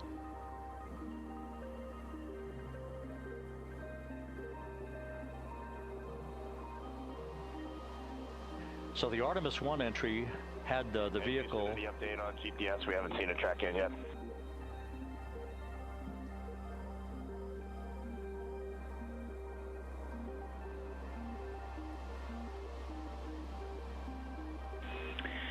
Reid, we are watching. We are starting to get into the window where they may start acquiring, so should be within the next 10 minutes. Okay, sounds good. We're holding at step 17 and getting ready for CM/RCS hot fire.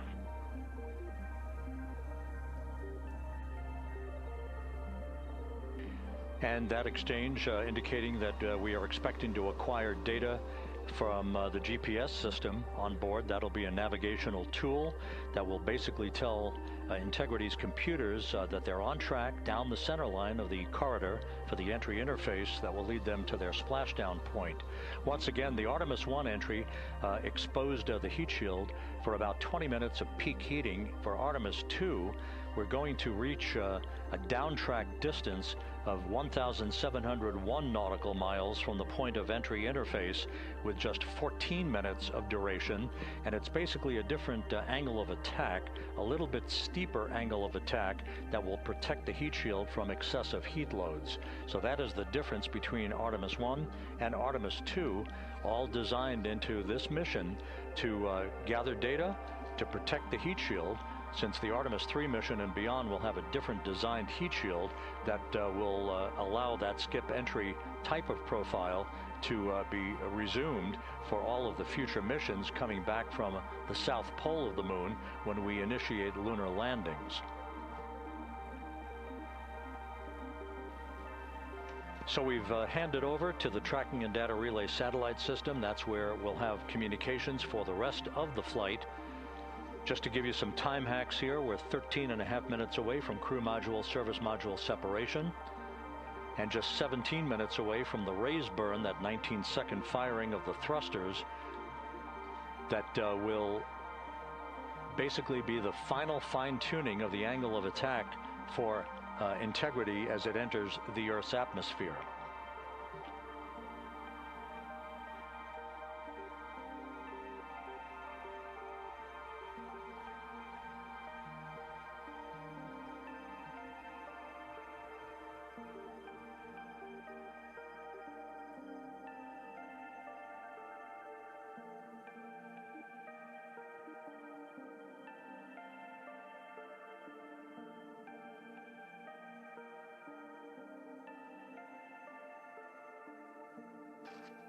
And once again, a dueling box view of some of the assets that are involved in recovery operations today. The integrity, cabin configured, all crew suited and seated. Houston, copy.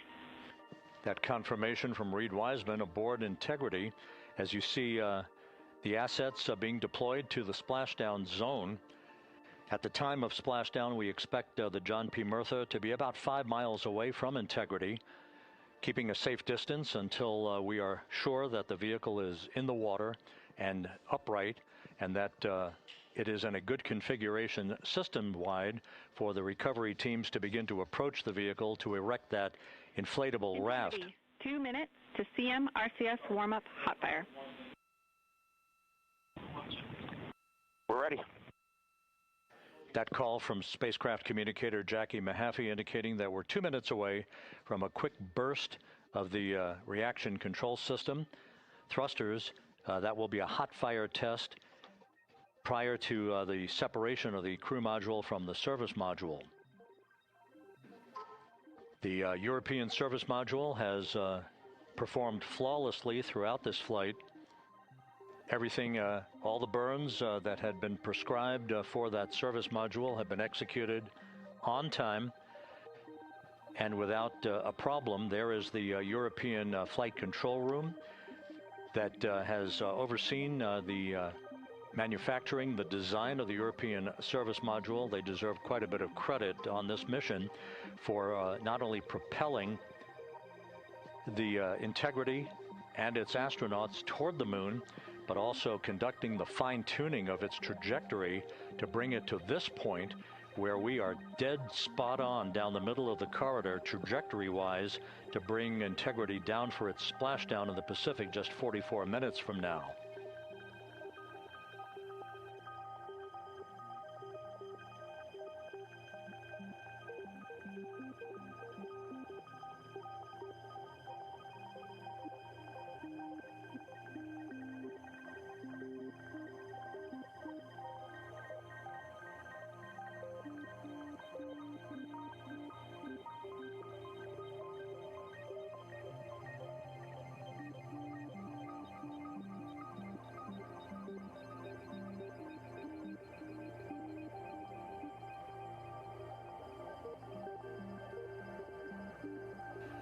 What you're looking at is a computer-generated visualization based on real-time telemetry from Integrity.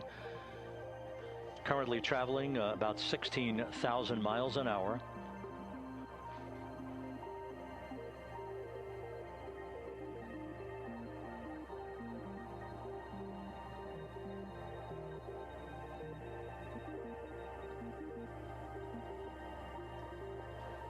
Integrity traveling about 16,000 miles an hour. For the cautions, we're taking a look. Copy that. Now just about 5,100 miles from Earth. Splashdown scheduled 43 minutes from now. We're just 9.5 minutes away from the crew module service module separation.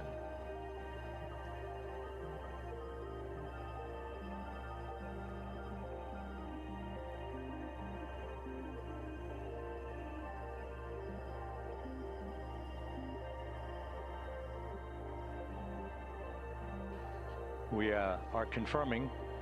Integrity, we are assessing details, but so far looks like a good hot fire. Looks good on board, Jackie. Thank you. And Jackie Mahaffey took the words out of my mouth. I was just about to say that we had a good hot fire test of the thrusters in advance of the crew module service module separation that's coming up just 8.5 minutes from now. This will begin the period in which we will have rapid-fire succession of critical activities on board that will lead to entry interface just 28 minutes from now, where the vehicle will enter the Earth's atmosphere at an altitude of 400,000 feet. The time of entry interface, 6:53 and 30 seconds p.m. Central Time.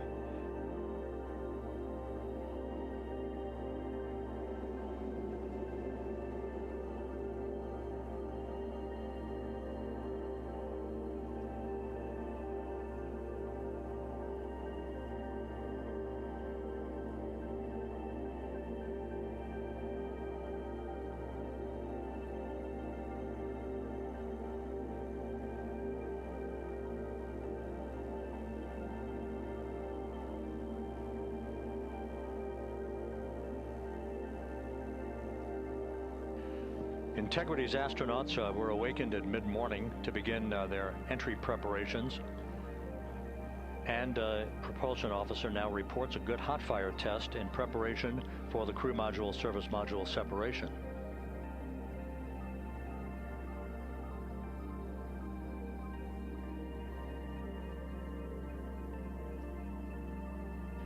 We're now inside 41 minutes until splashdown. Integrity Houston, we have confirmed a good CMRCS hot fire, and although we are not seeing GPS acquired yet, you can skip the troubleshooting steps in 157 for now. Integrity copies.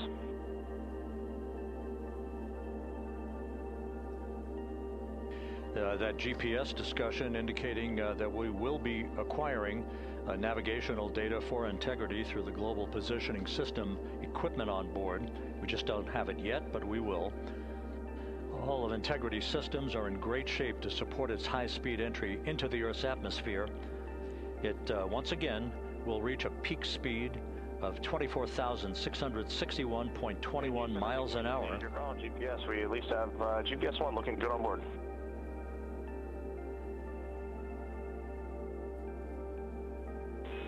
We are confirming.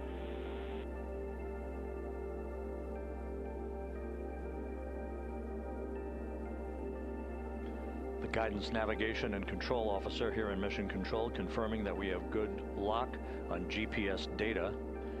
We are on a communications link now through the Tracking and Data Relay satellite system. Now, following splashdown, we're going to lose that link and go to what's called a VLDR, a very low data rate communications link, so that we can talk to the crew inside Integrity as they are on the water. Integrity, confirm we do see good GPS. We do too, especially GPS 1 is accepting in nav channels 1 and 3.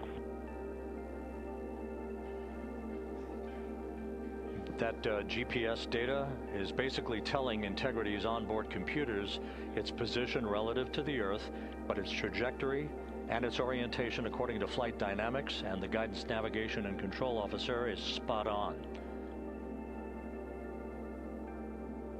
We have now armed the pyros for the crew module service module separation coming up less than 5 minutes from now.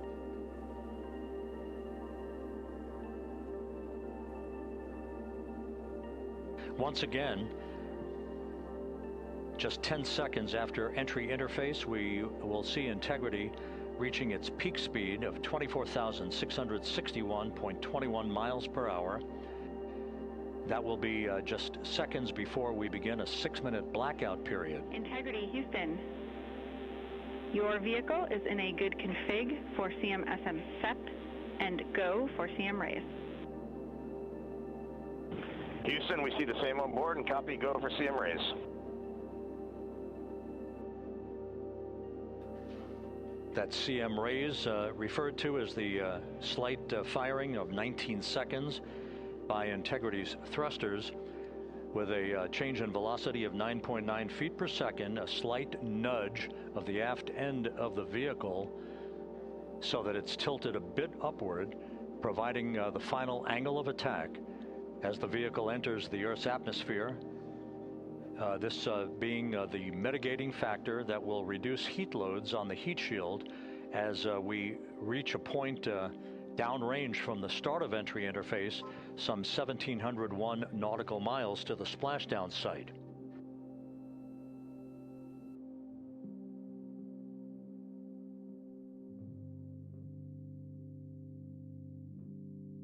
Integrity systems in excellent shape. We are currently 3,300 nautical miles left in this mission. Splashdown scheduled 36 minutes, 39 seconds from now.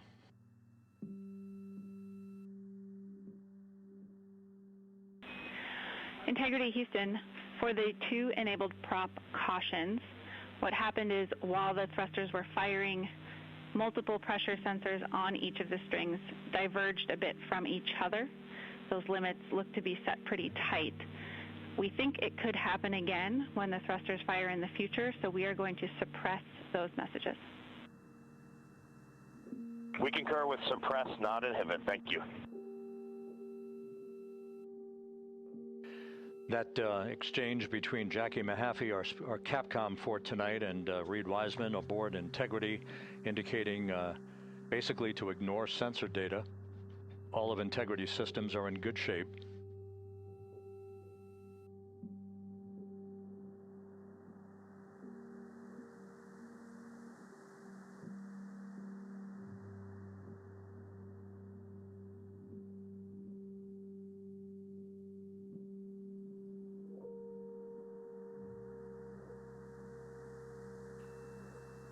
Now, coming up on about 90 seconds till the crew module, service module separation.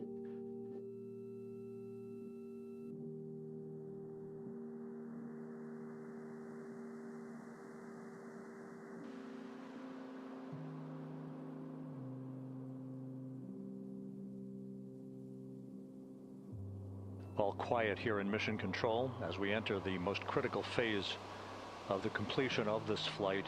All of the preparatory activities leading up to the vehicle entering the Earth's atmosphere just 21 minutes from now.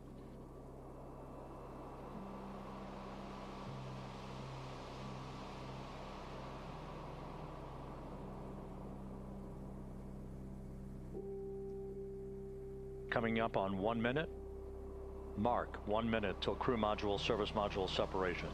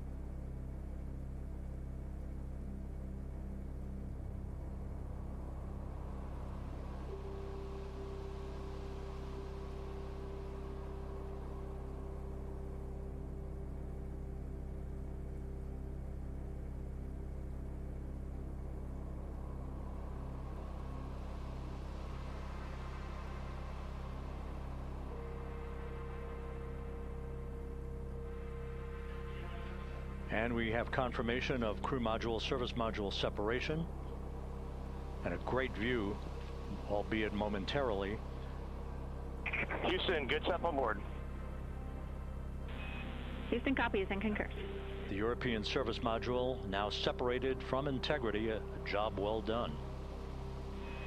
Integrity, no action for the 4 CDH cautions. Those are SM related, not applicable. Integrity.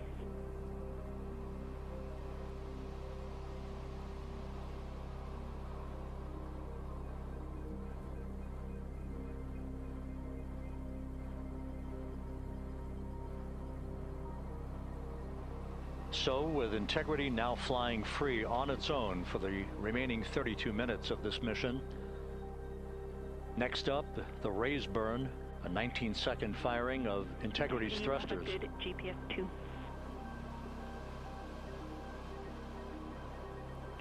Integrity copies, good GPS 2. Coming up on the 2-minute mark until the raise burn. Again, this is the final tweaking of the orientation of Integrity to put it in the right angle, if you will, the angle of attack that it will fly in during its entrance into the Earth's atmosphere. Entry interface now just 18 minutes, 25 seconds away. This is a visualization, but driven by real-time telemetry. This is the maneuvering of Integrity to the raise burn orientation. Just 2,800 miles from Earth.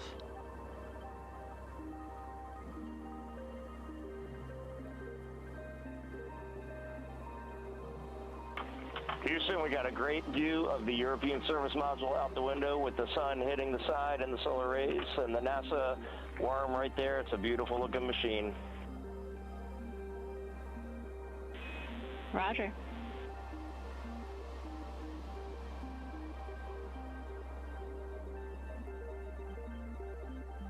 And we have completed the maneuver to the raise burn orientation, 1 minute away from the raise burn.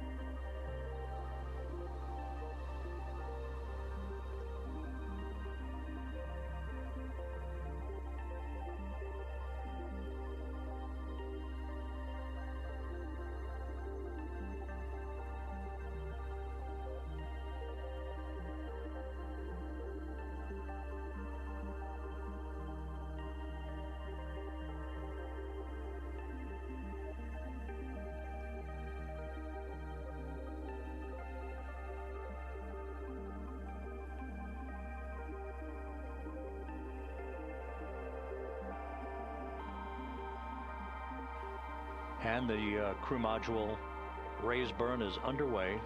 19-second firing of the thrusters. And we have a completion of the burn.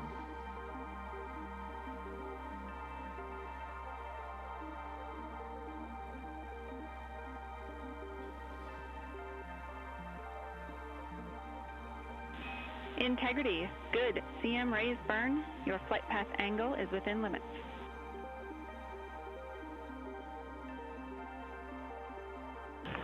Integrity copies. Looks good on board, Jackie. So the final maneuver is now complete. Our trajectory for a splashdown in the Pacific 29 minutes from now is set and will not be amended any further. And we have the right angle of attack to mitigate any excessive heat loads on the vehicle during entry interface. Integrity Houston, a heads up about comm coverage. When you perform the 180 roll, for the first minute or so in that attitude, we expect about a minute LOS. We copy.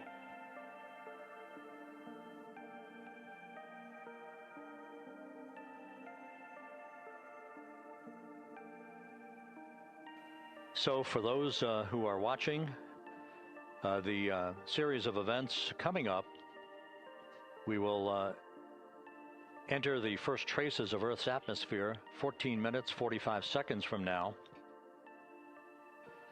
6:53 and 30 seconds is what is pegged for entry interface at an altitude of 400,000 feet, traveling at approximately 34,800 feet per second, range to touchdown or splashdown 1,701 nautical miles. 24 seconds after entry interface, we will enter a 6-minute blackout period in which we will lose communications with the crew. This is expected due to the buildup of plasma around the vehicle. That's an ionization effect due to the collision, if you will, of the velocity of the spacecraft with the friction of the Earth's atmosphere. That 6-minute blackout is expected to begin at 6:53 and 54 seconds p.m. Central Time. During that period of time, we will reach our peak speed of 24,661 miles per hour. That comes just short, based on unofficial data from the flight dynamics officer right now, will come just short of the velocity record set by Apollo 10 of 24,791 miles per hour in 1969. We expect peak heating on the vehicle at 6:54 and 52 seconds p.m. Central Time, a minute and 22 seconds into entry interface. At that point, we will be just 204,000 feet above the Earth, traveling at 33,000 feet per second. The blackout period is expected to last 6 minutes. We expect that blackout period to end at 6:59 and 55 seconds p.m. Central Time. From the end of the blackout period until splashdown, it is just 7 minutes, at which point we'll start deploying the series of parachutes to slow integrity down to an ultimate splashdown velocity of just 19 miles an hour. We see the same, waiting for the 180 rolls.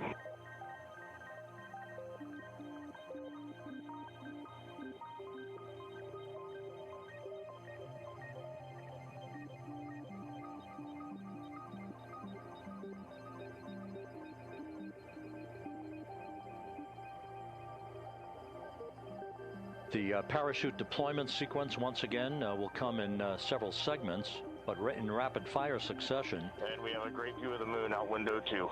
Looks a little smaller than yesterday. Guess we'll have to go back.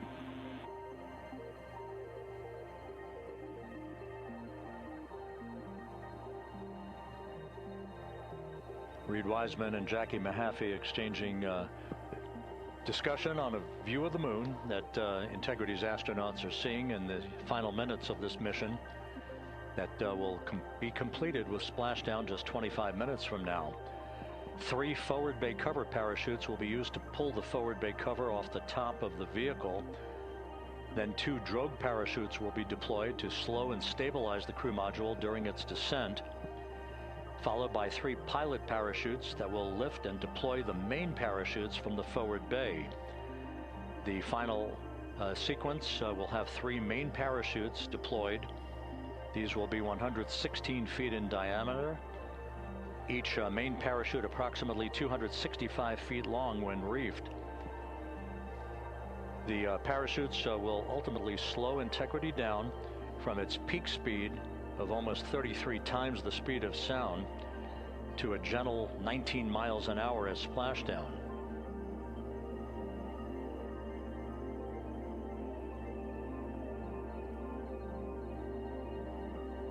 The vehicle is now currently in a roll to the proper attitude for entry interface. Our trajectory is right on according to flight dynamics.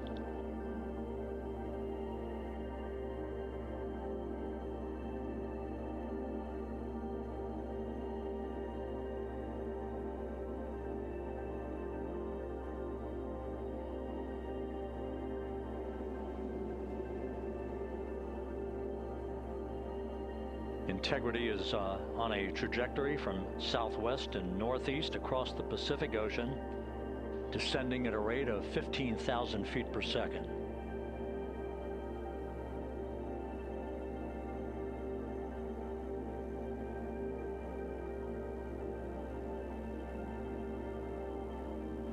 Range to touchdown 4,300 nautical miles, all the systems in excellent shape.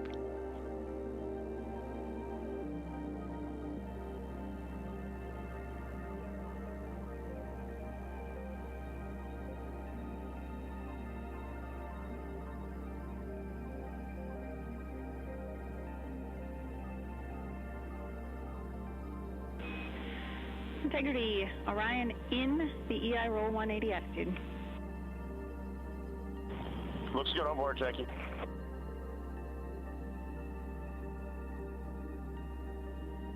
This view out of one of Integrity's windows.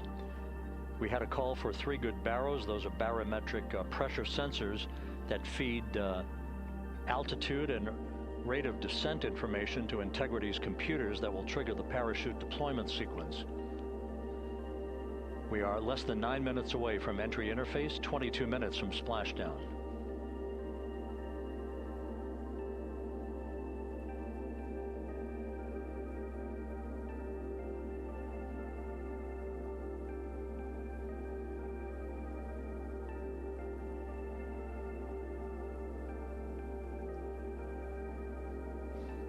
You can see the reflection of one of the crew members in the window.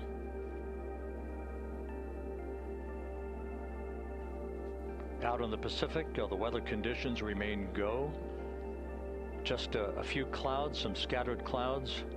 Winds at 10 knots.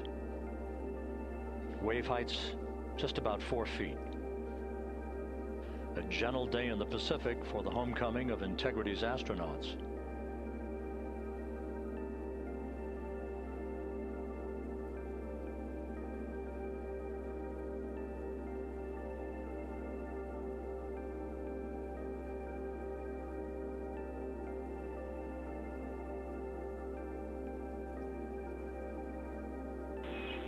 Integrity back in EI attitude.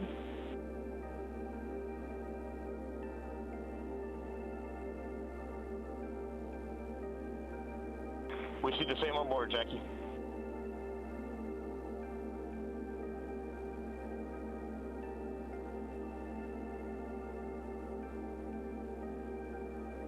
Houston, Verge is complete. Crew and vehicle are configured for entry. Houston copies. And we're in step 37, transferring nav state to BFS.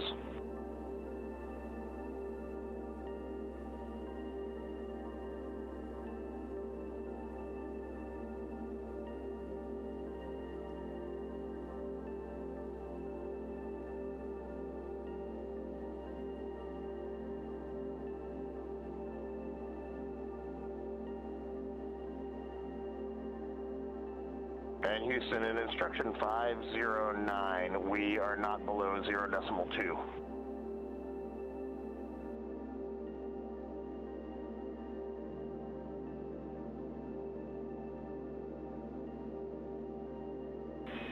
Integrity, no action required. Integrity.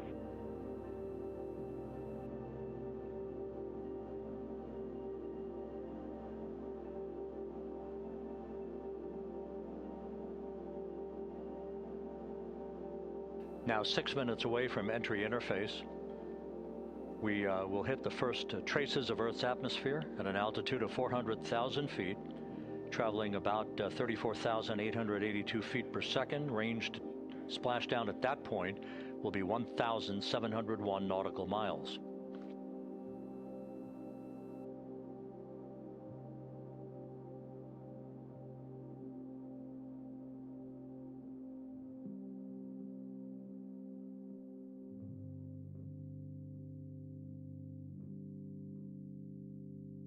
And once again, just a reminder, some 24 seconds after entry interface, we do expect to lose communications with the vehicle and the crew during a 6-minute blackout period when a plasma shield will build up around the spacecraft due to the ionization, due to heating effects.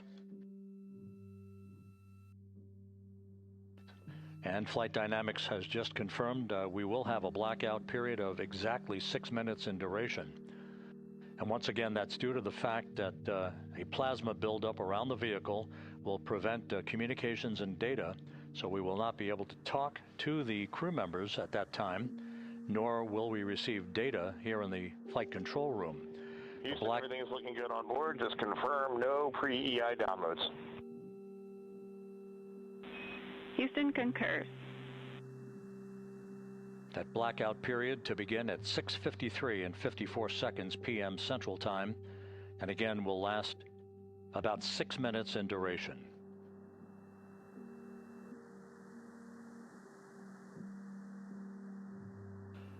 We're 4 minutes away from entry interface.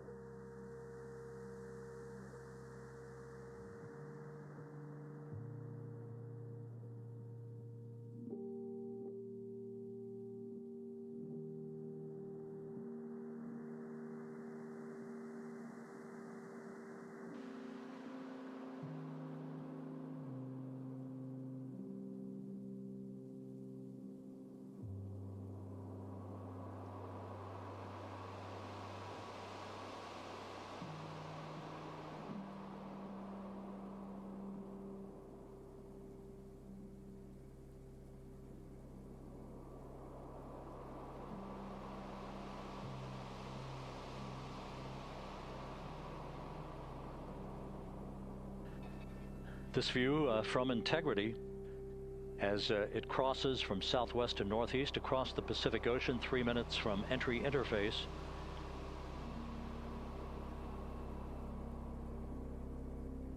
"16.5 minutes till splashdown.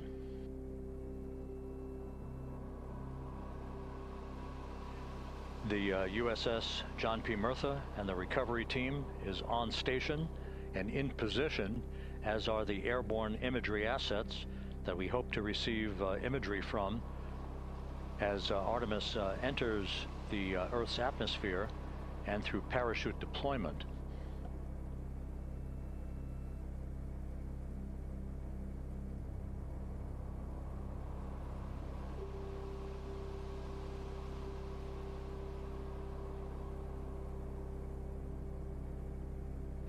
All of Integrity's systems are in great shape. The crew is ready to complete its mission just 15.5 minutes from now. All of the activities today have gone off in perfect fashion. No issues with the vehicle, no issues with the crew. And the weather at the splashdown site is go.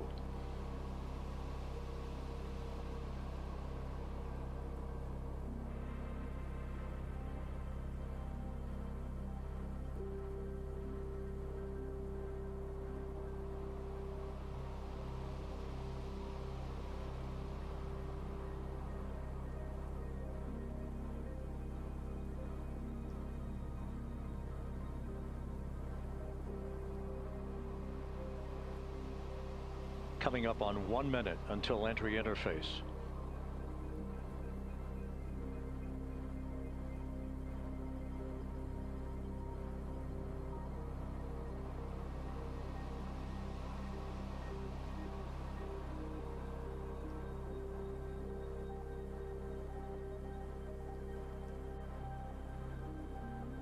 Mark 1 minute until entry interface. 1 minute, 20 seconds until the expected start of our 6-minute blackout. Integrity, 1 minute to a 6-minute blackout. Integrity.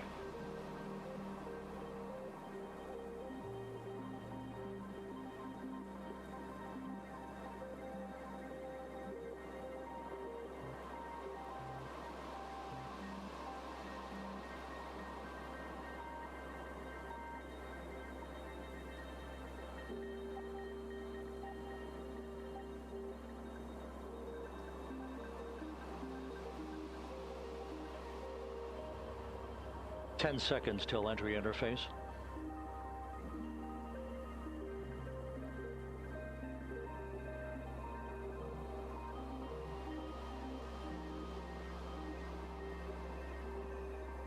And we have crossed the threshold, now entering the Earth's atmosphere.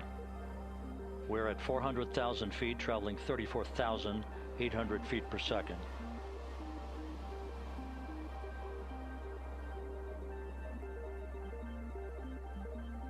Time to splashdown, 13 minutes, 10 seconds.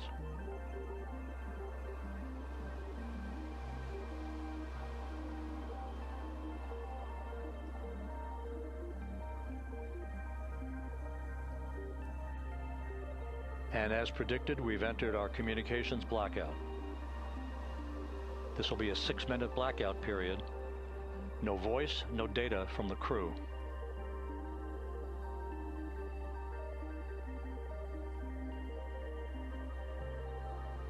We're 30 seconds away from the anticipated point of peak heating on the vehicle, where temperatures will rise to about 4,000 to 5,000 degrees Fahrenheit.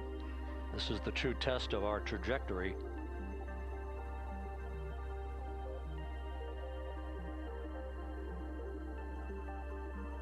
And from the G5 aircraft in the vicinity of the splashdown zone, this view of integrity. So that pinpoint of light shows the vehicle as it enters the period of peak heating in the Earth's atmosphere, the first tug of gravity being felt by Integrity's astronauts since their launch back on April 1st.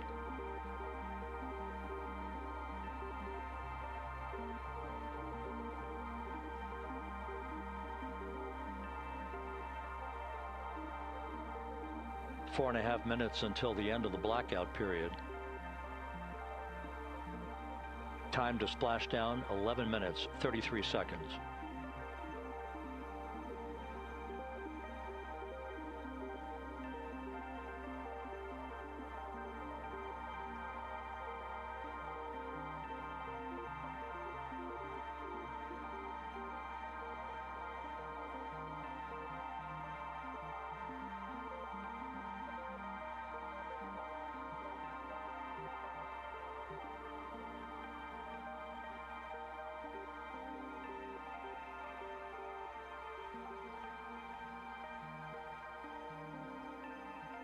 The landing and support officer reports that the P3 has acquisition on Integrity.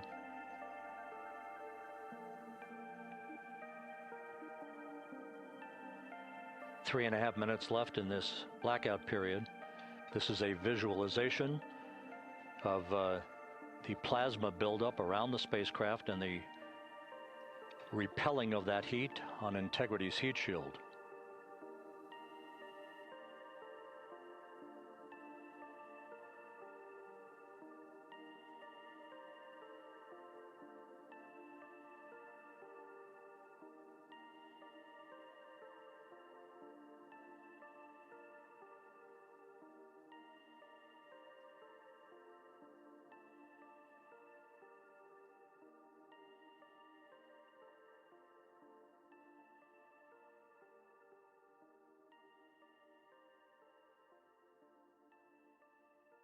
Flight Dynamics reports that airborne assets in the vicinity of the splashdown zone do have a visual on Integrity. Still 2 minutes and 40 seconds left in our blackout period. Time to splashdown, 9 minutes, 35 seconds.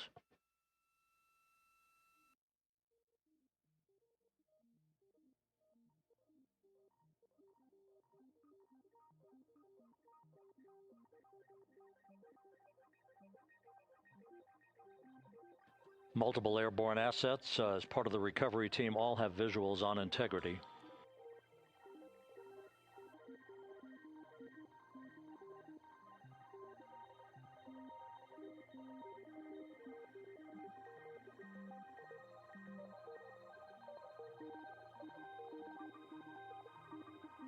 And the WB-57 flying in the splashdown zone also has a visual. And the Navy helos also have visuals.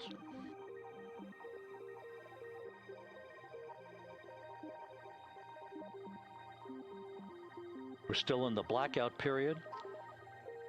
Still do not have communications from the crew.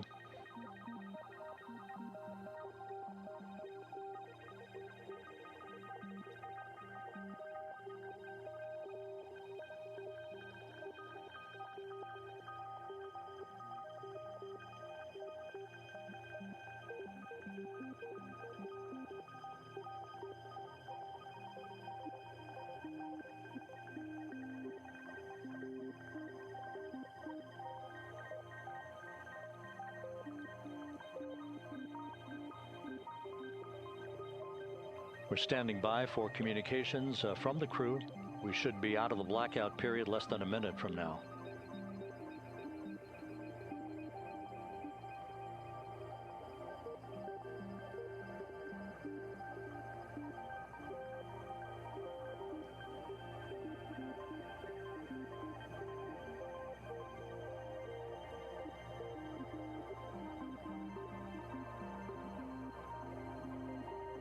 We are now processing data from Integrity.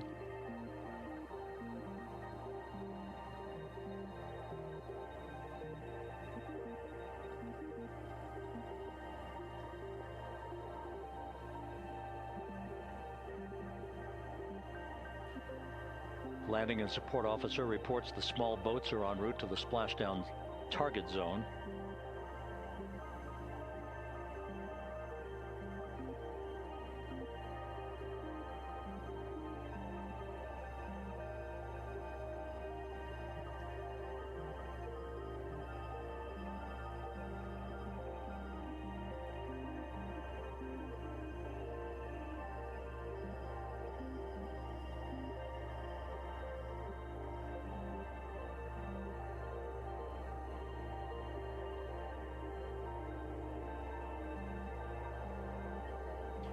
Passing through 150,000 feet, our trajectory is perfect. We're getting intermittent views of Integrity. Still waiting to establish voice communication.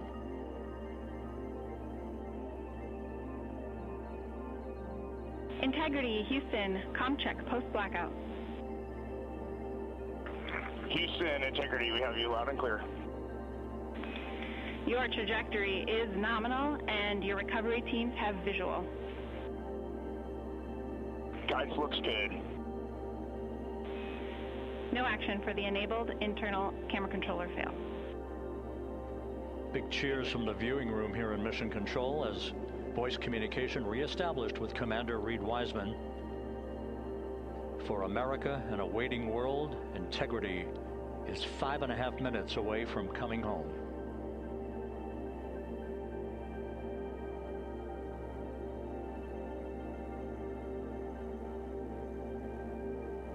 Passing 100,000 feet now. Range to splashdown 19 nautical miles.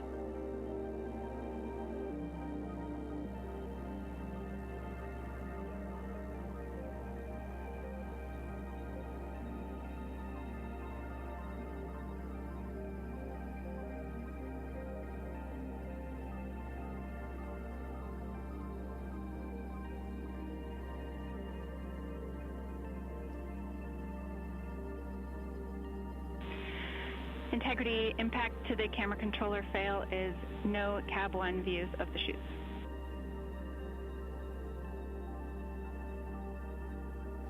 Integrity.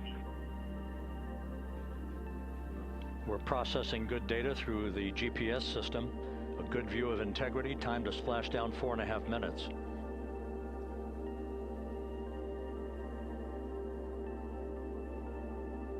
And a view of Integrity from the WB-57. We're at 50,000 feet.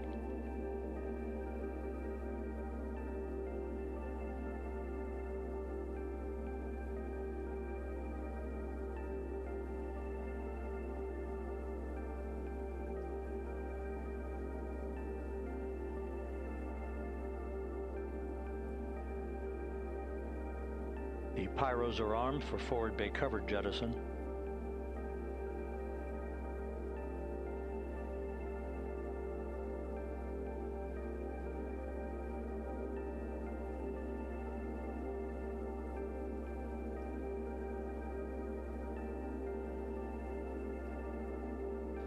And there go the first series of parachutes, and we're on drogues. And Houston, we're visual 2 drogues out the window. 2 good drogue chutes. Next up. We copy, we see them. Next up, the deployment of pilot parachutes that will pull the main chutes out. Time to splash down 3 minutes and 10 seconds.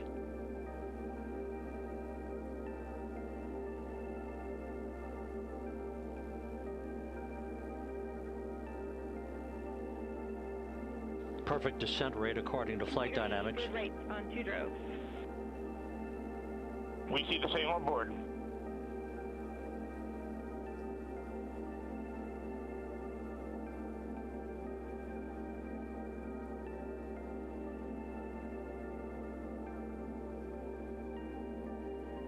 Passing through 10,000 feet, still on drogues.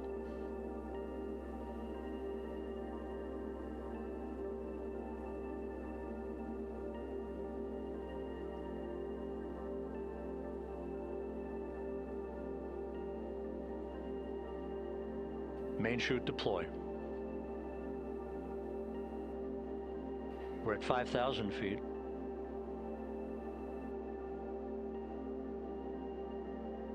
Search and recovery beacon has been activated on integrity. And we have 3 good main chutes. Good 3 main chutes, good reefing, good descent rate. Rates, and we see 3 good-looking parachutes.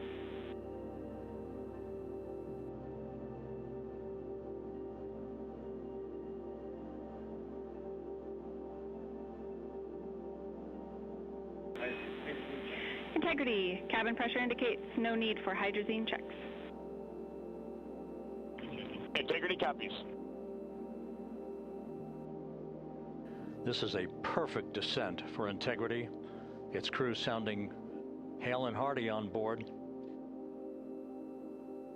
Time to splash down 1 minute, 15 seconds.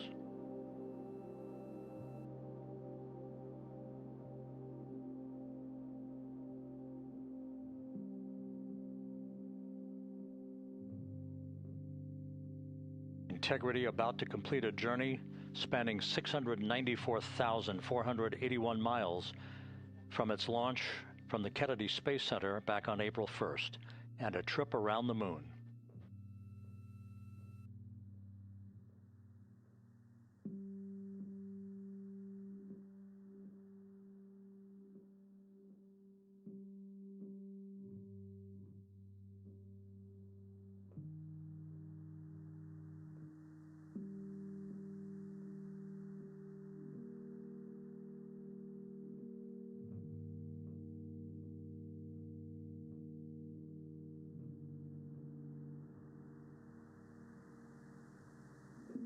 Passing through 1,000 feet.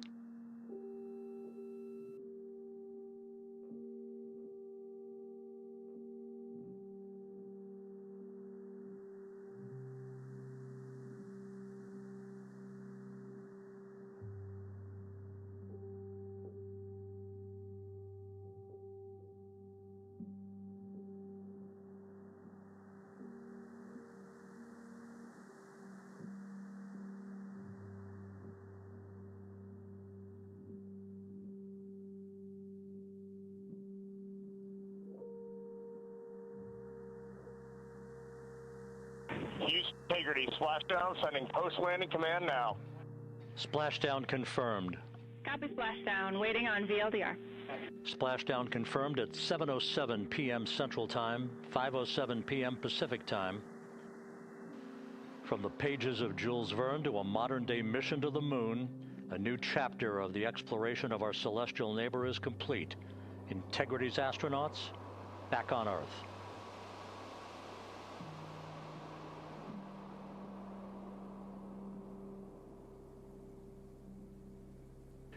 And the landing and support officer reports the vehicle is stable 1.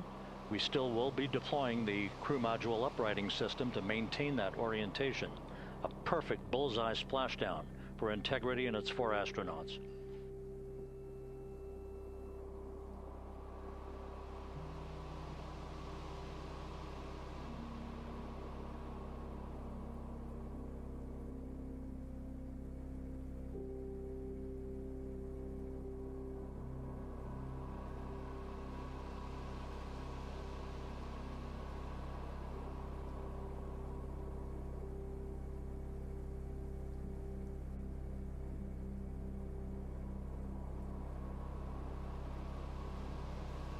The unofficial splashdown time, 7:07 and 47 seconds p.m. Central Time. We'll get that refined for you.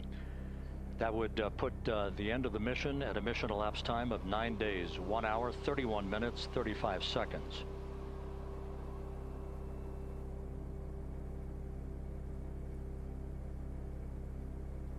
And we're configuring for very low data rate.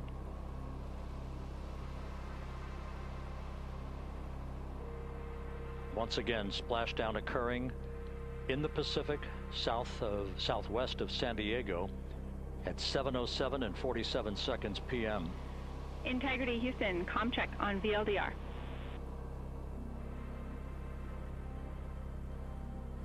Houston, we have you loud and clear on VLDR. How else? We have you the same. We'll meet you over in post-landing. Perfect communications established. A journey. We are stable 1, 4 green crew members. Houston copies all. Reid Wiseman reporting 4 green crew members. That is not their complexion. That is the fact that they're in great condition. That's what that means. So stable 1, upright. The crew module uprighting system is being deployed. The 5 airbags being inflated through helium to maintain the upright configuration for the vehicle. This was a textbook entry and a textbook touchdown for Integrity. Reid Wiseman, Victor Glover, Christina Koch, and Jeremy Hansen back on Earth after a journey around the moon.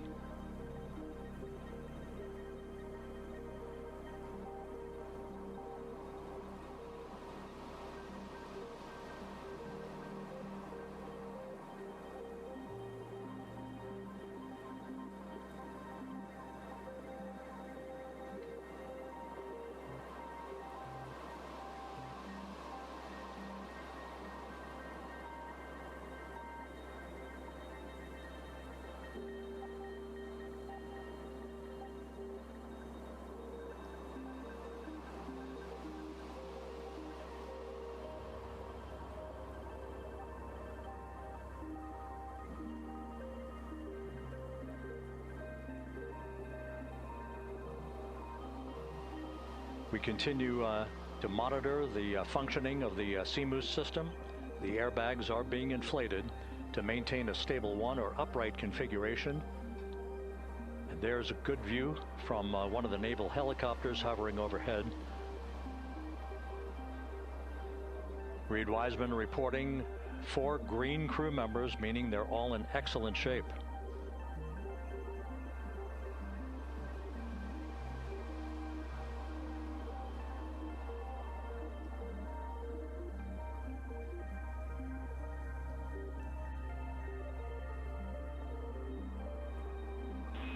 Integrity Houston for SAR beacon and radio.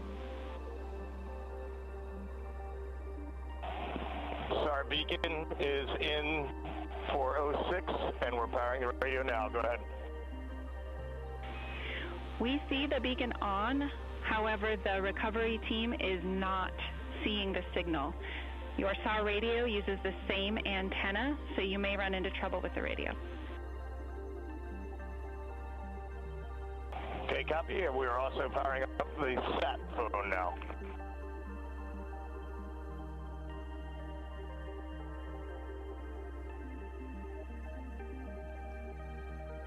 So Integrity is in great shape, and as the crew continues its post-splashdown timelined activities on board, Reid Wiseman once again reporting that all 4 crew members are in excellent shape.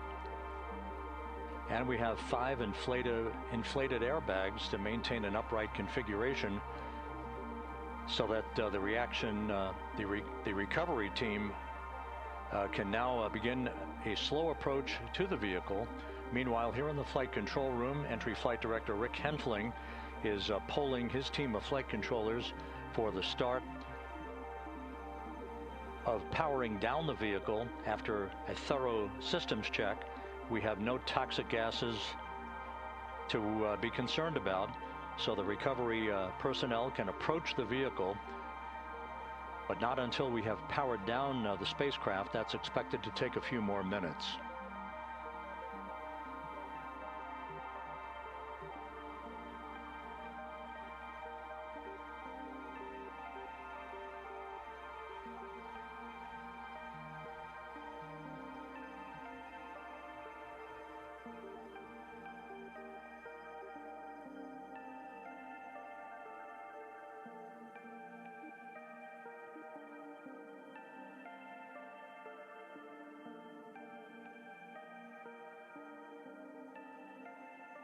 Integrity back on Earth following its historic flyby of the moon. It was, for all intents and purposes, a textbook mission. On 28, but I'll remain on this frequency. We copy.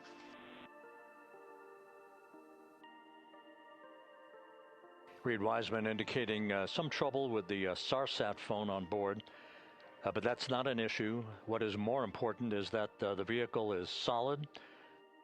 No issues as we begin the power down of the vehicle to begin the recovery process.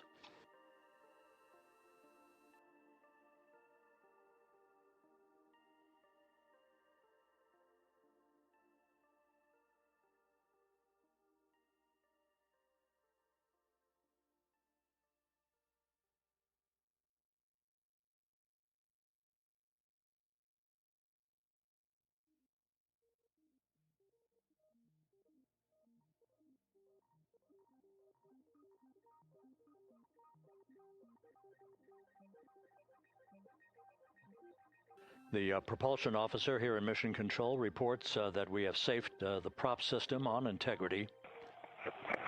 Can you say again? That was very weak and broken.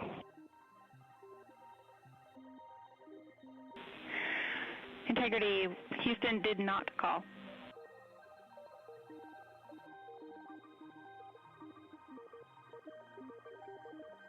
Copy that, Houston. It might have been on the SAR radio. Stand by.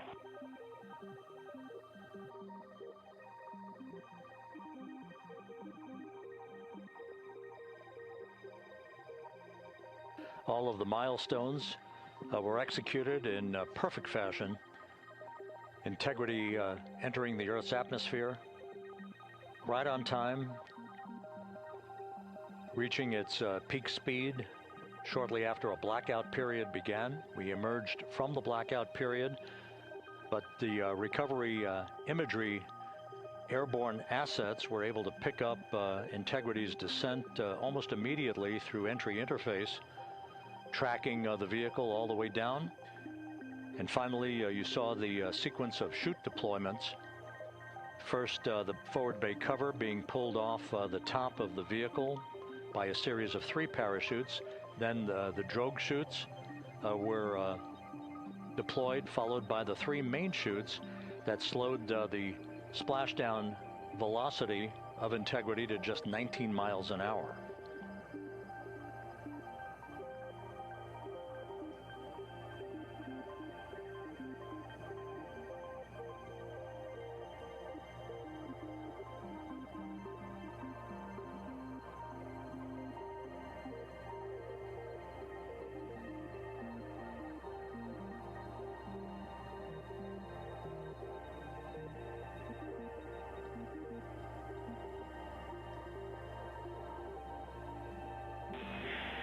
Integrity, Houston, with no joy on SAR and SAT phone, we'd like you to command an additional 15 minutes for a total of 30-minute power down delay.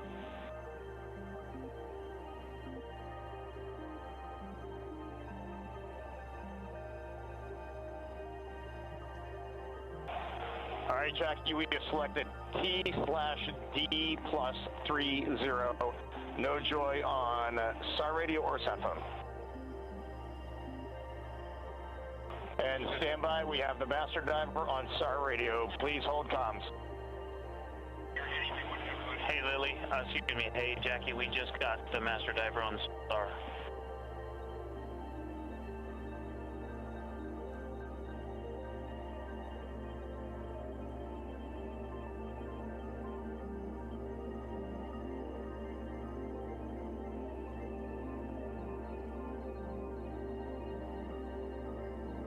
Good view of one of the fast boats. Integrity, Houston, if you are happy with your comm with Master Diver, you can go back to the 15-minute power down. Okay, stand by. Yeah, we'll confirm here in a second. The crew on board Integrity coordinating with the flight control team in Houston here in Mission Control on the timing of the power down of the vehicle, which will be the precursor to the recovery teams approaching the spacecraft. There are no issues with integrity. We've had a bit of broken capability in establishing a SARSAT or satellite phone communications capability between the crew on board Integrity and the recovery team. That will get sorted out here shortly.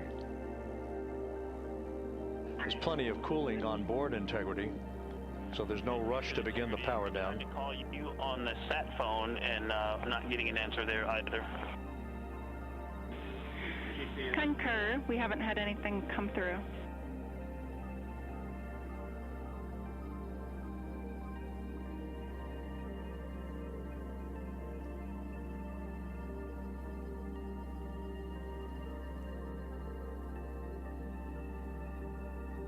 And Houston, if you could relay to recovery that we hear them, but it does not appear as though they are hearing us.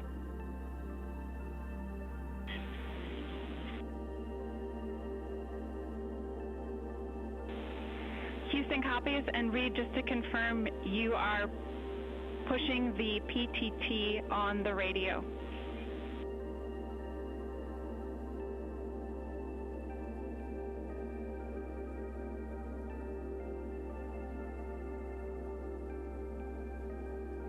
So as we continue to sort out the communications between Integrity and the recovery teams, we are standing by for the initiation of the power down procedures that, as you see, the recovery teams are moving towards the side of the capsule.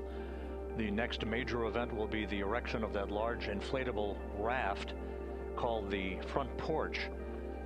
That will be the port of call for the crew as they're being extracted one by one from the vehicle.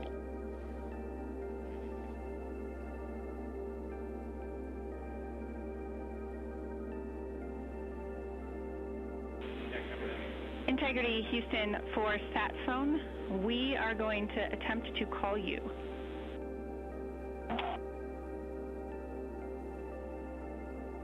Good idea, standing by. And Jackie, yes, we are pushing the push to talk, the two buttons on the left side of the radio below the up-down arrows. We are utilizing them. I'm rebooting the radio to see if we get good comms. Okay, we copy all, and just to confirm, you are seeing that you are touchdown plus 3030 for power, correct? That's affirmative.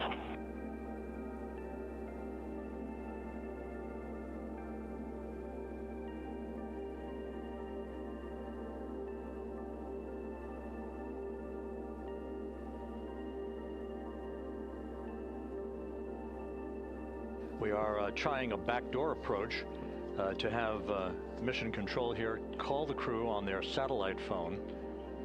This is all part of the coordination for the power down of the vehicle that will initiate the actual recovery operation. The first boats with the Navy divers on board are standing by, waiting to close in on Integrity to begin the process of erecting the large inflatable raft that's called the front porch that will be where the astronauts are extracted from so that they can have a few minutes to get their land legs back before they're hoisted aboard the Navy helicopters for the flight back to the deck of the USS John P. Murtha.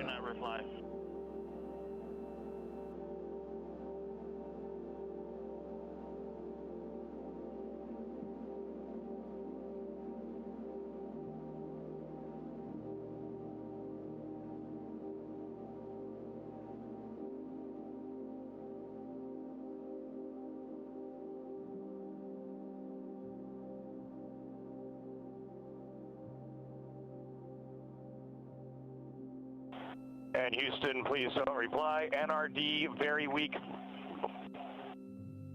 but readable. Master diver, we can hear, but they cannot hear us.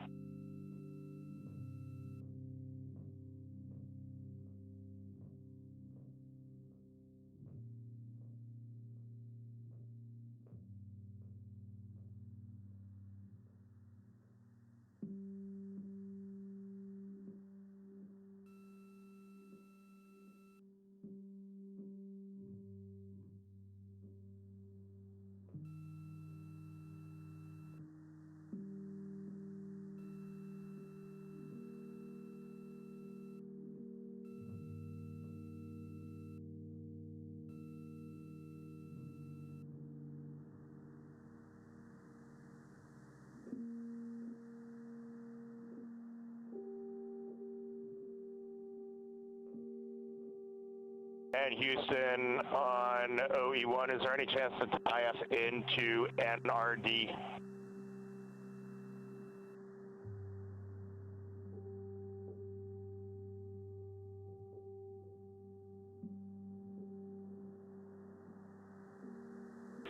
Checking.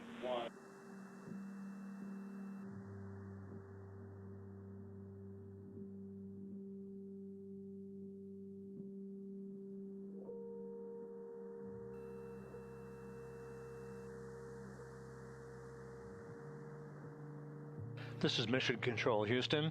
While we stand by for the establishment of communications between Integrity and the recovery team that is basically standing by very close to the spacecraft, we're going to go to the deck of the USS John P. Murtha, where Megan Cruz is standing by with Administrator Jeremy Hansen.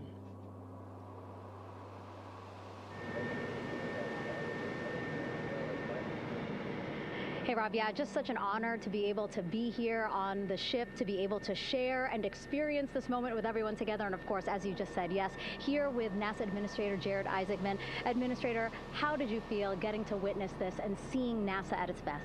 Oh, I mean, I'm honestly, I'm still at a loss for words. I mean, you know, like the childhood Jared right now can't believe what I just saw. I mean, almost been waiting my whole lifetime to see this, and then as NASA Administrator, I just couldn't be more proud of the entire workforce, the years, the effort, the late nights, all the hard work from across the country that contributed to this incredible moment right now. And yeah, incredibly grateful too for our teams here on the John P. Murtha right now. Yeah, look at them behind us here. Got everybody. Hey, what do you guys think? We just brought some astronauts back from the moon, huh? Unbelievable. Thank you. Yeah, so grateful to the Navy, the sailors that are here, the NASA teams. I mean, this is a joint effort that's on their way right now. These recovery forces are getting out to our Orion spacecraft, to Integrity, get our astronauts back on the ship safely. Yeah, and this is not just an accomplishment for NASA. This is an accomplishment for humanity. Again, a historic mission to the moon and back. How does this make you feel, and what do you hope people take away from this? Well, I'll tell you, you know, I think about the crew members that we've all had an opportunity to observe over the last 10 days, right? I mean, they're absolutely professional astronauts. I mean, wonderful communicators, almost poets. But then I think these were the ambassadors from humanity to the stars that we sent out there right now. And I can't imagine a better crew than the Artemis II crew that just completed a perfect mission right now. So yes, it's a huge moment for everybody, right? I mean, we are back in the business of sending astronauts to the moon, bringing them back safely, and to set up for a series more. I mean, this is not a once in a lifetime, which you hear sometimes around here. It's like, this was a once in a lifetime. No, it's not. This is just the beginning. We are going to get back into doing this with frequency, sending missions to the moon until we land on it in 2028 and start building our base. Yeah, are we going to build on the momentum for Artemis III? I mean, it's just around the corner. Absolutely. So, I mean, that's, you know, part of me too. Like, I can't wait to get the crew off of Integrity right now, but also getting Integrity back on this ship so we can start taking a look at it, because all that data is so precious to us right now. I mean, we are going to definitely want to take a good look at the thermal protection system. We're going to want to download all the data they couldn't transmit back to us and use that to inform Artemis III. But we're already making progress, right? You had SRB segments already showing up at KSC. Core stage for Artemis III is rolling out on April 20th.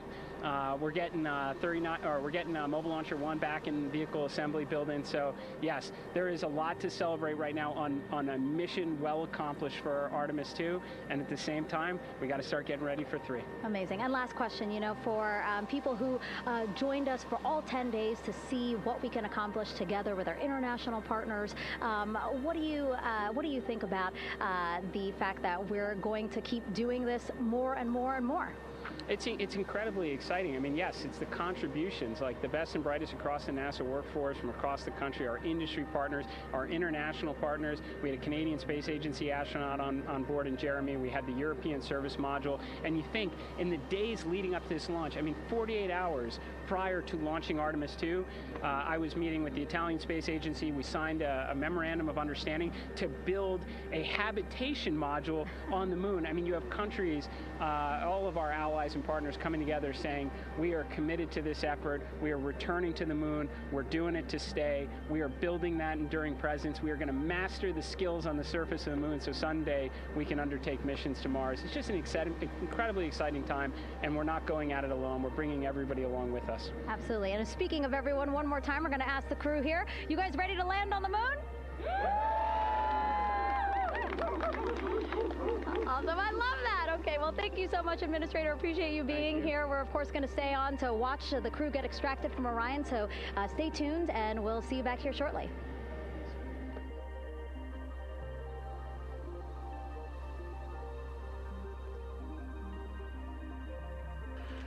Thank you, Megan, and thank you, Administrator Isaacman.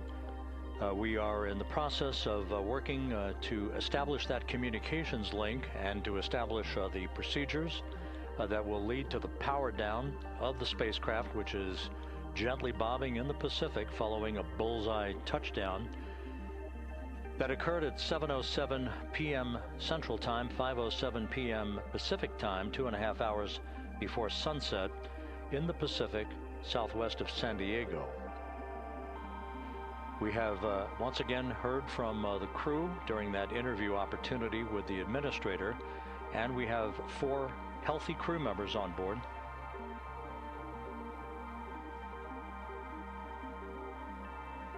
We now have confirmation that the vehicle has been powered down as per the procedures, so we have vehicle powered down, and the flight control team here in Houston, Flight Director Rick Henfling, has handed over mission authority to the Exploration Ground Systems team out in the Pacific. Now, we will physically not get off console with this team until the crew has been extracted into the front porch, that inflatable raft that will be erected along the side hatch of Integrity. So we're standing by for that in the next step in the recovery procedures. But everything is in great shape, and we have 4 healthy crew members on board the vehicle.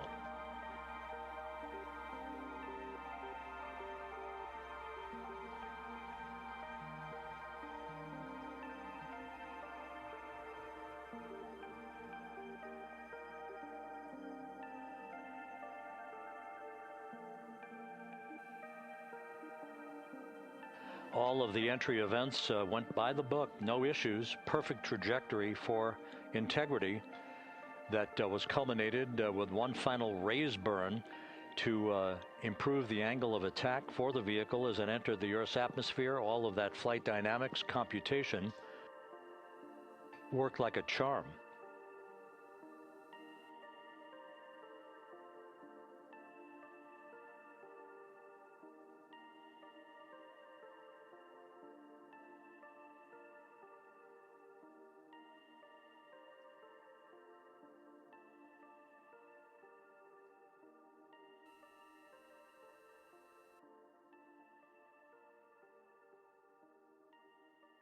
So we are standing by for the recovery team to approach Integrity and begin the process of erecting that inflatable raft called the front porch, which will see the crew members be extracted from the hatch of Orion into that inflatable raft before they're hoisted aboard 2 Navy helicopters in a variety of different configurations. Each crew member will be hoisted in sequential fashion, in alternating fashion, 2 crew members for each helicopter before they turn around to head back to the John P. Murtha. Once on the deck of the ship, they'll be brought into medical bay for comprehensive medical exams. But Reid Wiseman has reported several times that the crew is in excellent shape.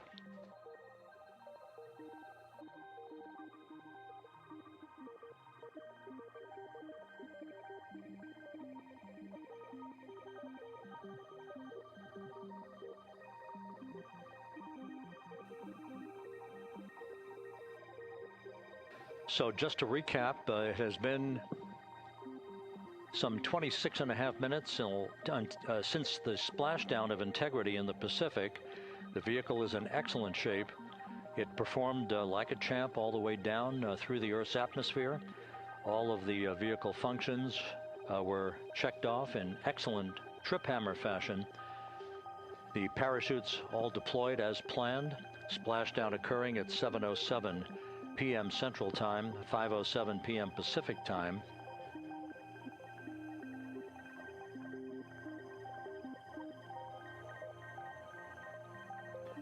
And after a bit of a tussle to try to establish a communications link with the recovery team, we were finally able to run through the procedures for the powering down of the vehicle. We've handed over mission authority to the Exploration Ground Systems folks out in the Pacific, and the recovery team will be approaching the vehicle shortly to erect the inflatable raft called the front porch before opening the hatch to Integrity to bring the crew members onto that raft before they're hoisted onto two Navy helicopters, two crew members for each helicopter, before they're flown back to the deck of the USS John P. Murtha.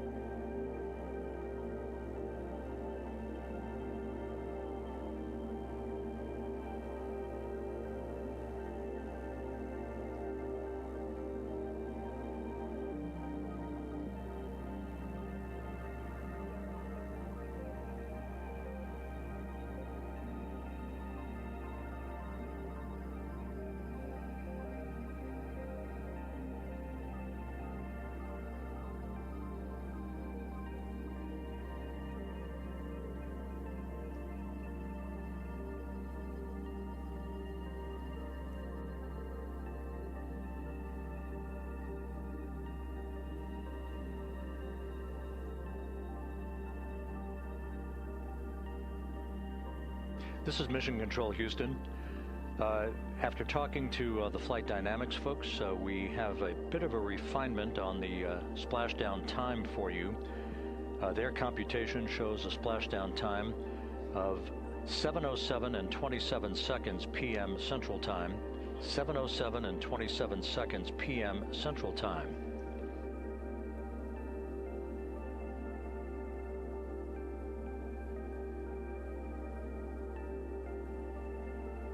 That would equate to a mission elapsed time of 9 days, 1 hour, 32 minutes, and 15 seconds.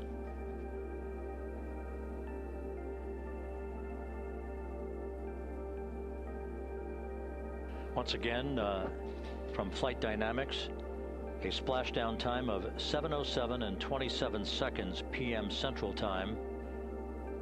That would equate to a mission elapsed time of 9 days, 1 hour, 32 minutes, and 15 seconds.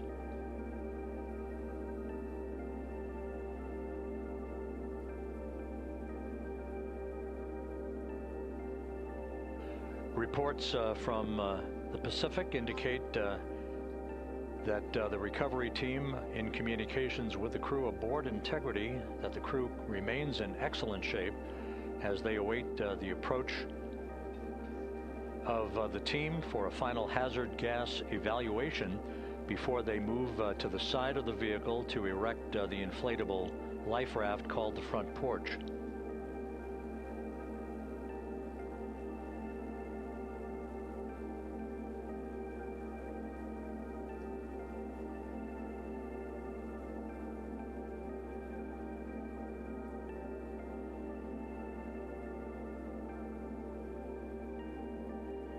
Again, no issues with Integrity. The vehicle is powered down. All of its systems are now safed.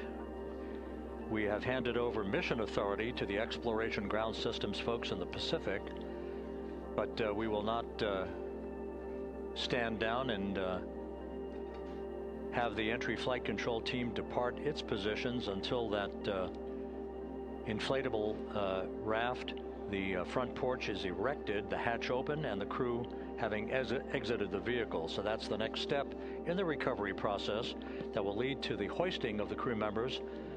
For 2 crew members for each helicopter, they'll be hoisted to a pair of Navy helicopters that will then fly a short distance back to the USS John P. Murtha. What you're looking at is one of the fast boats circling the vehicle to make a hazard assessment.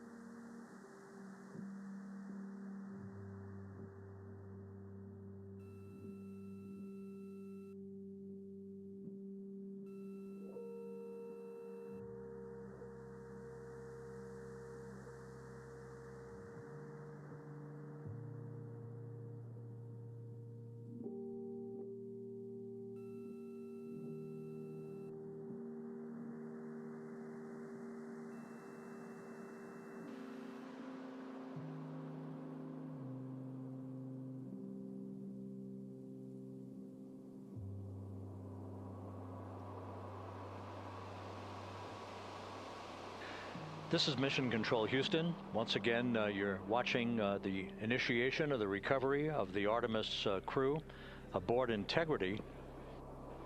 All of the Navy divers and the fast boats are now approaching the spacecraft after conducting a hazard assessment.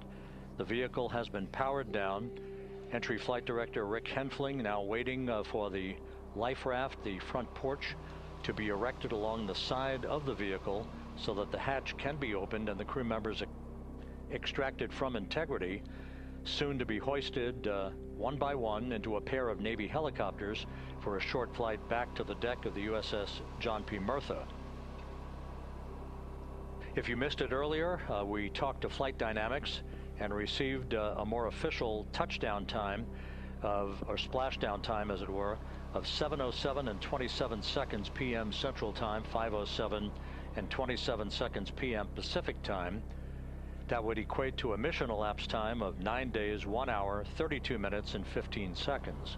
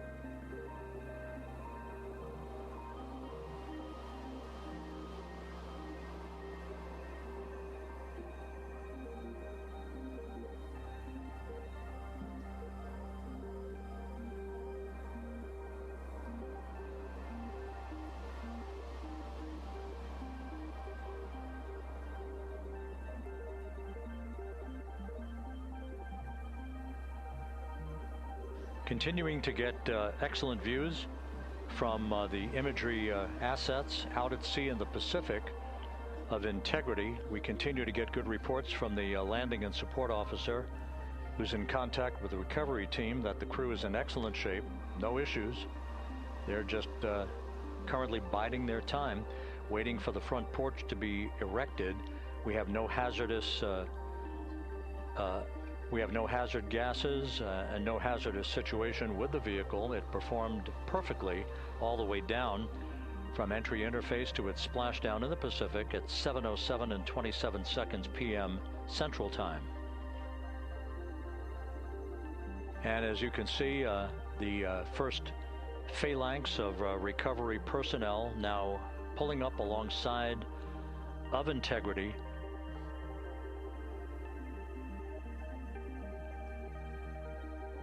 This includes Navy divers, a Navy flight surgeon, and other recovery personnel who have trained for several years for this recovery process.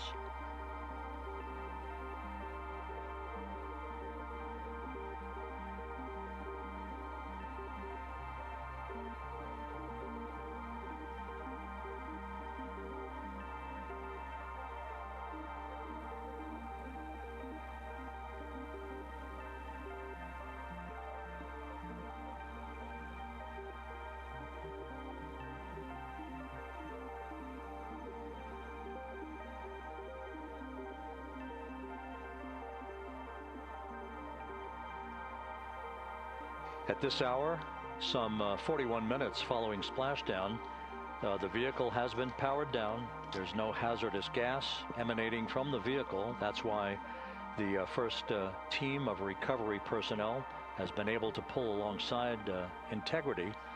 And the reports continue to come in that the 4 astronauts are in excellent shape.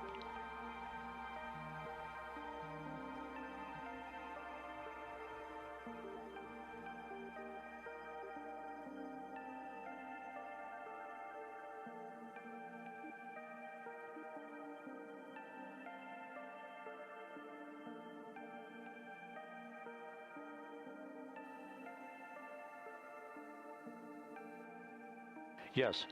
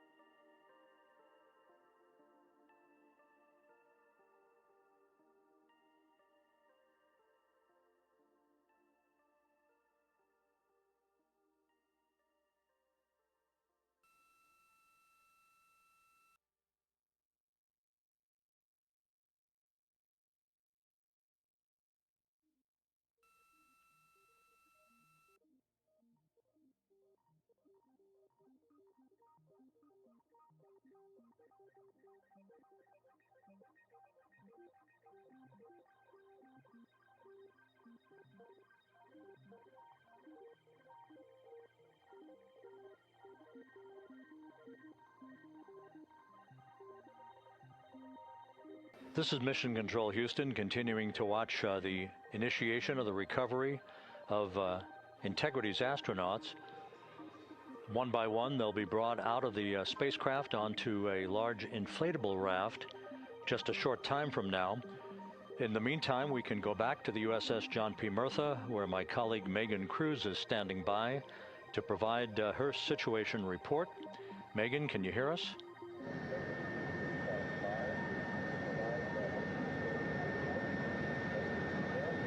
Hey, Rob. Yes, I can hear you. Thank you. Yeah, we're back here on the bow of the recovery ship where there are still plenty of people peering out into the water. We are not very far from the action everyone is seeing on their screen now. The Orion spacecraft, Integrity, in the ocean, surrounded by a number of recovery boats.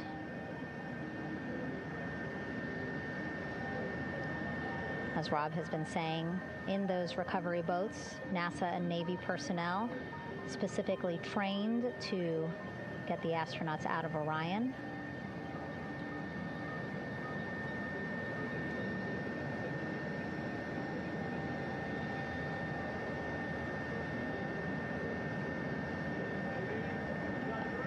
In some of our wide shots, you can probably see that there are 6 boats out in the water. More than 40 people out in the water right now on those boats.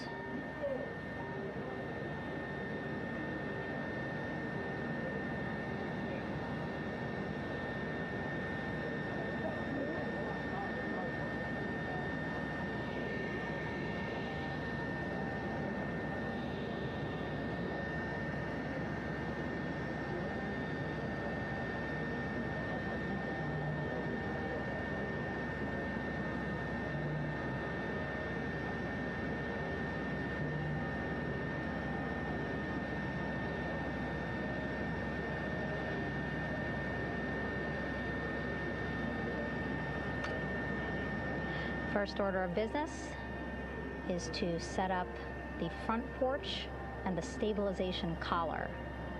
You might also hear it referred to as a stab collar.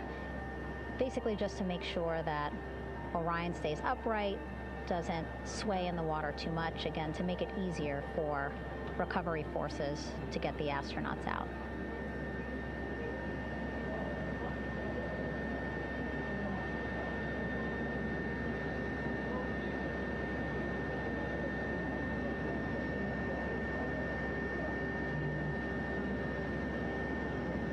Again, we splashed down in the Pacific Ocean just after 5 p.m. Pacific time here. It's a requirement by NASA to be able to get the crew out of Orion within 2 hours of splashdown. So doing great on time so far. Plenty of time. No rush either. I was speaking to NASA flight surgeon Rick Schuring earlier in this broadcast, and he said to me, no rush to get the crew out. Just want to make sure that they're feeling good, and whenever they're ready to take their step out of Orion and onto that large raft, the front porch, folks will be ready.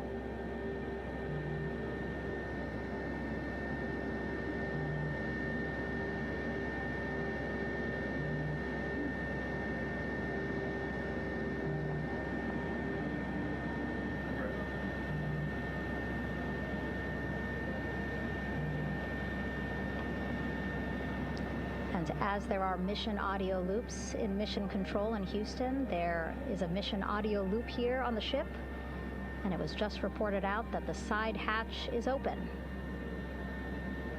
Side hatch of Integrity is open. You're getting these beautiful shots from our aerial assets. The ship itself, where I'm on, just 3,000 yards away. Again, plenty of people on the boat here, glued to the side closest to where they can see all this action. And again, with just 3,000 yards separating us, great views from the bow here. You can see now that side hatch is open. One of the Navy personnel is about to get inside there.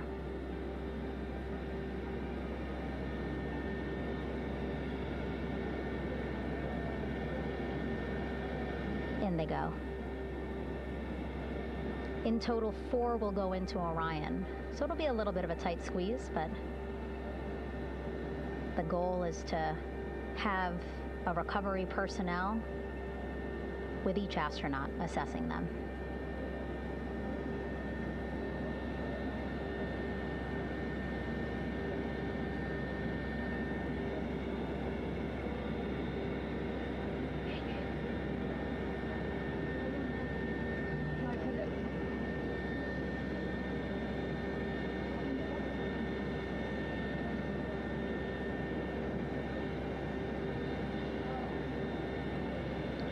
Boat's getting closer now.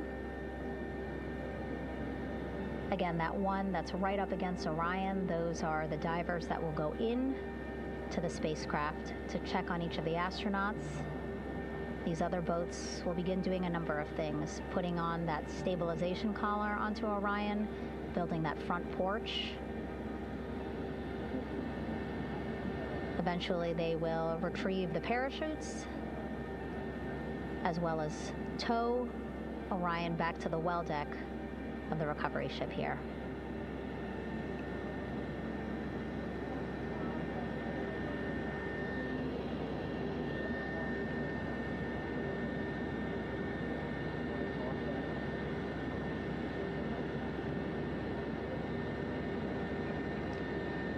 And so as we wait for the Navy and NASA personnel to get their assessment of the crew inside of Orion, why don't we toss it back to Rob for an update? Yeah, thank you, Megan. Here in Mission Control, Flight Director Rick Henfling and the entry team of flight controllers still on duty. The vehicle has been powered down for some time now. There are no hazardous gases emanating from Integrity. That, of course, allowed the recovery personnel to approach the vehicle and then open the hatch to begin the initial medical assessment of the crew, as you just indicated. Now we're standing by for the erection of that inflatable raft, the front porch, alongside of the vehicle that will enable the crew to be extracted one by one onto the raft, have a moment or two to get their land legs back before they're hoisted into 2 hovering Navy helicopters, 2 crew members for each helicopter, for a short flight back to the deck of the USS John P. Murtha.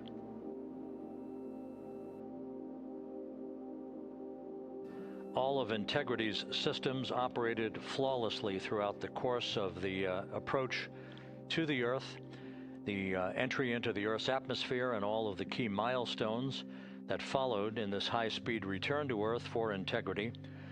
A mission that spanned more than 694,000 miles from the vehicle's launch from the Kennedy Space Center atop the Space Launch System back on April 1st.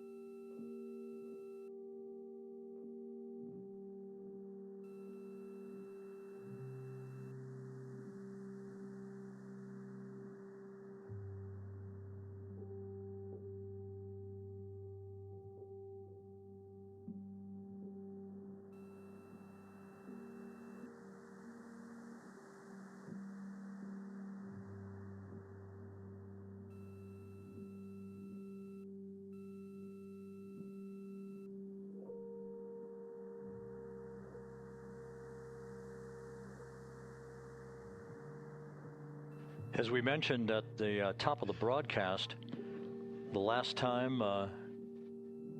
that the Apollo program saw a splashdown in the Pacific was Apollo 17 back on December 19th, 1972. So for the first time in 53 and a half years, we have reenacted that with the arrival of Integrity's astronauts as they flew around the moon in that historic lunar flyby that began with a trans-lunar injection burn that took them out of Earth orbit following 24 hours of a high Earth orbit trajectory. The high Earth orbit trajectory enabled flight controllers here to have a full 24 hours to evaluate the systems on Integrity and the condition of the crew before they would commit to flying to the moon.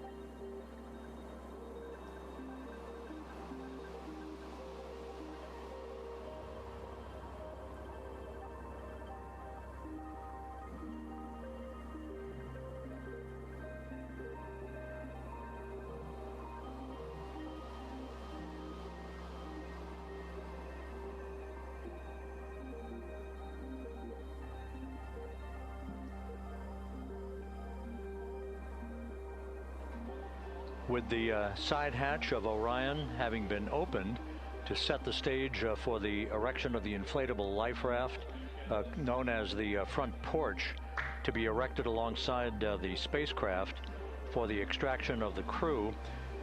Let's play for you an interview that my colleague Megan Cruz conducted on the USS John P. Murtha with Navy diver First Class David McMahon that explains how this process is unfolding.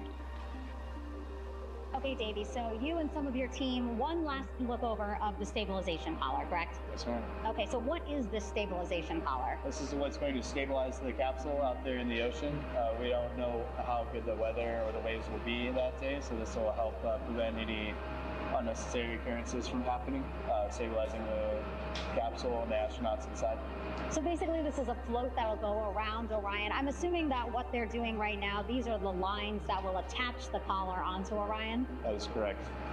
And so what are they doing here? So we've got the lower line that will secure the inflation device before we inflate it.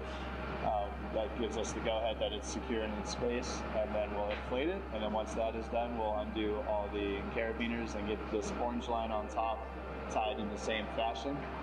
And then this will be secured to the capsule, and the astronauts can safely take their first steps out of the capsule onto the front porch. Okay, and how long will it take them to set up the stabilization collar? We should definitely be able to handle this in under 10 minutes. Okay, wow. And then you just mentioned the front porch. So basically after they set up the stabilization collar, then they set up what's called the front porch here. That's correct. Okay, and what's the front porch? Front porch is basically a bigger waiting room for the astronauts to sit in while we wait for the helicopters to show up and grab them. Okay, so the medical team that was inside with the crew, they're going to help them out and onto the front porch? That is correct. And then what happens here?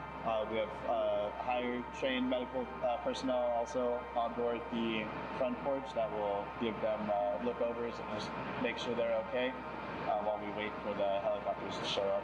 Okay. How does it feel, I mean, your team, you, to be part of a mission that's returning astronauts from the moon in more than 50 years? We all feel extremely honored to be a part of this, as well as a bigger mission for the Navy and joining up with NASA to do great things. Mm-hmm. And do you feel like you and your team are ready? Yes, very ready. Cool. All right, thank you so much. Thank you.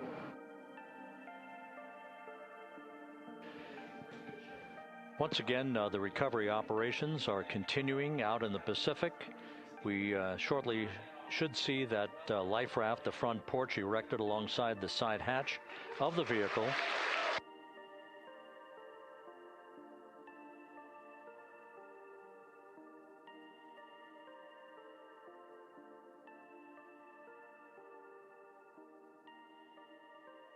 A number of flight controllers have come into the flight control room to receive congratulations from Entry Flight Director Rick Henfling.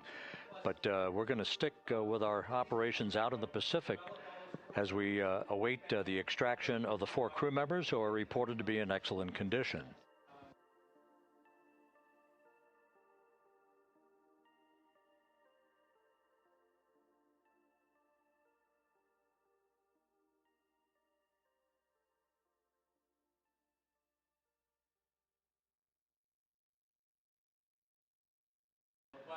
Again, while we stand by for that front porch to be erected alongside of the side hatch of the vehicle, let's go back to the USS John P. Murtha and Megan Cruz. Megan?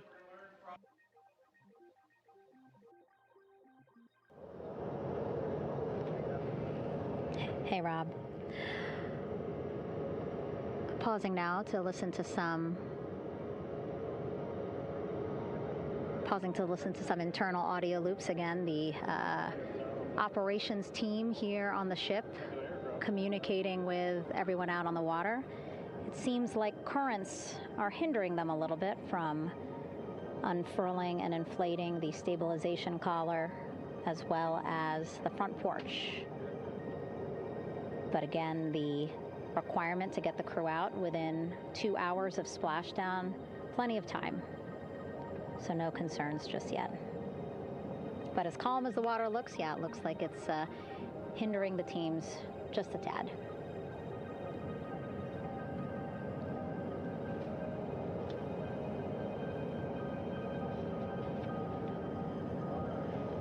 You can see in some of our shots that side hatch still open. Again, inside there are now 8 people inside. 4 divers, Navy divers, all with medical training, each assigned to an astronaut each. Making sure that they're comfortable, feeling good.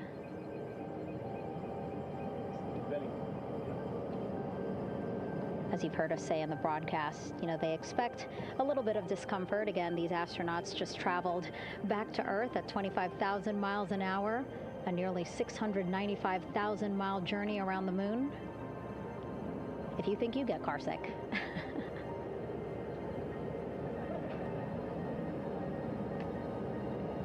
Again, 6 boats out there, lots of gear with them, just in case, right? As we said, the crew reported feeling great, but again, all those folks out there in case they weren't, right? NASA is all about making sure we think about every situation that can happen, and so of course wanted to be ready in case any of our astronauts needed more medical attention while out there in the water.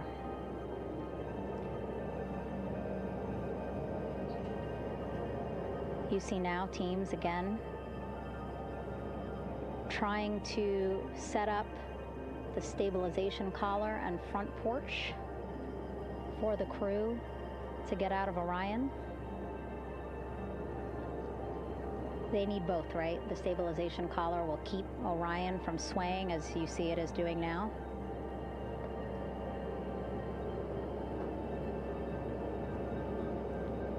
And then they will connect the front porch to the stabilization collar so that the crew can take 2 steps and they will be in the front porch.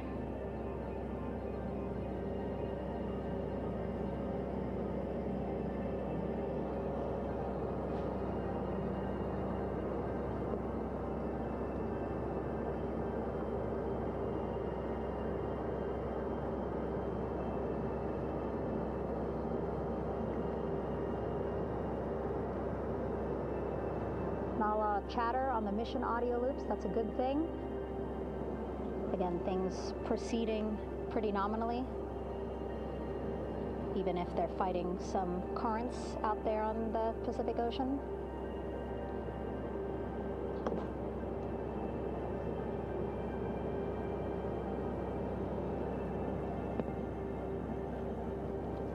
Again, the goal, setting up the stabilization collar and the front porch so that the crew can rest comfortably in the front porch, get placed into harnesses so that 2 helicopters can lift them off the front porch and onto the USS John Murtha here.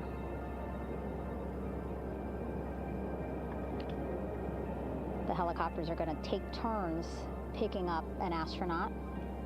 So again, Helo 1 and Helo 2.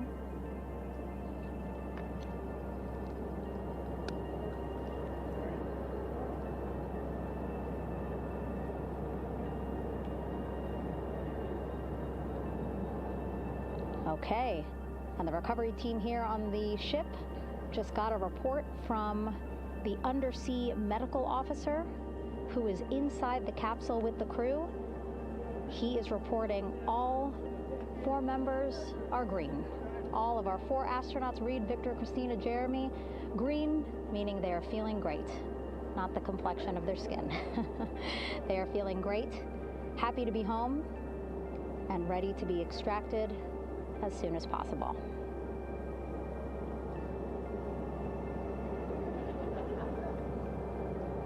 And so, as I was saying, we have 2 helicopters circling the activity you're seeing on the water right now. Each will take turns picking up an astronaut. So Helo 1 will come on in, hover above the front porch, about 40 feet above the front porch. A Navy recovery specialist will be hoisted down into the front porch. The restricted maneuvering doctrine is in effect. Will connect to the first astronaut, which we're expecting to be Christina. And then Helo 2 comes around, picks up Jeremy, while Helo 1 stays above head, and then Helo 1 will come back in for another astronaut, and then Helo 2 for the last astronaut, and then back to the flight deck here on the recovery ship.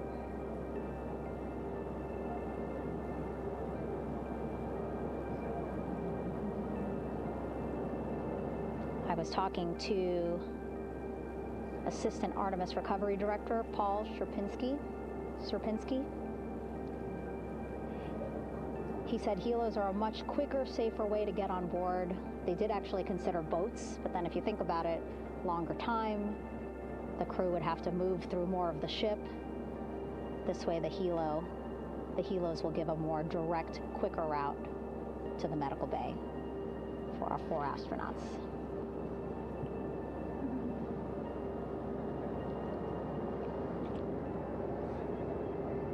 Beautiful shots from our aerial and imagery teams.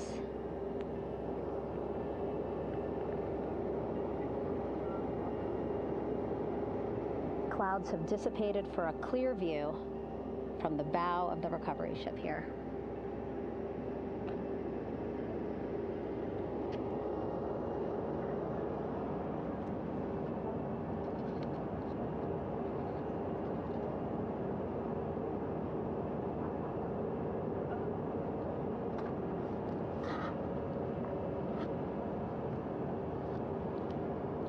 You can still see divers in the water there. Encircling Orion, that is that stabilization collar we've been telling you about. As you saw in that interview just a few minutes ago, they have to first connect it to Orion, and then once it's secured onto Orion, they can inflate it, and then they'll further secure it with other harnesses and lines.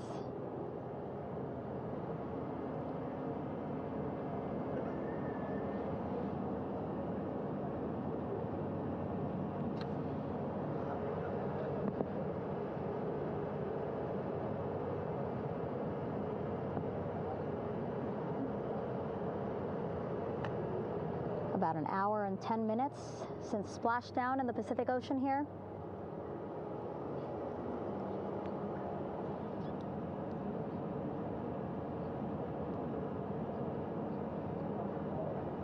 Reid, Victor, Christina, and Jeremy back home after a history-making mission to the moon and back.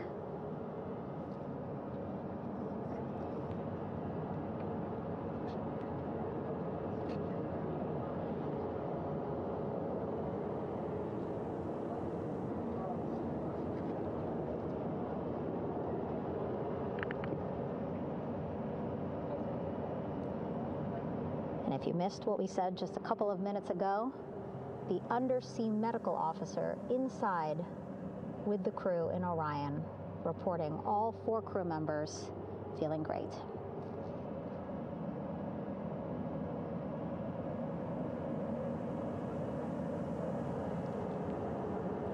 Progress being made there on the stabilization collar. It looks like they are beginning to inflate it.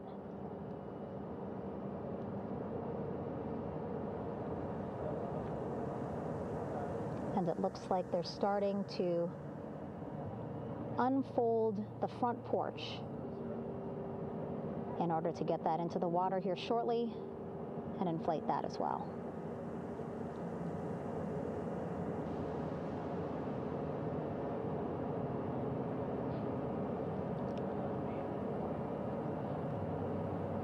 Again, more than 40 people out in the water right now. And those Navy and NASA personnel have been in the water for now about 4 hours.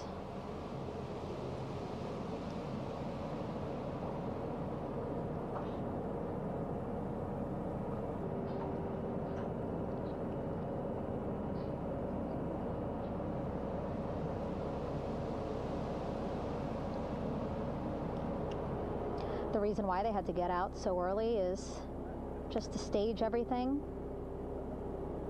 And actually here on the ship, when there are flight operations happening, you can't have anything else, right? Just because the flight deck can be a dangerous place, so they just want to focus on planes coming and going from the ship, so that's why they wanted to get the boats in the water to make sure that they have all the time they needed for the flight ops. And then the same crew here out in the water, they will stay out in the water for a number of hours after we recover the crew and get them back on the ship, because then they have to recover Orion.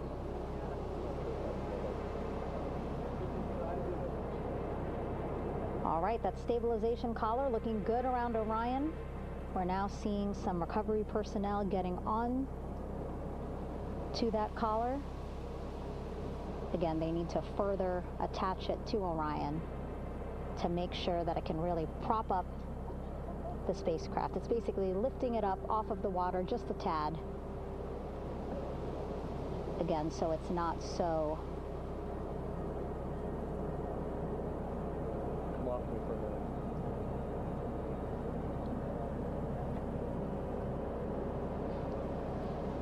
so it doesn't sway so much in the water there.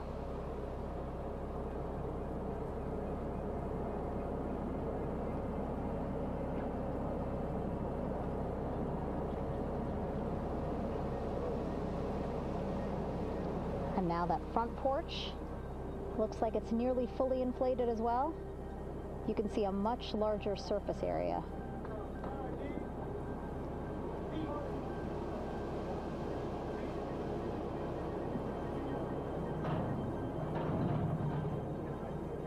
And so once the crew get out of Orion, they can stretch their legs a little bit on this front porch, get some fresh air.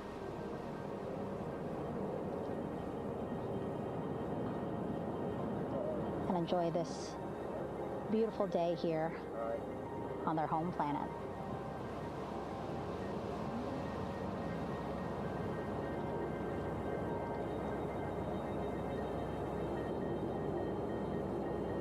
It appears teams now are about to connect the front porch to the stabilization collar.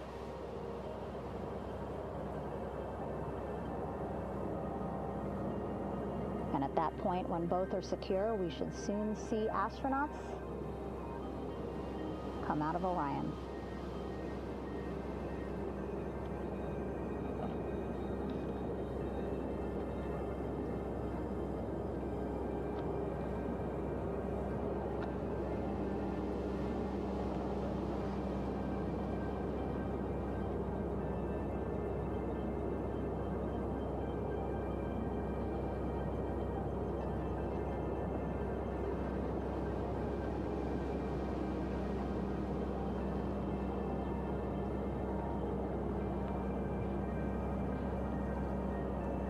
All these views you see also being fed to the Landing Force Operations Center here on the ship.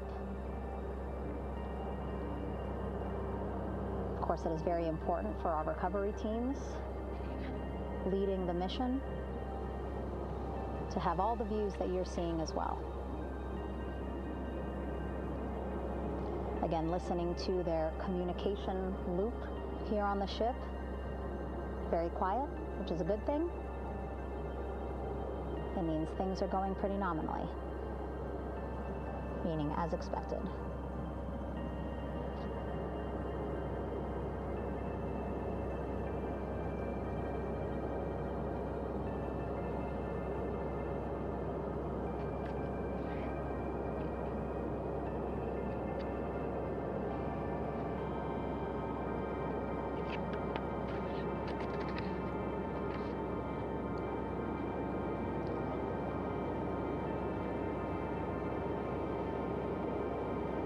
Again, all this activity happening just 3,000 yards away from the ship. So that means this will be a very quick flight back on the helicopters for the crew. 2-3 minutes, and then they'll be back here on the ship. I know.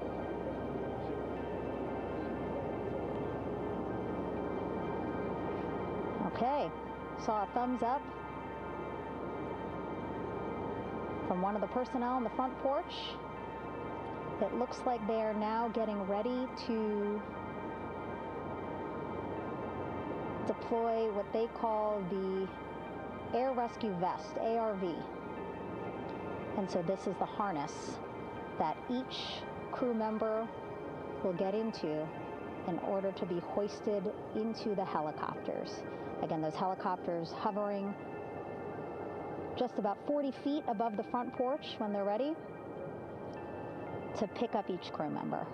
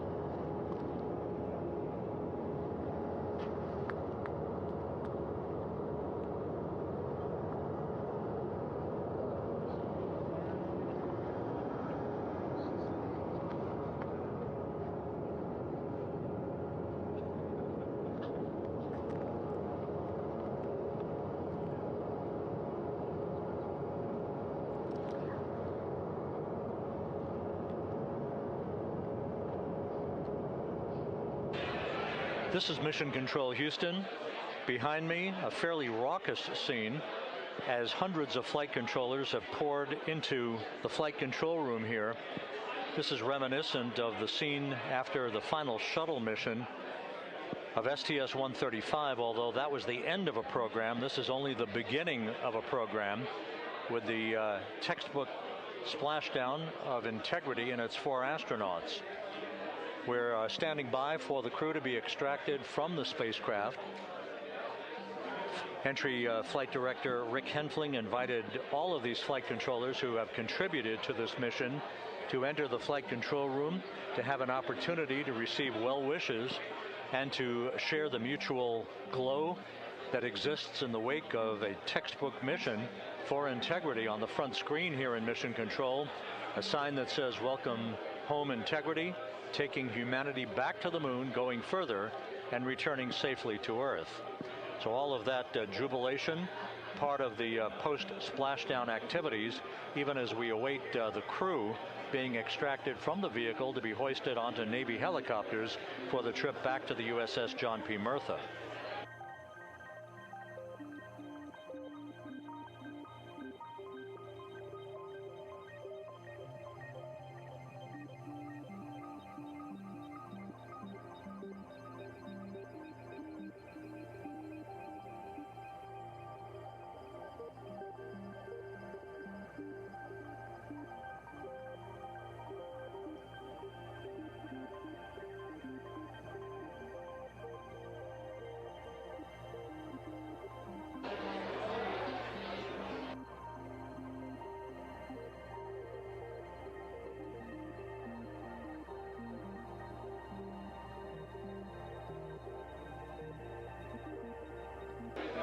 Once again here in Mission Control, this view of the Artemis Flight Control Room, known as the White Flight Control Room. This is the old shuttle flight control room, and now is the home of Artemis missions to the moon and beyond. Once again, quite a few flight controllers were invited in by Entry Flight Director Rick Henfling to share in the jubilation following the successful splashdown of Integrity. That splashdown occurring an hour and 22 minutes ago, as we stand by for the completion of the extraction of the crew, and ultimately they're hoisting onto Navy helicopters for a short flight back to the USS John P. Murtha. Splashdown occurred at 7:07 and 27 seconds p.m. Central Time. I had an opportunity to talk to the head of flight dynamics, Jeff Birch, a moment or two ago. He said the trajectory of Integrity coming through the Earth's atmosphere was so precise, they've never seen anything line up on a ground track like today's entry by Integrity for its splashdown southwest of San Diego.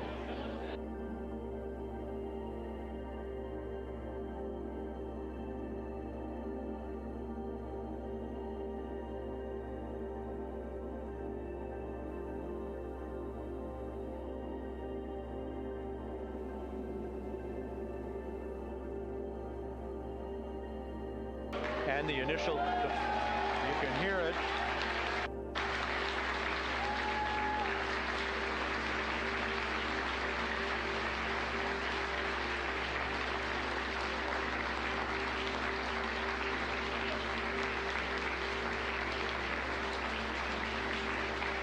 Jubilation here in the flight control room. The first crew member is out of Integrity.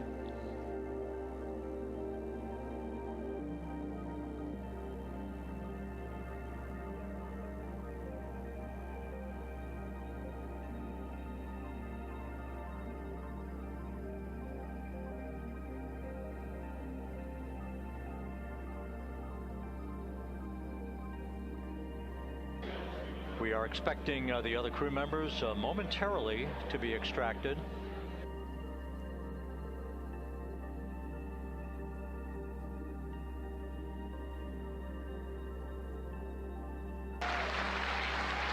We now have 2 crew members out.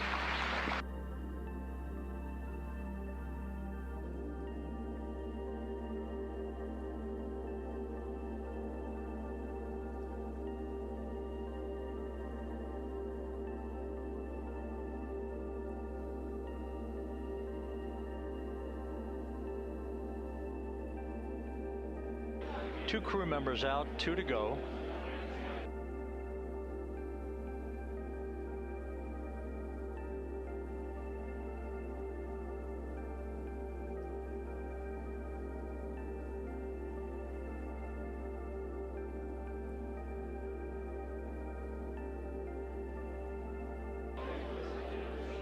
We're about 1 hour from sunset out in the Pacific. Everything continues to go well. Integrity's systems functioned perfectly during its entry back to Earth. And Reid Wiseman, the commander who will be last out of the vehicle, reported that all the crew members were feeling very well.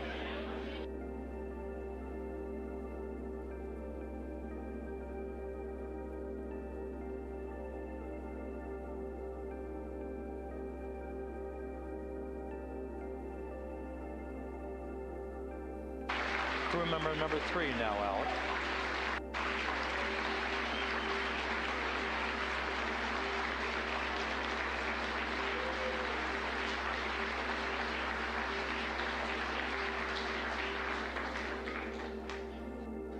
And now standing by for the commander, Reid Wiseman, who will be last out of his ship. Bobbing in the Pacific under almost ideal conditions, Integrity spanned 694,000 miles during its journey from launch to splashdown.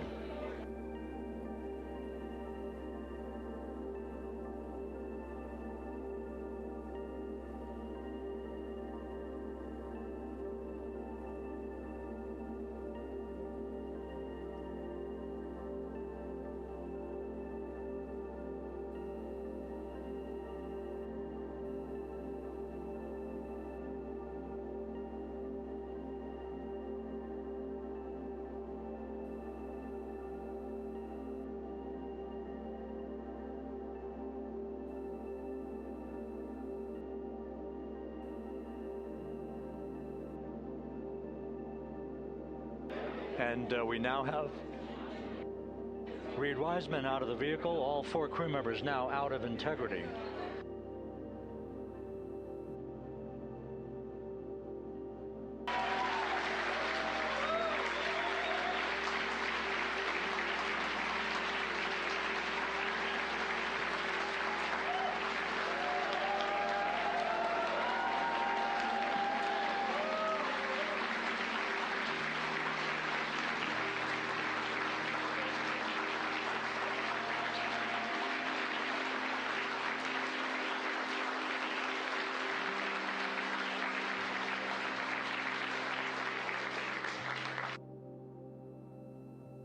Once again, all 4 crew members now on the front porch, and the procedure to begin hoisting them up to these 2 Navy helicopters hovering overhead will begin shortly.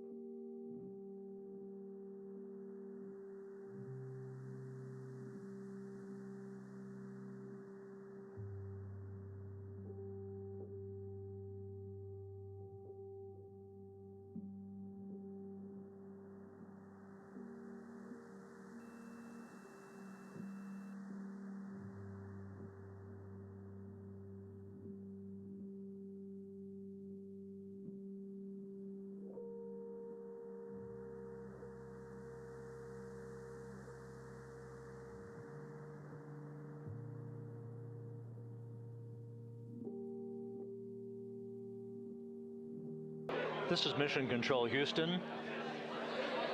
The mission is over, but the melody lingers on as jubilation continues here in the flight control room.